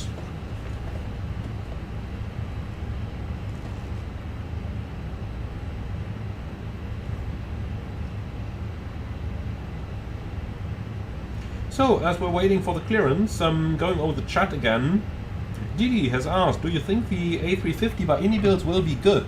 Yeah, I think so. I think it will be pretty similar to the A300, and I really like the A300, so I think it will be good, yes. Not study level, don't get me wrong, but still good. Similar to the A300.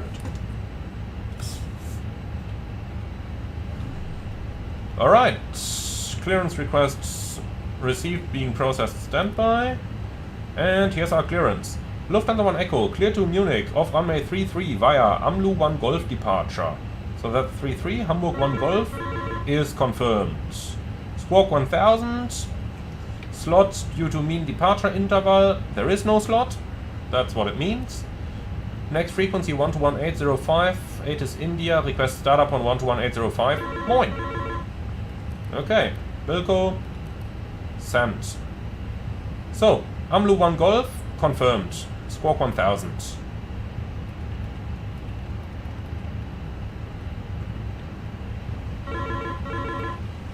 Oh, come on. So, next frequency 121.805 is in. Wonderful.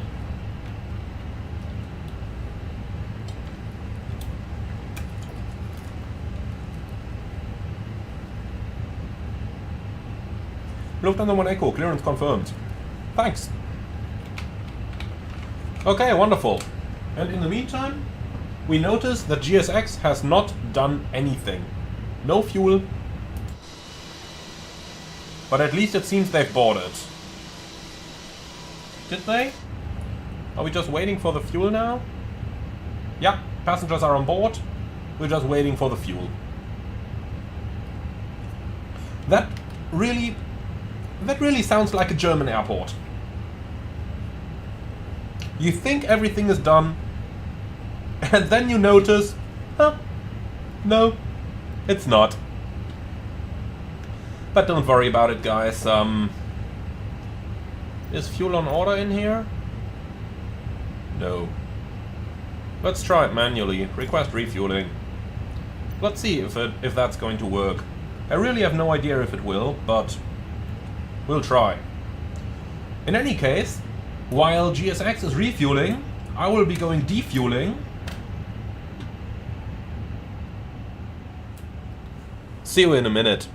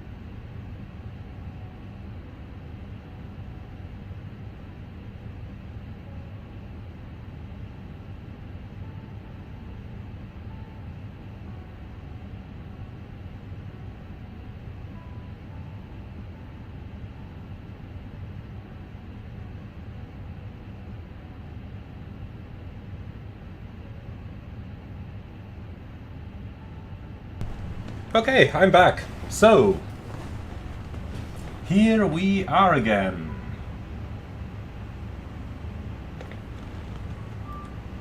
Well, then, let's see if anything is happening here. No. The fuel... Okay, fuel truck is hooking up right now. That's perfect.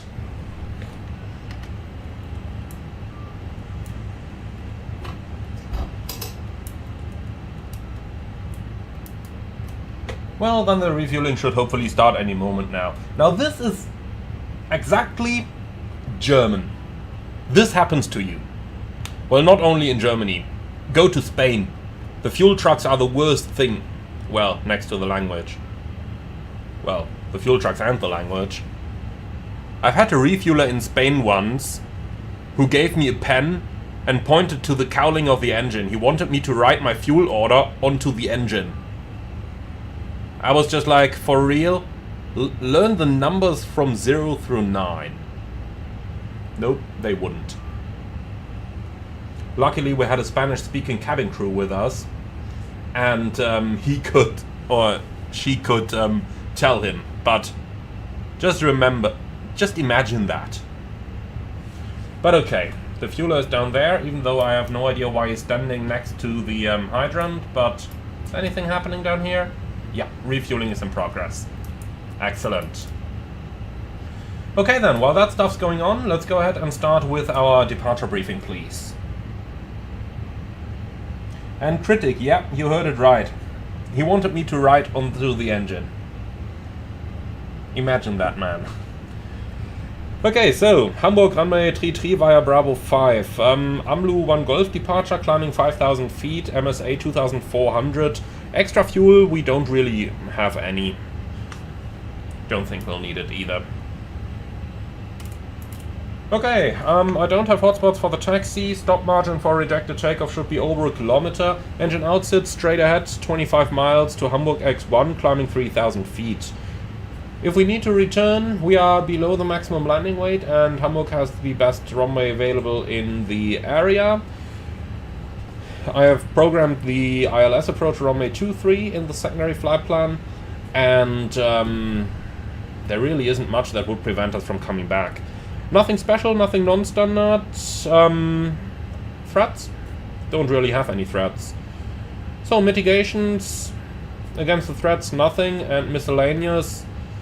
Clean speed is 216. We have a speed limit of, I believe it's 210 on the SID.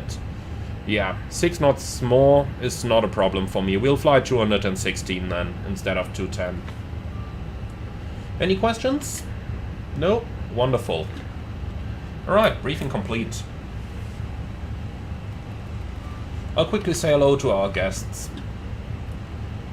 Liebe Gäste, einen schönen guten Abend aus dem Cockpit, spricht hier Kapitän. Mein Name ist Emanuel, im Namen der Lufthansa herzlich willkommen an Bord von Flug 2050 nach München. Flugzeit heute etwa 1 Stunde und 5 Minuten in einer Reiseflughöhe von 35.000 Fuß.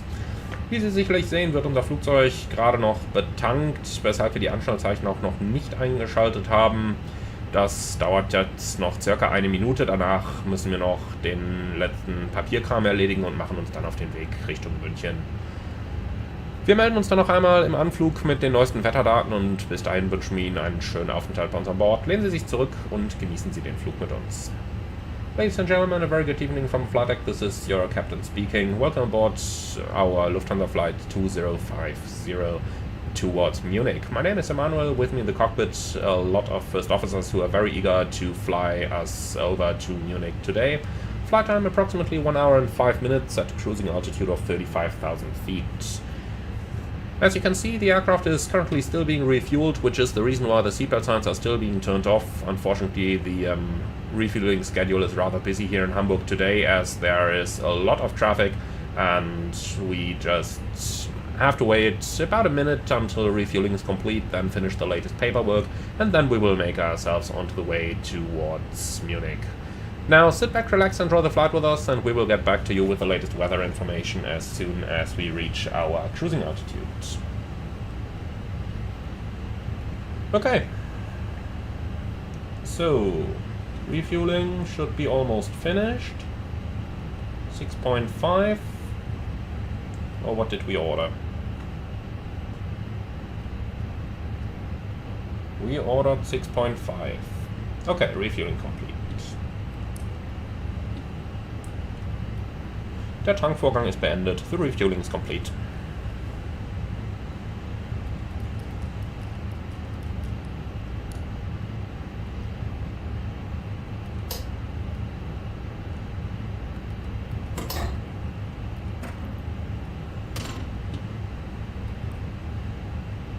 I want to be able to listen to how far the cabin crew is, because we've got a really short taxi today. Alright then, let's go ahead and check our load sheet, which should have arrived by now. Okay, that's a lot of stuff. Preliminary, we'll just accept it. PDC, happy with that. And load sheet, here it is. So we've got 66.1 versus 66.2. And 23.0. Okay, so that's 72.4, fuel 6.5 is correct, and takeoff weight 72.4, yeah. Perfect. Accept. 24.5, so we're looking at about 1 unit of trim up. I really like that Fenix is now giving us different center of gravities all the time, which results in different trim values. So it's not always the same 0.1 down or whatever it used to be on the A320, but it's actually dynamic now. I really do like that. Okay, starting APU. Let's see, if I turn the beacon on now, are they going to connect the TUC already? Because that would definitely save us a little bit of time right now. No, they don't. What's our brake temperature right now? 230. That's fine. We can go like that. Still rather warm, but it's okay. Alright, cool. Now, Konali, can you make a toga takeoff just for the sake of doing it? Yes.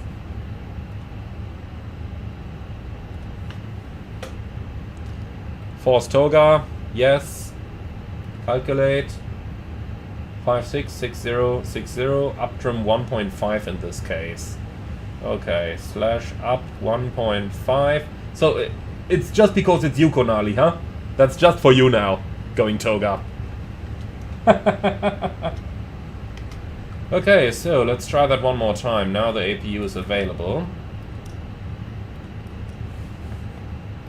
And now it starts to work. Awesome. Alright, excellent. So then...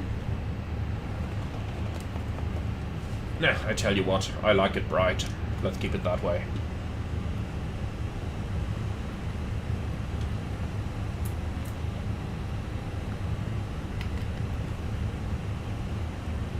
So, what are we? Lufthansa 1 Echo. I'm account moin, Lufthansa 1 Echo with PDC request startup. 1 Echo, hallo, ist der Pro Verbrauchung selbst ausmachen. Tschüss.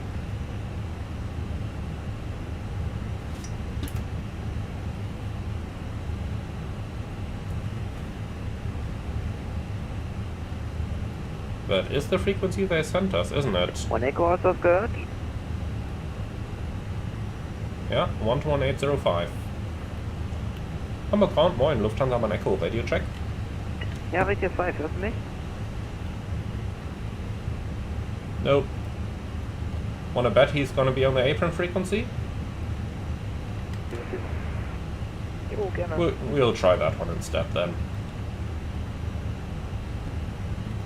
Ground flight deck? Go ahead. So please confirm all ground checks complete, doors and hatches closed, ground equipment removed and bypass pin is installed and the aircraft's ready for push. That's all confirmed. Roger, we're asking. Hamburg, moin, Lufthansa 1 Echo, request push and start.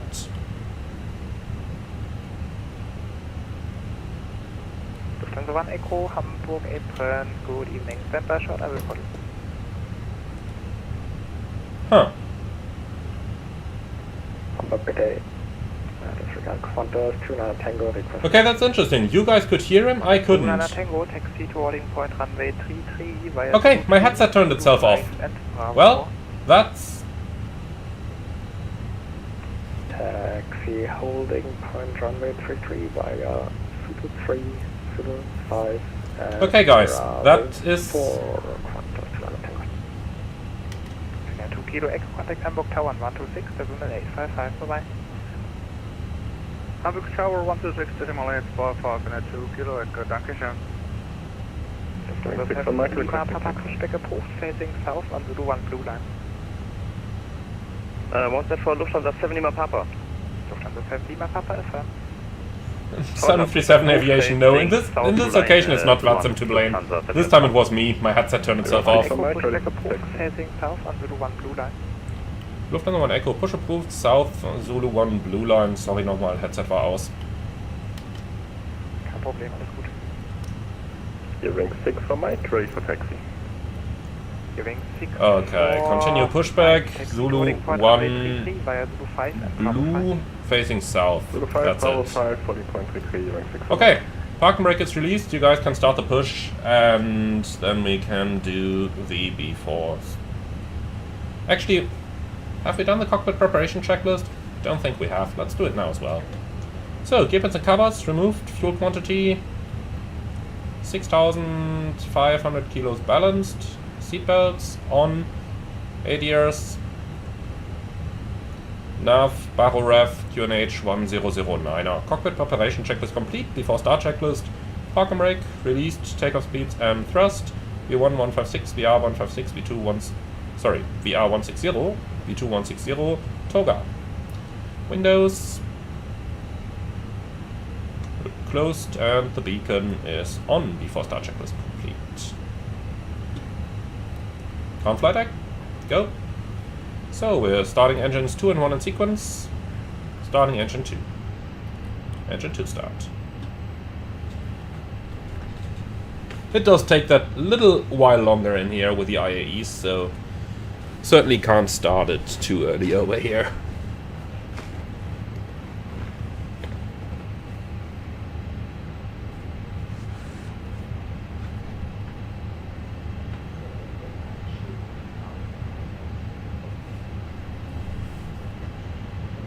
Okay, that's the blue line. Tango, give way to Yoke Airbus A320, opposite direction on Zulu 5, joining Bravo 5. We gave way to the WinWings. A320 joining Bravo 5 in front. Ah, that's the reason why we are pushing onto the blue line. He's going to the orange. I'm wondering if he's also going to Munich or if he's going to Frankfurt, but I guess we're gonna find out quickly. Okay, push complete, set brakes. Brake set. Starting engine 1. Engine 1 start. Hamburg ground, moin, Gearing 3 for Alpha, request pushback. Gearing 3 for Alpha, Hamburg Apron, guten Abend, pushback approved, facing south on Zulu 1. Okay, number 1 start is in progress. Ah, he's also going onto the blue line. Pushback is approved, facing me south on Zulu 1 orange line, Gearing 3 for Alpha. Thank Ah, that's probably him then, I guess? For my contact Hamburg Tower. It's getting busy, okay. The engine better hurries. Tower 126, 845, Gearing 6 for Mike 2. Another company message. Wanna bet they're complaining about delay again? I think I'm gonna write a ticket about that afterwards. Yeah. Okay, that's not gonna be a problem.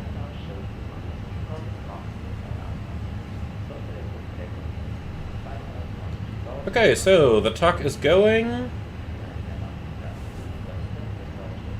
We have 2 good starts. Clear to disconnect. Show with the sun on the left with a pin. Have a wonderful day. Bye. Tango, we need a couple of minutes. Okay. Cabin is not yet ready. Can we also get Bravo 1 for departure? Qantas 2 Tango, perfect. That is my idea 2, taxi to boarding point runway 33 via Zulu 5 and Bravo 1. Zulu 5, Bravo 1, thank you. Qantas 2 Tango. Okay, clear signal. Yeah, he's probably gone already. After start checklist. So, anti-ice, off, ECAP status, checked, pitch trim, 23%. Rudder trim, neutral, after start checklist complete. Lufthansa 1 Echo, request taxi. Lufthansa 1 Echo, taxi to holding point runway 33 via Zulu 1 Blue Line and Bravo 5. Taxi holding point 33 via Zulu 1 Blue and Bravo 5. Lufthansa 1 Echo. Okay, clear right side, clear left side.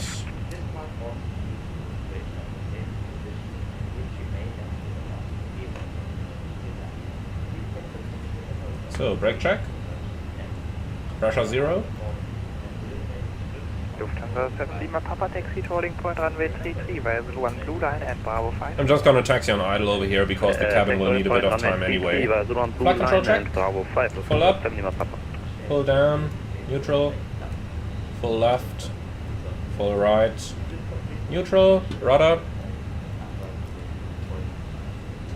Full left. Full right. Neutral. And I think I know why that did not work. Yeah, control position left. Let's just do the rudder check one more time. Full left, full right, and neutral.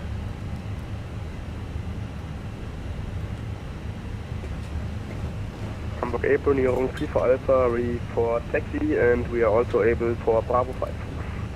Wing 3 for Alpha, taxi to holding point runway 33 via Zulu 1 Orange Line and Bravo 4. Oh, cabin ready. Taxi interesting, they've been quick. Holding point runway 33 via Zulu 1 Orange Line, Bravo 4, nearing 3 for Alpha. Lufthansa 1 Echo, ready for departure. Lufthansa 1 Echo, contact Hamburg Tower 126.855, schönen Flug. 126.855, Lufthansa 1 Echo. Dankeschön, schönen Abend, schönes Wochenende. Danke, die Hi, Emanuel hier. Danke.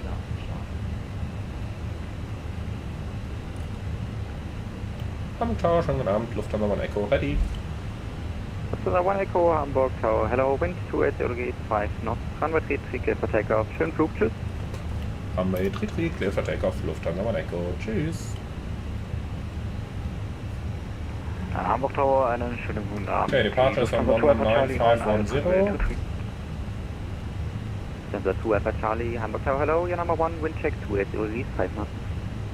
Copy, danke. Cabin crew, prepare for departure. Bravo 1, ready for departure. Honda 29er Tango, Hamburg Tower, hello, behind departing Lufthansa Airbus Taxi checklist, A321 via flight Bravo controls, 5, line up checked, runway flap setting, conf 2, radar and predictive wind shear, on and auto, engine mode selector, norm, ecam memo, takeoff no blue, taxi checklist complete, lineup checklist, takeoff runway, 33, Bravo 5, TCAS, Tara, PEX 1 and 2, off, lineup checklist complete. Ready? Okay. Takeoff.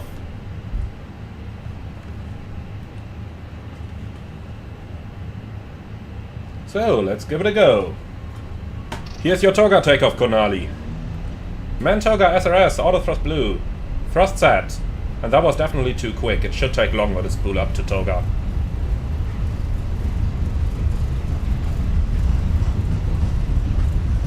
$100 knots.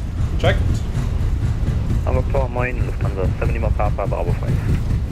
That's 7 Lima Papa, Hamburg Tower, moin. V1, rotate. Positive climb, gear up. Nav, checked.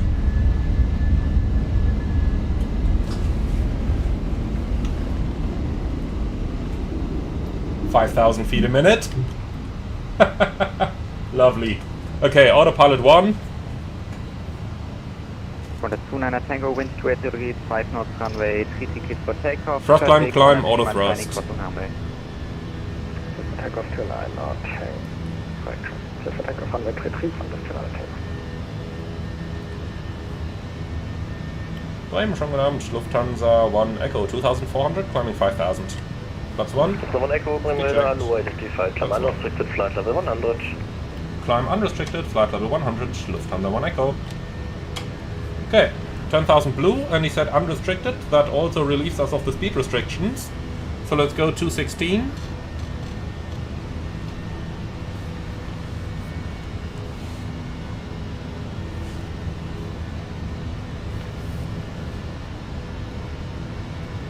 Flag 2 on.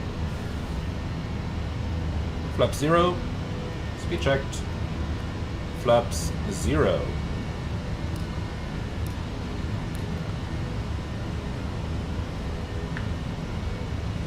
The reason why I'm keeping the lower speed, even though we said that we can climb unrestricted, is that we still got to maintain that turning radius over here. And you will see that flying much faster than this, maintaining that turning radius actually isn't that easy. And for that reason I'm keeping it. Lufthansa 1 Echo when passing 5,000 feet direct to Zucker. Lufthansa 1 Echo out of 5,000 direct to Zucker. From radar good day, Qantas 29, Tango passing 2,210. Okay, direct to Zucker. Insert. Tango, bring radar low identified, climb your sit, flight level 100. Set standard.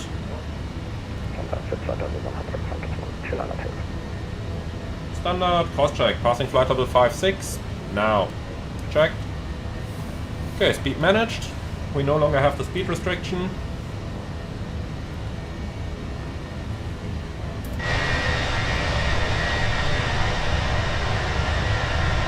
You don't see a lot, but what you see looks good.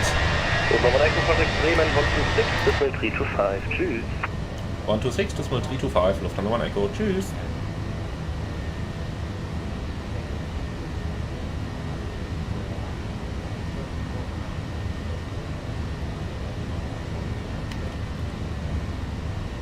Bremen, schönen guten Abend, Lufthansa 1 Echo, flight level 69er, climbing 100 in Mount Zucker. The 1 Echo Bremen 1 identified, climb level 2 Throttle. Climb level 2 Force, Lufthansa 1 Echo.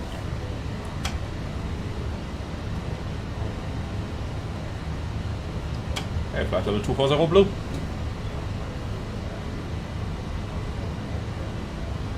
Climb 2 for Mike, descent level 26. Alrighty, so. Descending 260, okay, let's do 4 Mike. This is incredible, isn't it? Looking so good out here. The graphics of Microsoft Flight Simulator are still stunning. Flight after flight. Especially during this time of the year where you get your typical... Especially during this time of the year where you get your typical evening twilight during the hours where flight simmers are typically simming. So you can fly real time and you still have that wonderful view of the evening twilight and of what MSFS can do.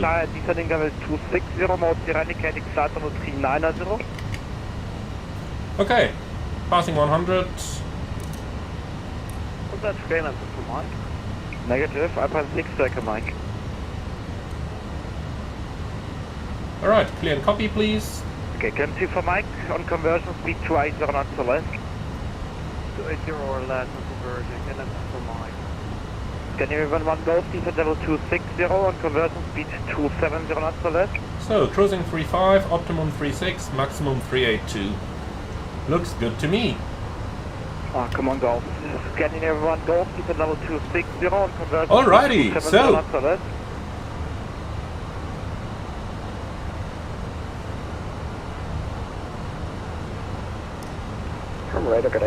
as good as it looks, let's go ahead and turn a little bit of light on so that we can see at least something. Something I also really like in the Airbus here is the console light. That one is just wonderful if you're just searching for something over here where you don't normally have, let's call it decent light that you can use without annoying your colleague. That's the kind of stuff you don't have in a 737. That's why I say the Airbus is just the nicer workplace. Level 110 bitte. Level 110, okay, so. During 554, we actually reduced max to 74 less. Let's just take a short moment here. Just want to see and hear what that looks like in the cabin. 554, sorry. Max decimal 74 less. Max decimal 74, apologies. Speedbird 5254. Right, for 543. There's not 2 kilo whiskey, Honeycomb 122. That looks pretty darn good, doesn't it? Scandinavian 1 Golf, diesel flight level 260. The cabin experience in the Phoenix is just unrivaled at the moment. Pursuing 260 on conversion 270 knots, getting 1 alpha. Finna 2 Kilo Echo Monogenica 122 decimal. Indigo 122 decimal. Finna 2 Kilo Echo, cheers. And 1 CAG, yes, the cabin light can be dimmed.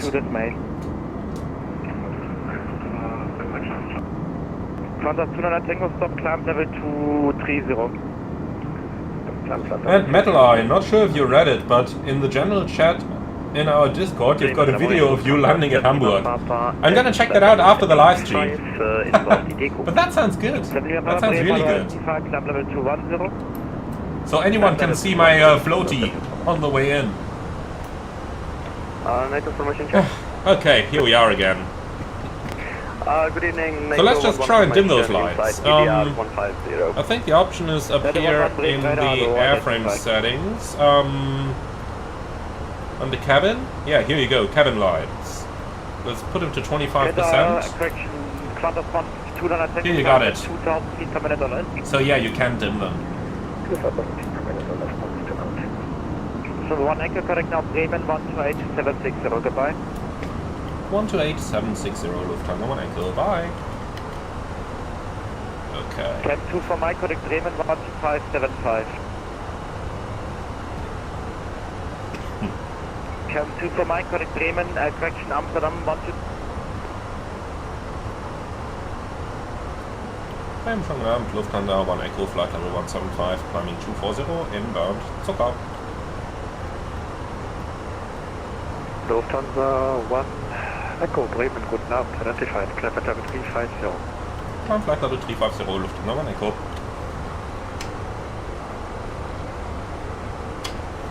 Flight level 350, blue.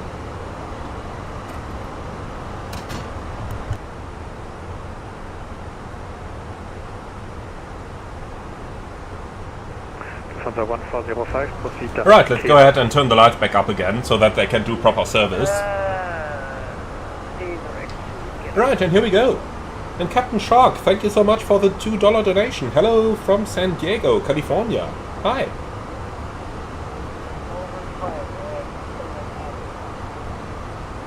Kilo Echo Romeo Alpha X-Ray.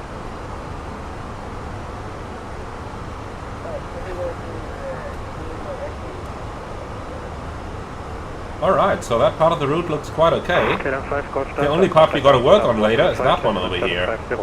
Small shortcut going straight in like that. I have a feeling that would end up in total and complete chaos. But we'll see about it. Let's go ahead and fly there, and thereafter we're going to make a decision. But at the moment, let's take out that spy and have a look. 418, contact Bremen, radar 124.175, bye bye. Yeah, at the moment it is a little bit busy in Munich. A little bit, not too bad. 124.175. ATC message, lock on accepted. Current unit, Bremen radar.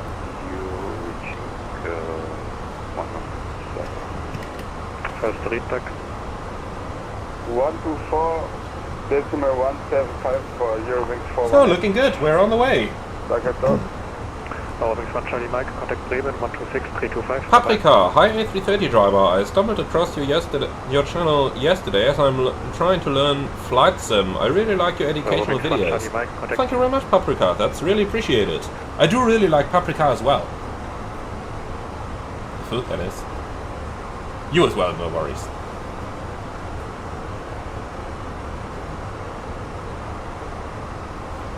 Okay, so let's just try and make this one look good over here.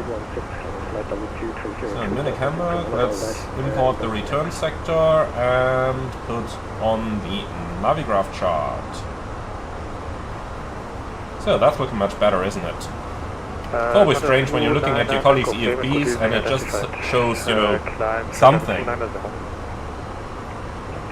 Peter Matja, 499, is that Czech krona donation? Thank you very much, that's really appreciated. Europa 27 Romeo X-Ray identified number 230. Alright, so this is the relaxing part of the flight now. Not a lot happening here. How about we make something happen? Guten Abend, during 7 and Zulu, descending flight level 180, passing 200, inbound Hotel Lima Zulu. Where can I... Boeing 79 Zulu, Bremen, guten Abend, identified. Descent flight level 110, cleared Helinger 6 Papa arrival. Ah, here. Descending 110, and could you repeat? So let's just fail something interesting, shall we? Arrival is Helinger 6 Papa, Hotel Lima. No, not an engine. Papa. Hotel Lima Zulu, 6 Papa, arrival, during 7 Zulu. Let's do something basic here. Leonardo, wunderschönen guten Abend. Hier ist die Delta Foxtrot Alpha India Foxtrot. It's flight level 240, currently inbound LNAV. Delta Foxtrot Alpha India Foxtrot. Let's start with something easy. GPS 2, fail, yes. Was fliegst du da? Vera 2 Papa arrival. As you can see, the bus doesn't even bother. Vera 2 Papa F, arrival. GPS 2 fault. For Delta India Fox. Clear enough. Clear enough. Status. Delta India Fox, die Runway kann ich mir aussuchen, ja? Okay. Can we do anything about it? Gut, danke dir. WinWings 2. Any system reset or something the likes? So this is where you would look into the quick reference handbook now, and it would basically tell you if you can do a computer reset in flight, and if you can do it, which circuit breaker to pull. Yeah, this is traffic that under control. So over here, we'd probably be looking up here at nav and probes, I guess. Lufthansa Falco, you are leaving my airspace, running to Unicom, 122 destinate, ciao. Unicom, Lufthansa 4 Echo, danke, tschüss. Negative, Lufthansa 4 Echo to Unicom, Lufthansa 1 Echo, wish me. Ah. Lufthansa 1 Echo remaining on your frequency, sorry. That's exactly the call sign confusion I was referring to on the ground. That's exactly it. Okay. And we fell for it. But the controller noticed immediately and resolved the situation. That's exactly how you would have done it in the real world. Very good. Okay, so we wanted to find the circuit breaker to see if there is anything for the GPS up there. There probably is somewhere.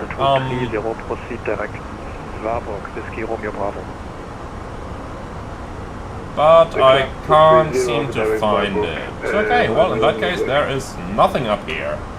Okay. Easy going, problem solved. GPS 1, fail, apply. United 703, Bremen, good evening, identified. Proceed direct to Nienburg. So we just about resolved that one. Bing. Nienburg, 39703. Enough, GPS 1 fault. Okay, clear enough? Clear enough. Status? Okay, stop ECAM. Reset button, we didn't find any. Continue ECAM. So status, in-off systems, GPS 1, GPS 2. Remove status? Remove status. ECAM actions complete. Okay, GPS primary lost. In the other airspace. We'll clear that away. I think I know my airspace. Would have sent you off you when I did my airspace anymore. So, what are we going to do now? Well, nothing. Even though the GPSs are out, you can see we still have high navigation accuracy, and now the aircraft is basically using DME updates in order to calculate its FMS position. If we go into data, position monitor, you can see up here we still have the FMGC positions 1 and 2.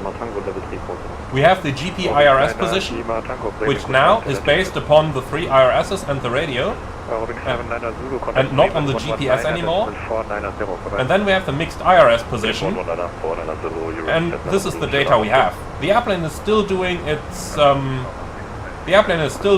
position computation using the nav aids that we have around us, and you can see we still have high accuracy, so we can still continue to fly. However, we need to monitor the estimated position down here, and if that one becomes greater, than our required position, then the accuracy is going to change to low, and then we need to do a manual position cross-check. Now, how would you do a manual position cross-check? Quite easy. First of all, we've got to find a VOR that's a little bit off the route. So for example, let's try Sierra Alpha Sierra over there.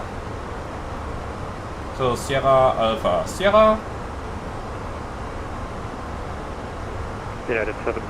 And here you go. The airplane now tells you the direction and the miles to Sierra Alpha Sierra.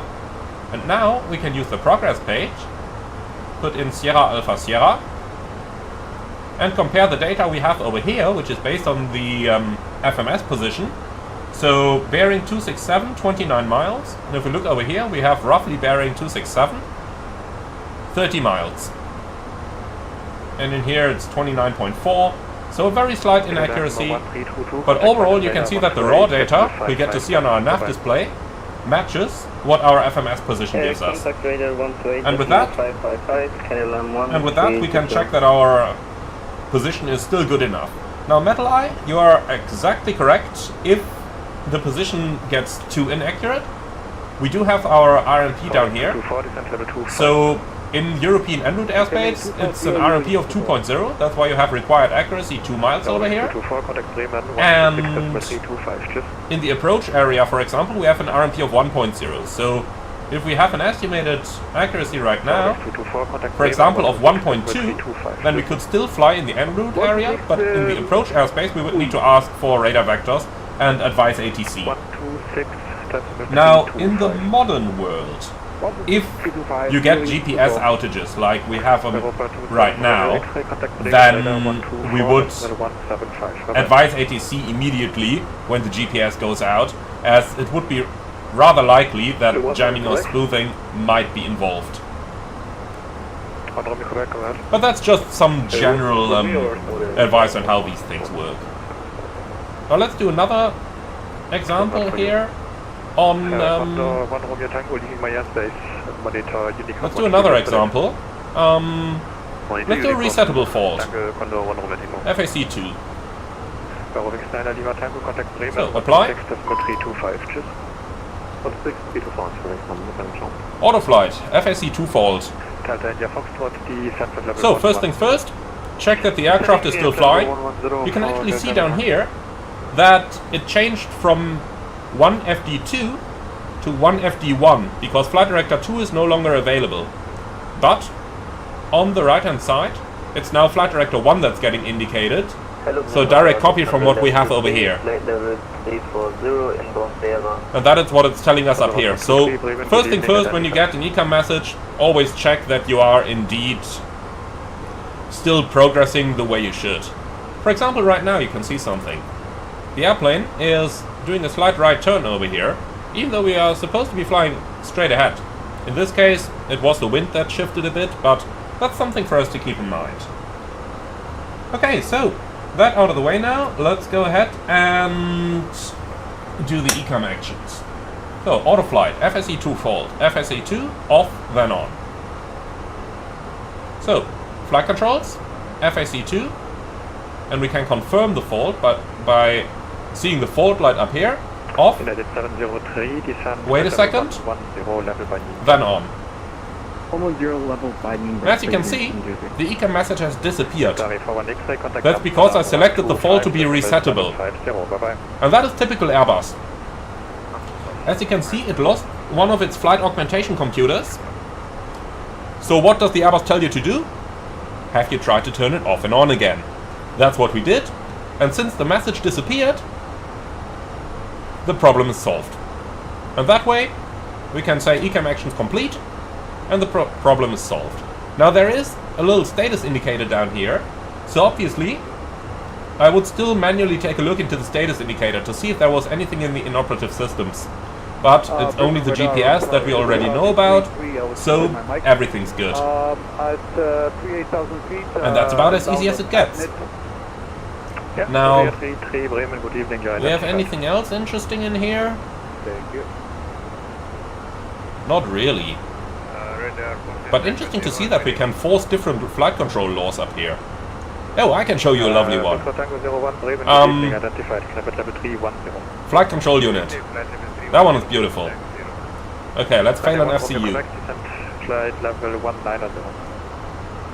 First of all, we'll handle ATC. Okay.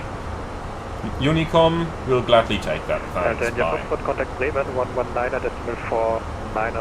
Tschüss. 119 for sorry, say again. 119. Okay. So thank you and bye bye. Okay, so I had that one in the real world already. So autoflight, FCU2 fault. Barrel reference, check. Okay, clear autoflight. Status. Okay, stop ecam. And before doing the status page, we always think about if there is something we need to do. Like, if you had an engine failure, you can think about restarting it. If you had a system failure like this, you can think about a system reset. Now, for the FCU, there is definitely a reset procedure. Just gotta see if we can find it. So, autoflight, FCU1. That's not it. We're looking for FCU2. So there's gotta be another one somewhere. This is much easier on the A330, by the way. Much, much easier. But it's gotta be somewhere if we can find it. I can't though. Well, let's do something interesting now. So let's say we can't reset it, because I can't find the circuit breaker for this. So, remove status, ecam actions complete. Okay, now things are gonna get interesting. Now, let's fail the other FCU channel.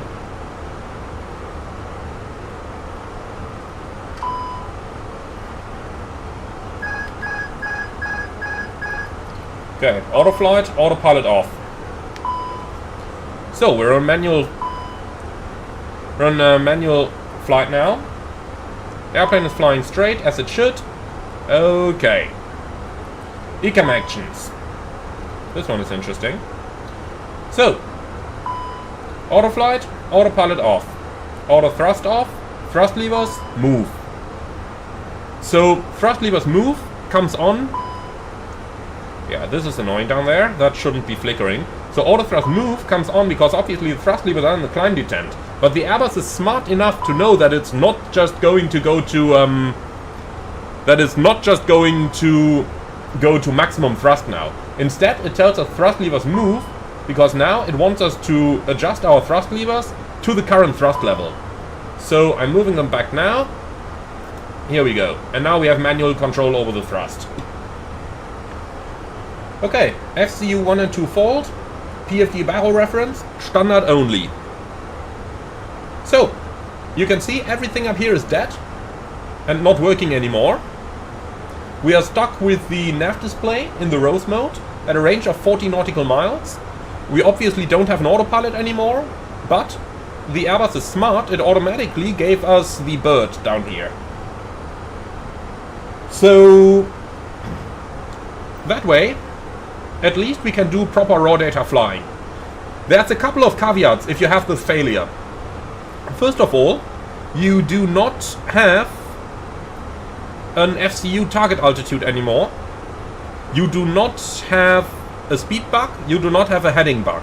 So you gotta remember any instruction that ATC gives you about speeds, headings and so on by heart now, and fly it without reference to the appropriate bugs over here. The next thing is, since your EFIS control panel is dead, you cannot select any QNH. For that reason, you can select QNH on the standby attitude or on the standby altimeter, and you either fly it over there, or you calculate the difference and then fly it by the difference over here. So let's say, for example, the QNH is 1009. Then you can see over here 35,000 feet on our would actually equal 35,100 on our primary altimeter. So that's quite quite the fun to fly it like that. The pilot monitoring really has to do a lot of work there in order to get you, or in order to guide you as pilot flying safely to the ground. That's really fun. That's really, really fun. Now let's see if we can reset the FCU number 1. So that's autoflight FCU 1. We'll pull that out. Also, last but not least, push it back in. Last but not least, you will probably have noticed that the ILS scale has automatically been displayed because the airplane wants to give you that, so that the ILS is available in case something happens. So that's quite cool. That's a failure. If the instructor wants to test your manual flying skills, that's the failure you're going to get in the sim. Alright, let's go ahead and repair that thing. Let's bring the FCU back. Here we go again.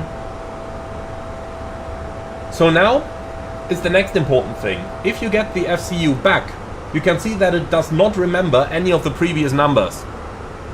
So the altitude is gone, the heading just defaults to the current heading, and so on. So you've got to build it up again. Okay, so first things first.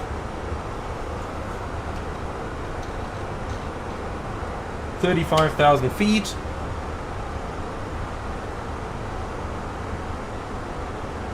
I said 35,000, please. Here we go, alt star. Okay, enough is blue. Autopilot. Auto thrust.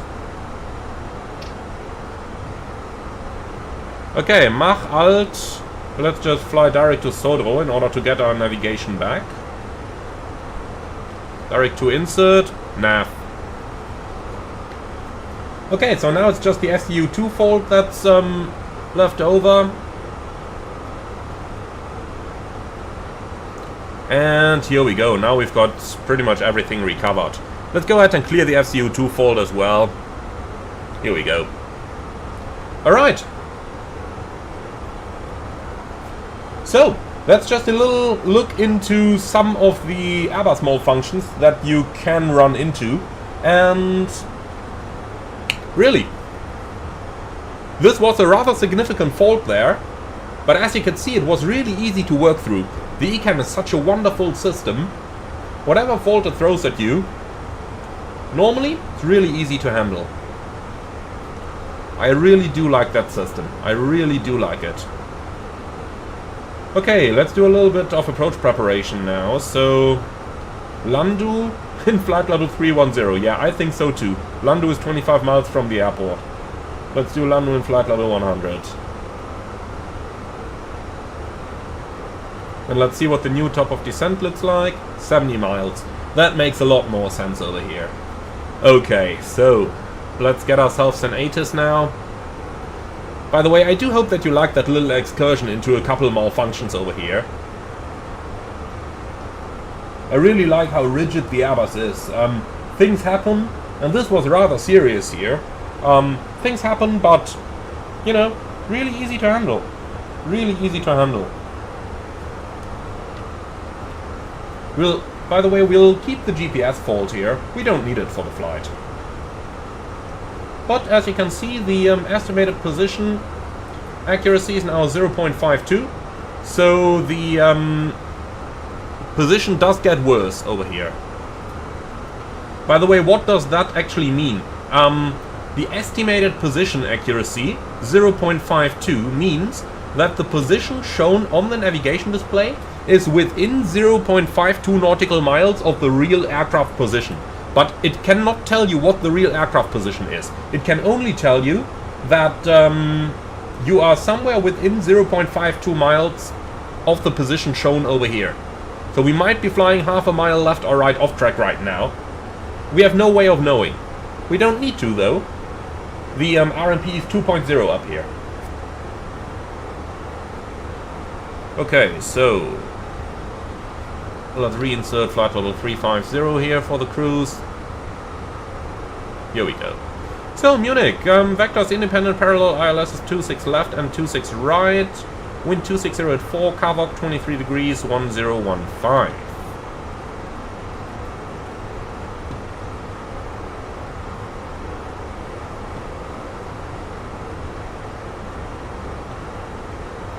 Then let's go ahead and grab ourselves some approach charts.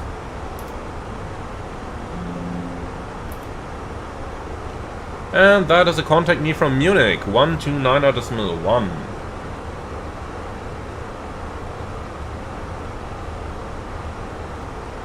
This time I am gonna make sure that my headset hasn't turned itself off.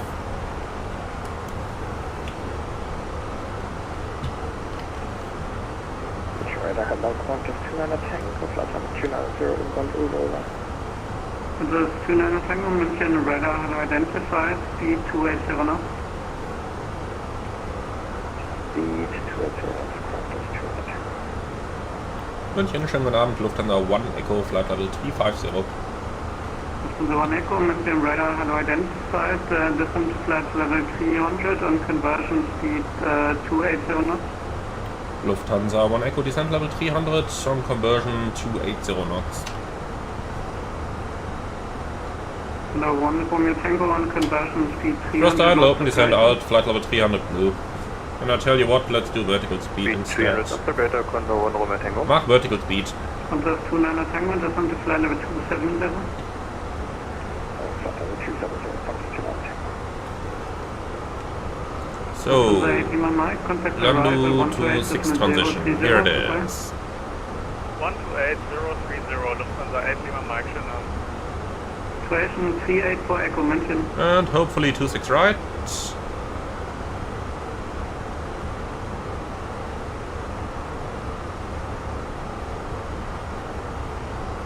This is 1476, contact Lang 125.2, goodbye. 125.2, Swiss 1476, thanks, good night. Okay, so from Landu.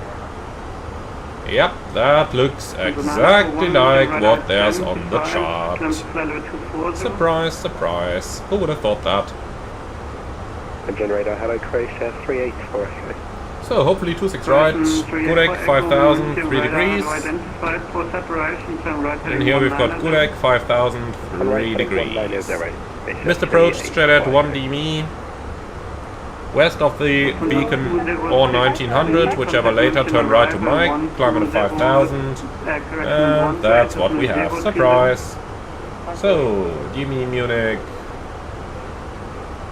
North Smartlinks 9 Hotel, this one's flight level and 140. Mike India, Quebec. 140, Smartlinks 9 Hotel. So VOR and ADF. Euro 7815 radio check. Stand by. Yeah, Munich 26 right is in already, perfect. Right heading 130. Okay, so QNH 1015. The rest. Last station second. I need to look the rest up again. Euro 7815 radio check. Okay, 260 at 4, 23 degrees. Lovely. Going 7815, radio 5, the report position. Moment, problem. Only test, thank you. Okay, wonderful. So 1649 is our minimum. Right now. Condor 1 Romeo Tango, descent flight level 280. Full config, and finally single engine go around acceleration. Flight level 270. Lufthansa 1 Echo descent flight level 270. Flight level 270 blue. Okay, speed 280 selected. Lufthansa 941, speed 280 knots. Lufthansa 941, speed 280 So knots. 3700 into here. So 16 minutes extra time, wonderful. And finally I am going to prepare 26 left on the secondary. Speed 300 knots. And that's 1690 as a minimum. Lufthansa 2 Lima Golf, contact Lang. At least as far as I remember. Lufthansa 012, contact Lang 125.2. So 26 left, 1670 actually, okay. Well, even easier. And in case I missed approach, Lufthansa 4 Echo, speed 287 1 demi west of DMS 1900, whichever is later, turn left direct Ottersberg. Okay, so Lufthansa 4 Echo, contact the can mission also turn arrival, DMS over here, and we'll have to tune the Otterberg later then. That's not going to be a problem. Okay. So with that, we are pretty much prepared now for our approach, and both possibilities are covered.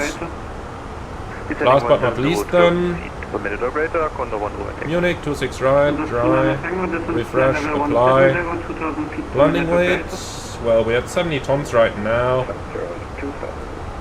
landing fuel 3.2, currently 3.8, so if we take 69.5 we should be good to go. Low auto brake flips full, auto thrust off, looks good. Lufthansa 1 Echo, descent flight level 170, 2000 operator. Okay, set. So, flight level 170 blue, vertical speed 2000. So,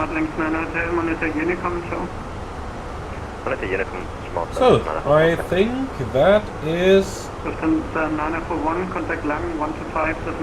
Well, everything covered, is it? Just too easy to fly Airbus. It's just too easy. Okay, fine. Let's go for the briefing then.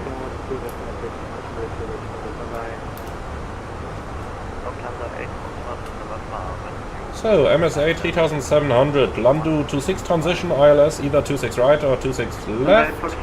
Minimum is 1649 on right, 1670 on the left.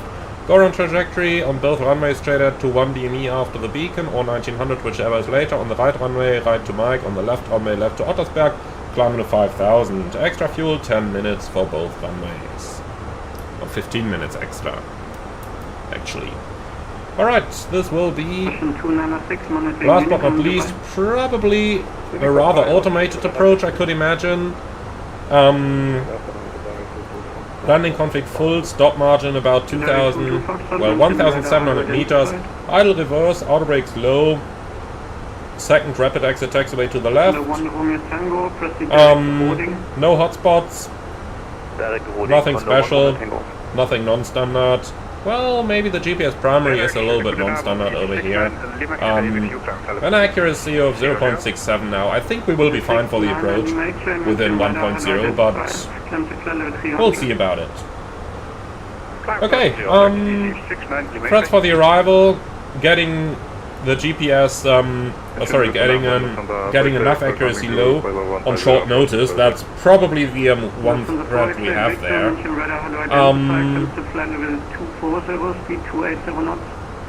How are we going to handle that? We'll ask for radar vectors, and that's it. Any questions? No?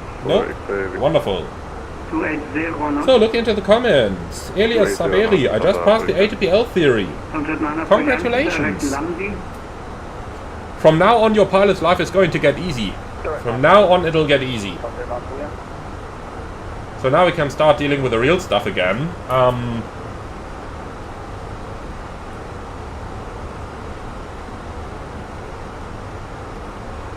Ops, delay for 5 minutes. You can have that. ADC delay, 5 minutes. And that was definitely due to the late refueler. Oh, I don't even have to lie on this one. Yeah, ramp delays it is. RLV, late removal of servicing equipment. Normally we would have... Oh no, down here it is. Fueling, defueling, OFL. Resume normal rate of climb. Normal rate of climb by 9 Yankee Foxtrot. Und das 29 Tango, das sind Flight Level 110, cross Go Max at level.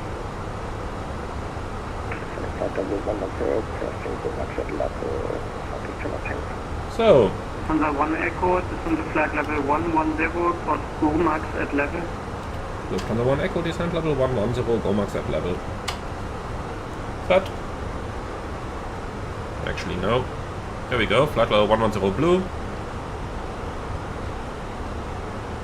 And that's gonna be 1500 feet a minute then. Very easy to do. Just put the level of arrow right on Comax. Okay, gonna send that out, but of course I am still going to insert the restriction into the FMS down here. 7815, monitor Unicom, goodbye. Okay, wonderful. Bye bye.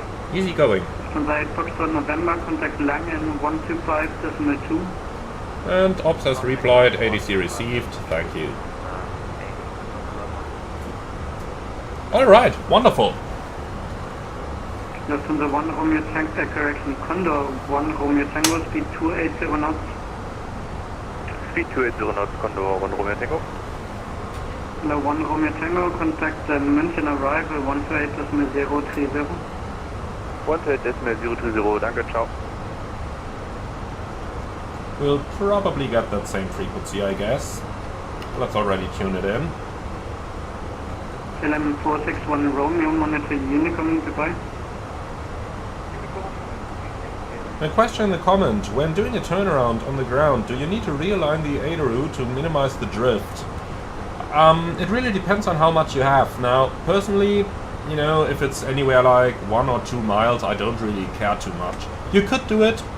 You could also just do a quick align, just turn it off, turn it back on again within, I think, 30 seconds or something. Just turn it off and on again. And then it's just going to solve itself. You can do that. 134.150, correction, 34, okay, bye-bye. Okay, so, quick PA to our guests. Your ATC. Liebe Gäste, einen schönen guten Abend aus dem Cockpit. Hier spricht die Kapitän. Wir haben unseren Anflug nach München gestartet. Lufthansa 1 Echo, speed 250. One time you want to do something, they interrupt you straight away. Okay, thruster idle, open descent.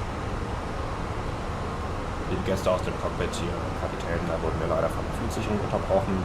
Wir haben unseren Anflug auf München gestartet mit einer verbleibenden Flugzeit jeder Verkehrsleitung ungefähr 15 bis 20 Minuten. Wetter in München aktuell 23 Grad bei einem schwachen Westwind. Wir bedanken uns herzlich, dass Sie heute unsere Gäste waren. Lando 26 Transition Lufthansa 1 Echo. Wir bedanken uns herzlich, dass Sie heute unsere Gäste waren, wünschen Ihnen einen schönen Aufenthalt und gegebenenfalls eine gute sichere Weiterreise und würden uns freuen, Sie bald wieder an Bord eines unserer Flugzeuge begrüßen zu dürfen. Vielen Dank für Ihre Aufmerksamkeit.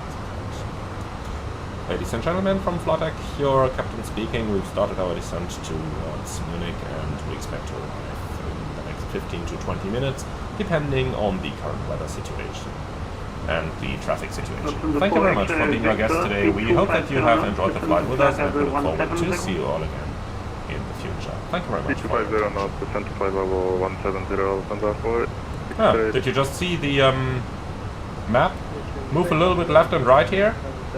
That's probably due to the fact that it doesn't have GPS at the moment, so it's recomputing from time to time, and for that reason the entire map just jumped a mile to the right. You gotta be careful when stuff like that happens, that ATC doesn't think that you are flying to nowhere.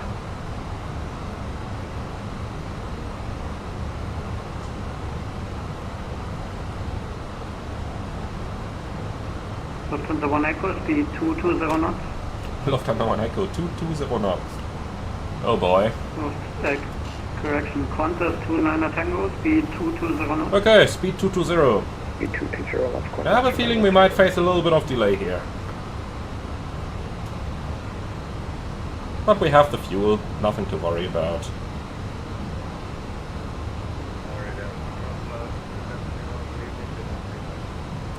And just looking at the TCAS, that guy is flying exactly on the route now. I guess that means that we have been offset previously, and now it's recalculated the route, and now probably gives us a better indication here. But that's normal, and most importantly, that's nothing to worry about. Estimated accuracy is now 0.7. 1.0 is allowed for the approach transition, so for now, that is nothing to worry about.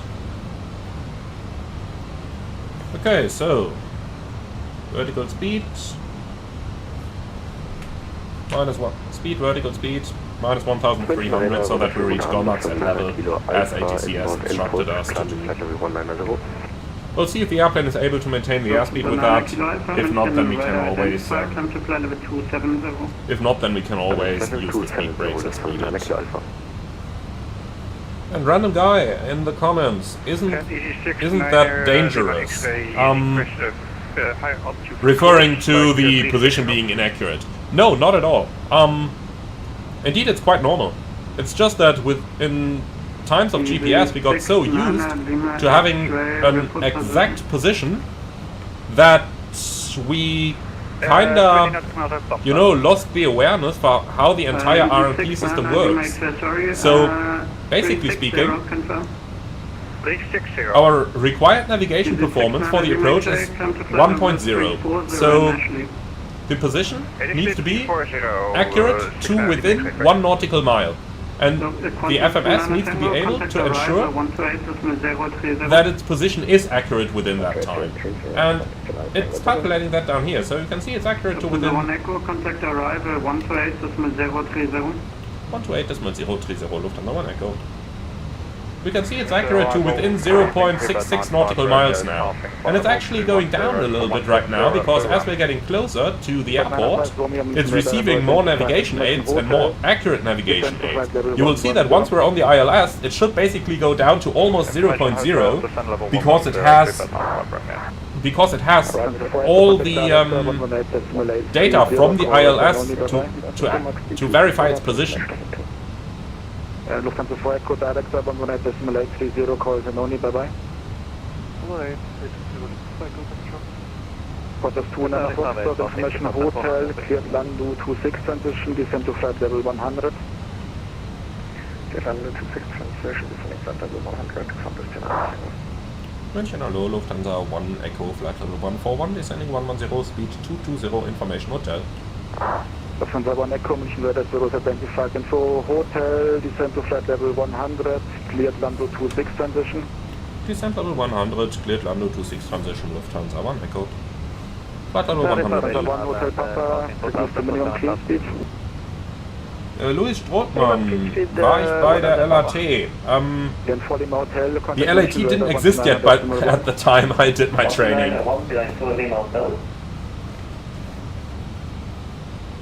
Oh, I have to correct myself. LAT did exist. EFA didn't. European Flight Academy didn't. Yes, I did part of my training at LAT. Alright, fast mode's on. Alright, good evening, Swiss 112 Echo, flight level 210, inbound. But this kind of stuff you learn at any decent flight school. Hotel Papa, contact München, director 118.830, calls and only, bye-bye. 118.830, calls and only, 1 Hotel Papa, thank you, bye. William Swelter asked in the comments, Emmanuel, was it you going to issue tutorial? I'm not sure I understand, sorry. Could you maybe rephrase the question? Climb to space, climb to flight level 190.5. Munich, Condor 6 Charlie Yankee, descending 150 with hotel. Press for Mike. And Elias Saberi, you name it. Nothing is impossible, ATPL is hard but manageable. Absolutely.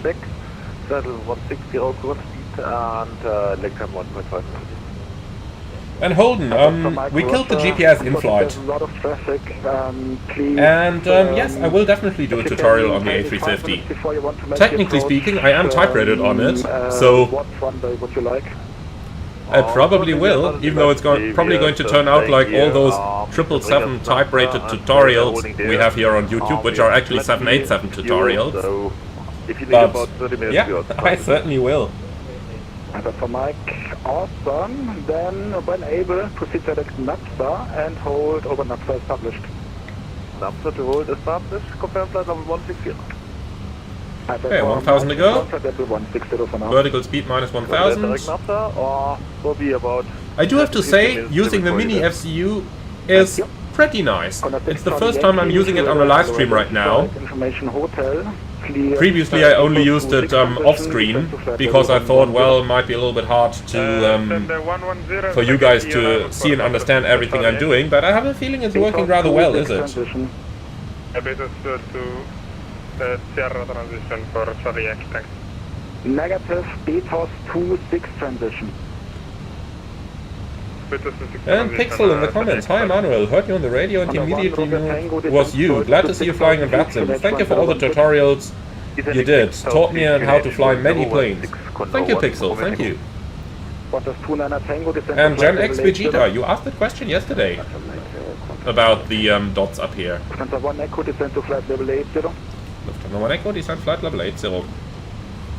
Flight level 80 blue. Vertical speed minus 1000. Turn left heading 090, Condor 1 Romeo Tango.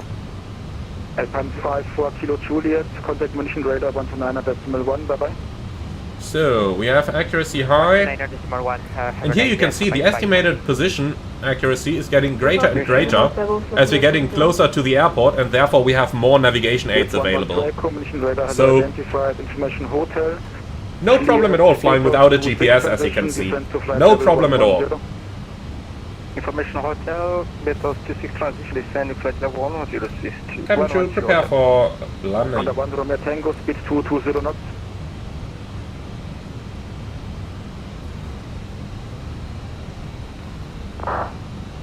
Under 1 Romeo Tango, speed 220 knots. Okay, so Gen X Vegeta, sorry, we got interrupted. These dots over here are to adjust your seat to the optimum seating position. Transition, turn right heading 130. Right heading 130, so we've got 95 Romeo. 220 knots, Condor 1 Romeo Tango. 1000 to go. Danke.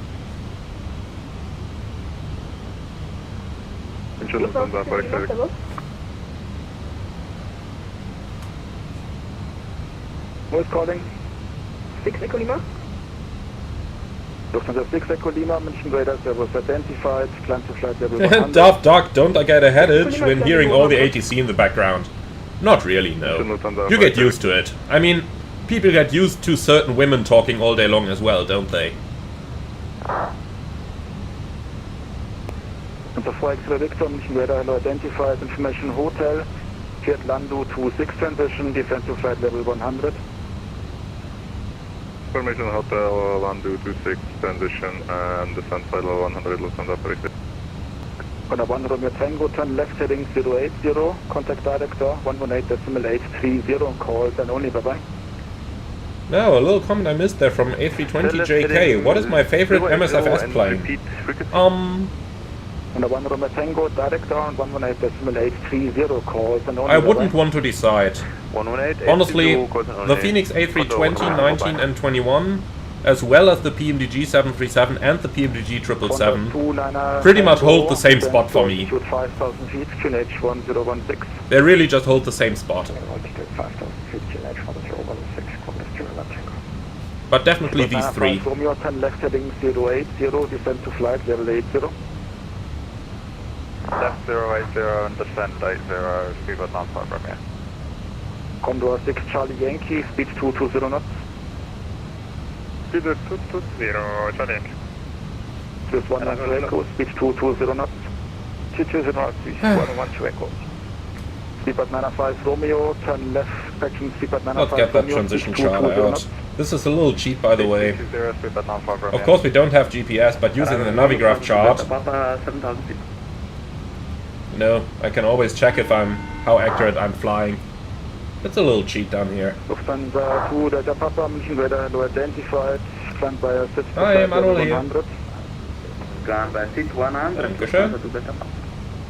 Qantas 29 Tango, turn left heading 100. Left heading 100, Qantas 29 Tango.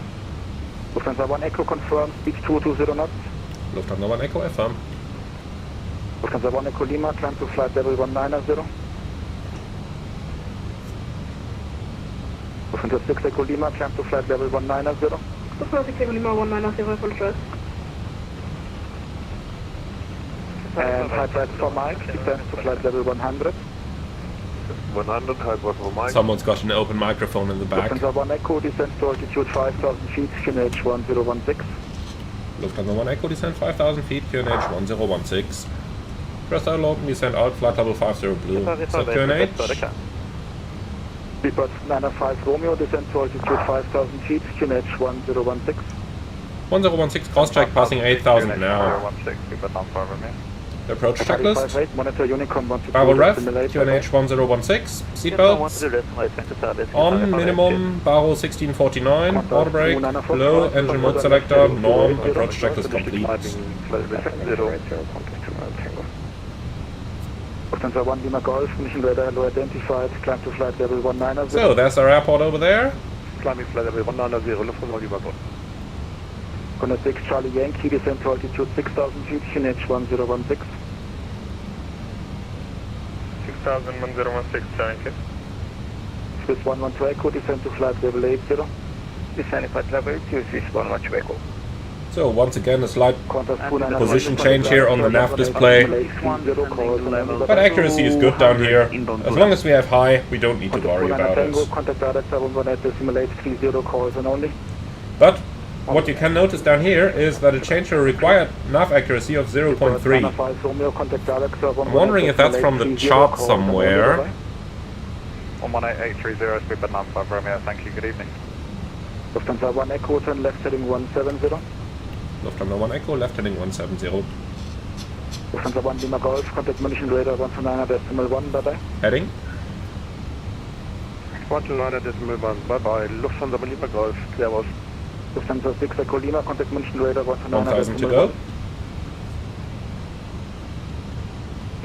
Speed, vertical speed. So,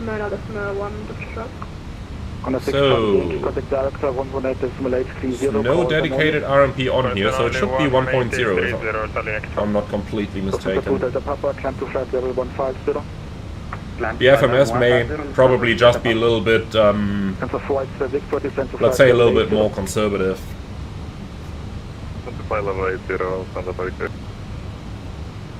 In any case, since the RMP is 0.3 in here now, of course I could change it manually, but I don't see a reason to do that just yet. And the estimated is 0.28, that means that the accuracy could change to low at any moment. But we're on a radar vector anyway now, so it doesn't really matter anymore.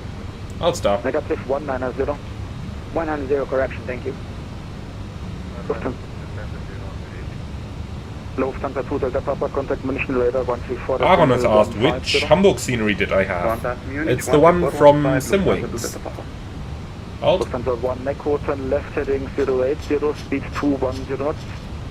Lufthansa 1 Echo, left heading 080, speed 210. Swiss 112 Echo, descent. Okay, heading 080, activate approach phase. 6,000 feet, QNH 1016 with Manage speed. Boxstar Tango 1, München radar hello identified, information hotel. Let's fly 213, shall we? Don't want to extend the flaps for that.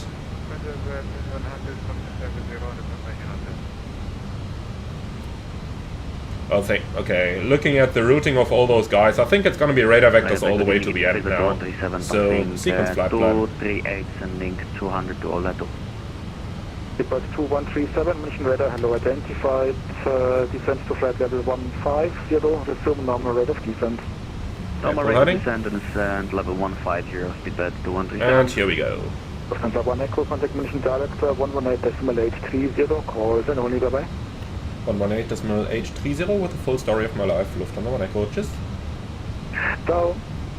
Swiss 112 Echo, contact München director 118.830, call. Direktor, schönen guten Abend, Lufthansa 1 Echo. Lufthansa 1 Echo, Director, schönen guten Abend, expect runway 26 left, Lufthansa 1 Echo. Activate secondary. Director, good evening, Swiss 112 Echo. Swiss 112 Echo, Director, servus, expect 26 left. 26 left, Swiss 112 Echo. And pull heading. I just love how easy that stuff is. Do you remember those live streams on the 737 where we had to rebrief and redo all the stuff and were completely busy with those runway changes, and now it's 3 buttons. That's just why the 737 is, yeah. That's why it can't hold up to the Airbus. That's why the Airbus is the better plane in my opinion. so much more pilot friendly. Speed 200, right turn heading 170. And Beluga XL Captain, no, I do not use the mods for the sky colors. This is default. However, I do use Active Sky, and I have a feeling that Active Sky has given us a rather high moisture in the air, and that makes MSFS look like this. So it is default MSFS, but Active Sky makes it look different. Actually, Lufthansa 1 Echo, we change the plans. Expect 26 right and 4,000. 26 right, descend 4,000, Lufthansa 1 Echo. Now we gotta work anyway. Thrust dial, open descent, alt 4,000 blue.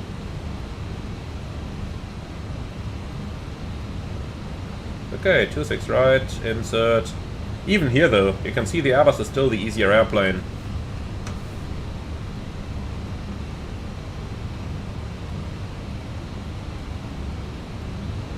Okay, done. That's it.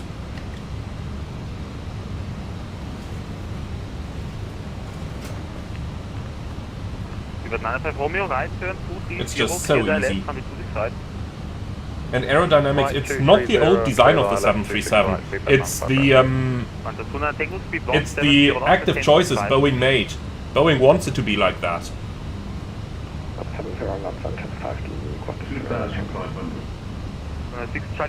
Speed all star. Oh, I never noticed that we were missing the time on the clock, but makes sense. It's on GPS after all.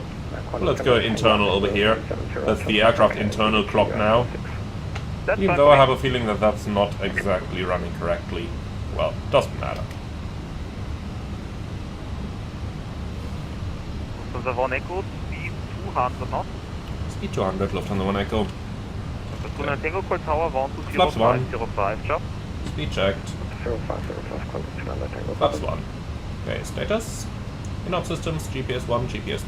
Approval status.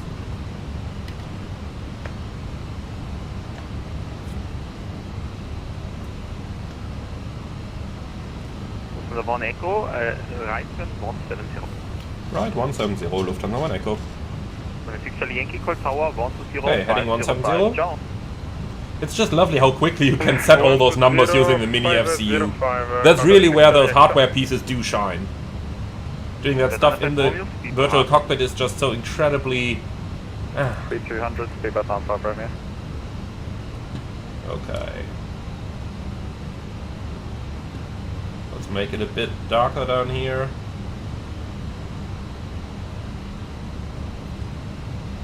That's better, isn't it? Lufthansa 1 Echo, continue right turn, heading 230, you're cleared ILS, runway 26 right. Lufthansa 1 Echo, right heading 230, cleared ILS 26 right. We got 95 Romeo, maintain speed 170. Okay. Block blue. 170 until 5, speed about 95 Romeo. This is 1 Echo, descent altitude 5,000 feet, left turn, heading 350. Descent 5,000 feet, left 350 feet. And for those of you who just joined, we killed the GPS manually as I wanted to demonstrate a little bit of the non-normal stuff over here. 118.705, speed about 95 Romeo, thank you, good evening.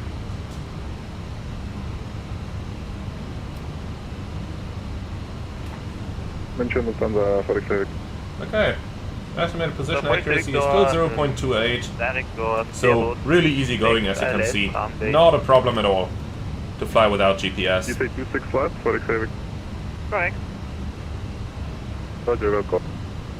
This one to Echo, continue your left turn to heading 290, clear the left. So let's just dim it down a little bit. We want to be able to see something outside after all.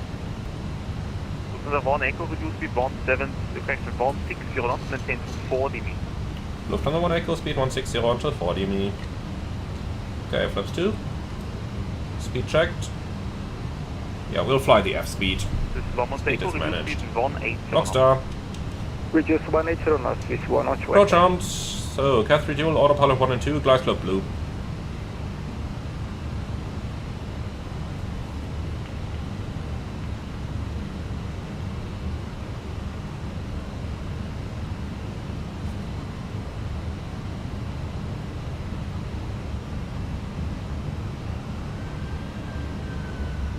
Lock.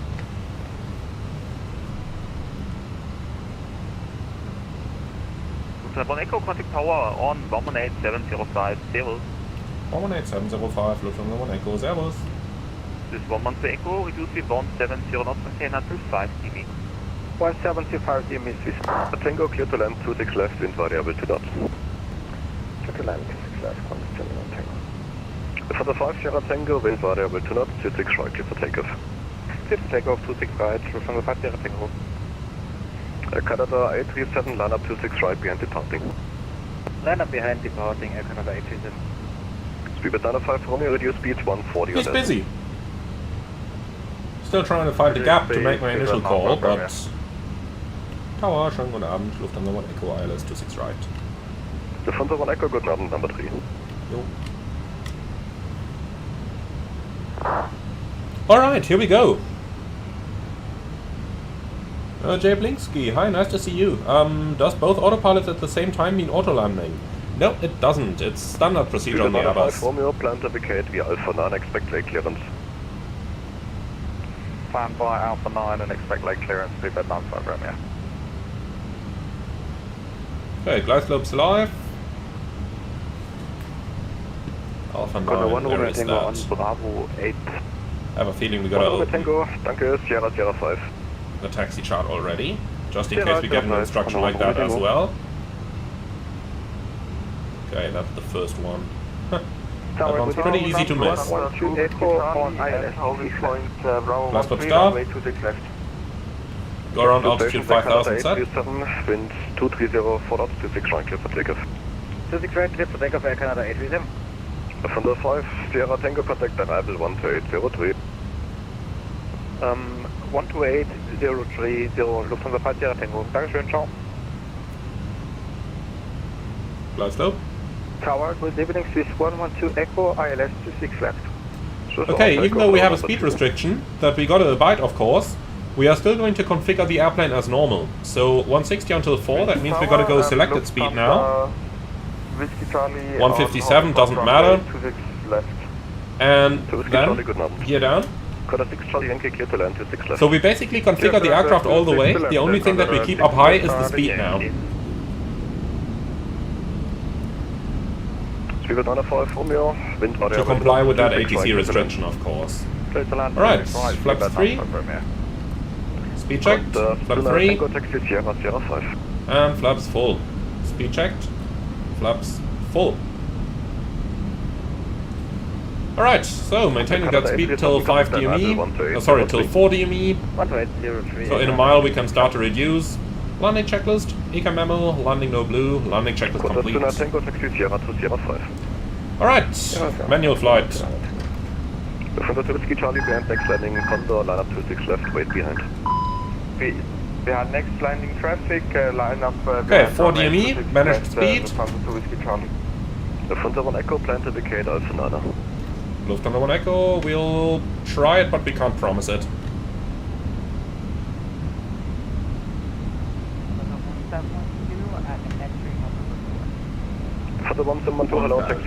Yeah, we'll see if we can do the first exit or not.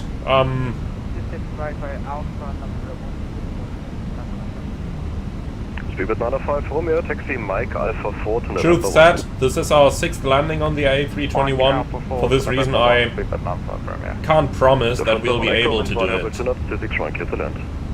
Lufthansa 1 Echo, 26 right, clear to land. Speedbird 457 behind next landing, Lufthansa Airbus 321, line up 26 right and wait behind. After next landing, Airbus line up and wait runway 6 left. Right. Cutter 6 Charlie Yankee, next right, Bravo 8, expedite. Bravo 8, expedite, Charlie Yankee. Eurowings, 4 Yankee Kilo, was war noch von der Nummer? 4 Yankee Kilo, apron 12178. Land.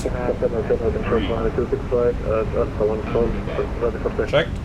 Lufthansa to Whiskey, Charlie clear for takeoff, 26 left. To takeoff, 26 left, Lufthansa to Whiskey, Continue.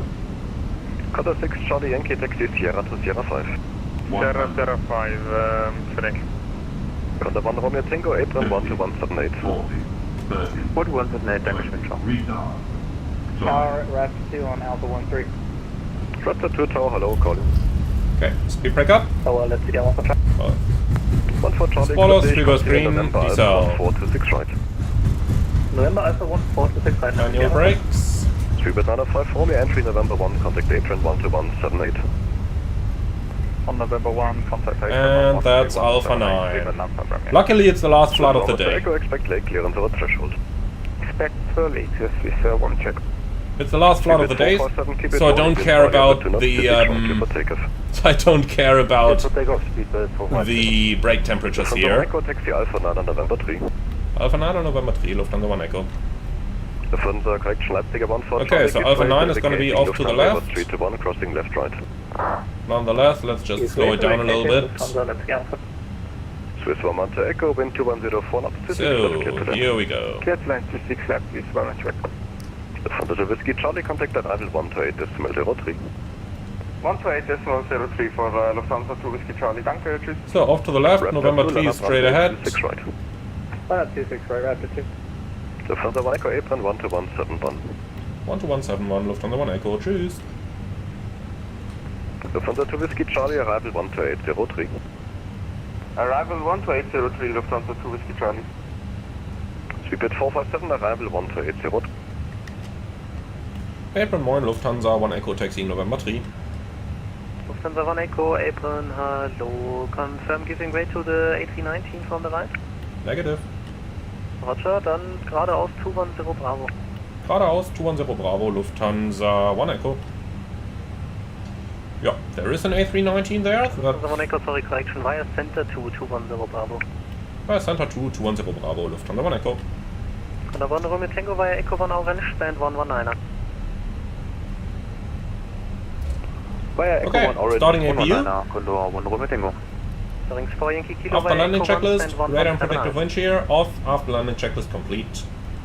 Right guys, that's it. Welcome to Munich. Okay, so he wants us on center 2. So that's the one over here. And now comes the challenge of finding our parking stand, because in the real world it's a lot brighter over here. In the real world you can read those signs. Over here that's a bit more difficult, but 210 Bravo we will be able to find it. That's 27, 28, 29, 210 Bravo, gotta be over there. Hello, via Whiskey 1 Blue Line to stand 1, that Lufthansa is pushing, that's the reason why. We missed the taxiway 6 Yankee. Okay. 6 Yankee, roger. Left turn Romeo. So, 210 Bravo, gotta be over here. I'll keep the lights on for a bit because I can't see a thing. Apron, good evening, speed at Okay, so Bravo is that line on the left over here. Via Whiskey 1 Orange, hold shot of Charlie 3. And here we go, looking good. Whiskey 1 Orange and hold short Charlie 3, speed at 95 Romeo. That guidance system working there? Tango, Charlie 3, Echo 1, 112, ciao. Okay, it doesn't matter, we'll just park it like that. And here we are. Okay, park brake set. Lufthansa 55 Delta ready. Cabin crew, all doors and park.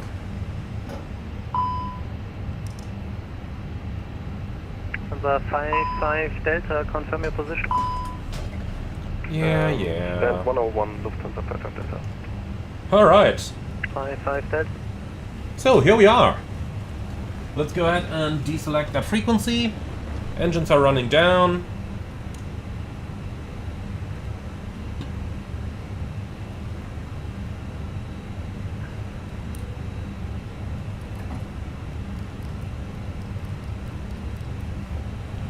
And parking checklist, please. So, parking record shocks. That's the brake set. Engines off, wing light off, fuel pumps off, parking checklist complete. Welcome to Munich. Okay. So, and maintenance, welcome to the Romeo Kilo. So, what do we have? Nav, GPS 1 fault, GPS 2 fault, and brakes hot. Well, the GPS, of course, we gotta write down in our tech log, and they definitely have to fix that. The plane can fly without GPS. The plane would not be grounded for this. Actually, Lufthansa has a couple of old A319s that do actually not even have a GPS fitted into the aircraft. So they always fly without GPS, and that's normal. Of course, you are not gonna fly an LPV approach with that, but, you know. So, Munich. And as a couple of you are asking already in the comments, this is the scenery from the World Update. We are not using the SimWings scenery at the moment, but this is the one from the World Update. And I do have to admit, it does look pretty good, doesn't it? Few things, as we pointed out during our first turnaround over here. But overall, taking into account that it's for free, there's a couple of things they need to do, like remove the blue taxiway edge lights over here, and stuff like that. But apart from that, it's really... Well, let me say it that way. If I compare this scenery with the with other freeware sceneries, because technically that's what it is for all of us, if I compare this with the other freeware sceneries available in the simulator, then this would be a clear 10 out of 10. Seeing that it does come from Microsoft-Azobo-Gaia Sim, well, there are a couple bugs that I hope that are going to be solved, but I am pretty positive that we are going to get that stuff. So, let's go ahead and turn and shut our aircraft down so we can get rid of all this stuff over here.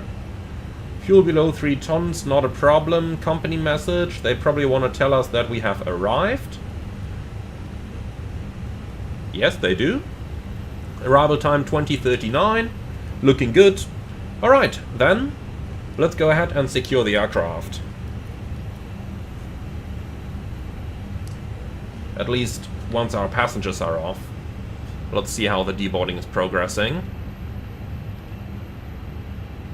Yeah, still 105 on board. But I tell you what, you don't want to know how many people do this anyway.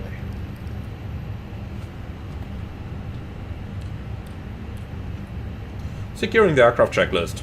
Oxygen, off. Emergency exit lights, off. EFBs, off. Batteries, off. Securing the aircraft checklist complete. And in case you're wondering, EFBs off does not refer to the actual devices, but to the power switch that you have located down here. Or in the A330 we have it over here. It refers to the EFB power switch. Alright then guys, so here we are. Made it all the way to Munich. And I do have to say, once again, the World Update seems superb. It's once again one of those updates where all I can say is really... it's awesome that they're giving all of this available. It's awesome that they give all of that out for free. And it's really awesome how Asobo is upkeeping this simulator. If I think about that I paid, I believe, 120 bucks or whatever the Premium Deluxe version cost me 4 years ago, and seeing what it has evolved into nowadays, with that in mind, I'm really looking forward to FS24. Of course it's gonna cost money again, it's not gonna be free, and it might even cost me another 120 bucks. But truth be told, I'm very positive that that is very, very well invested money. So all of that out of the way, thank you very much for watching, guys. I hope that you have enjoyed it. Now, I am definitely going to be up over the weekend for a couple more flights, and I'm looking forward to see you all on those as well. Thank you for watching, and I see you all again over the next couple of days. As always, be sure to like, comment and subscribe, and if you really love what I'm doing, I would appreciate a small donation through the Buy Me Coffee link in the video description below. Thanks for watching, and see you all again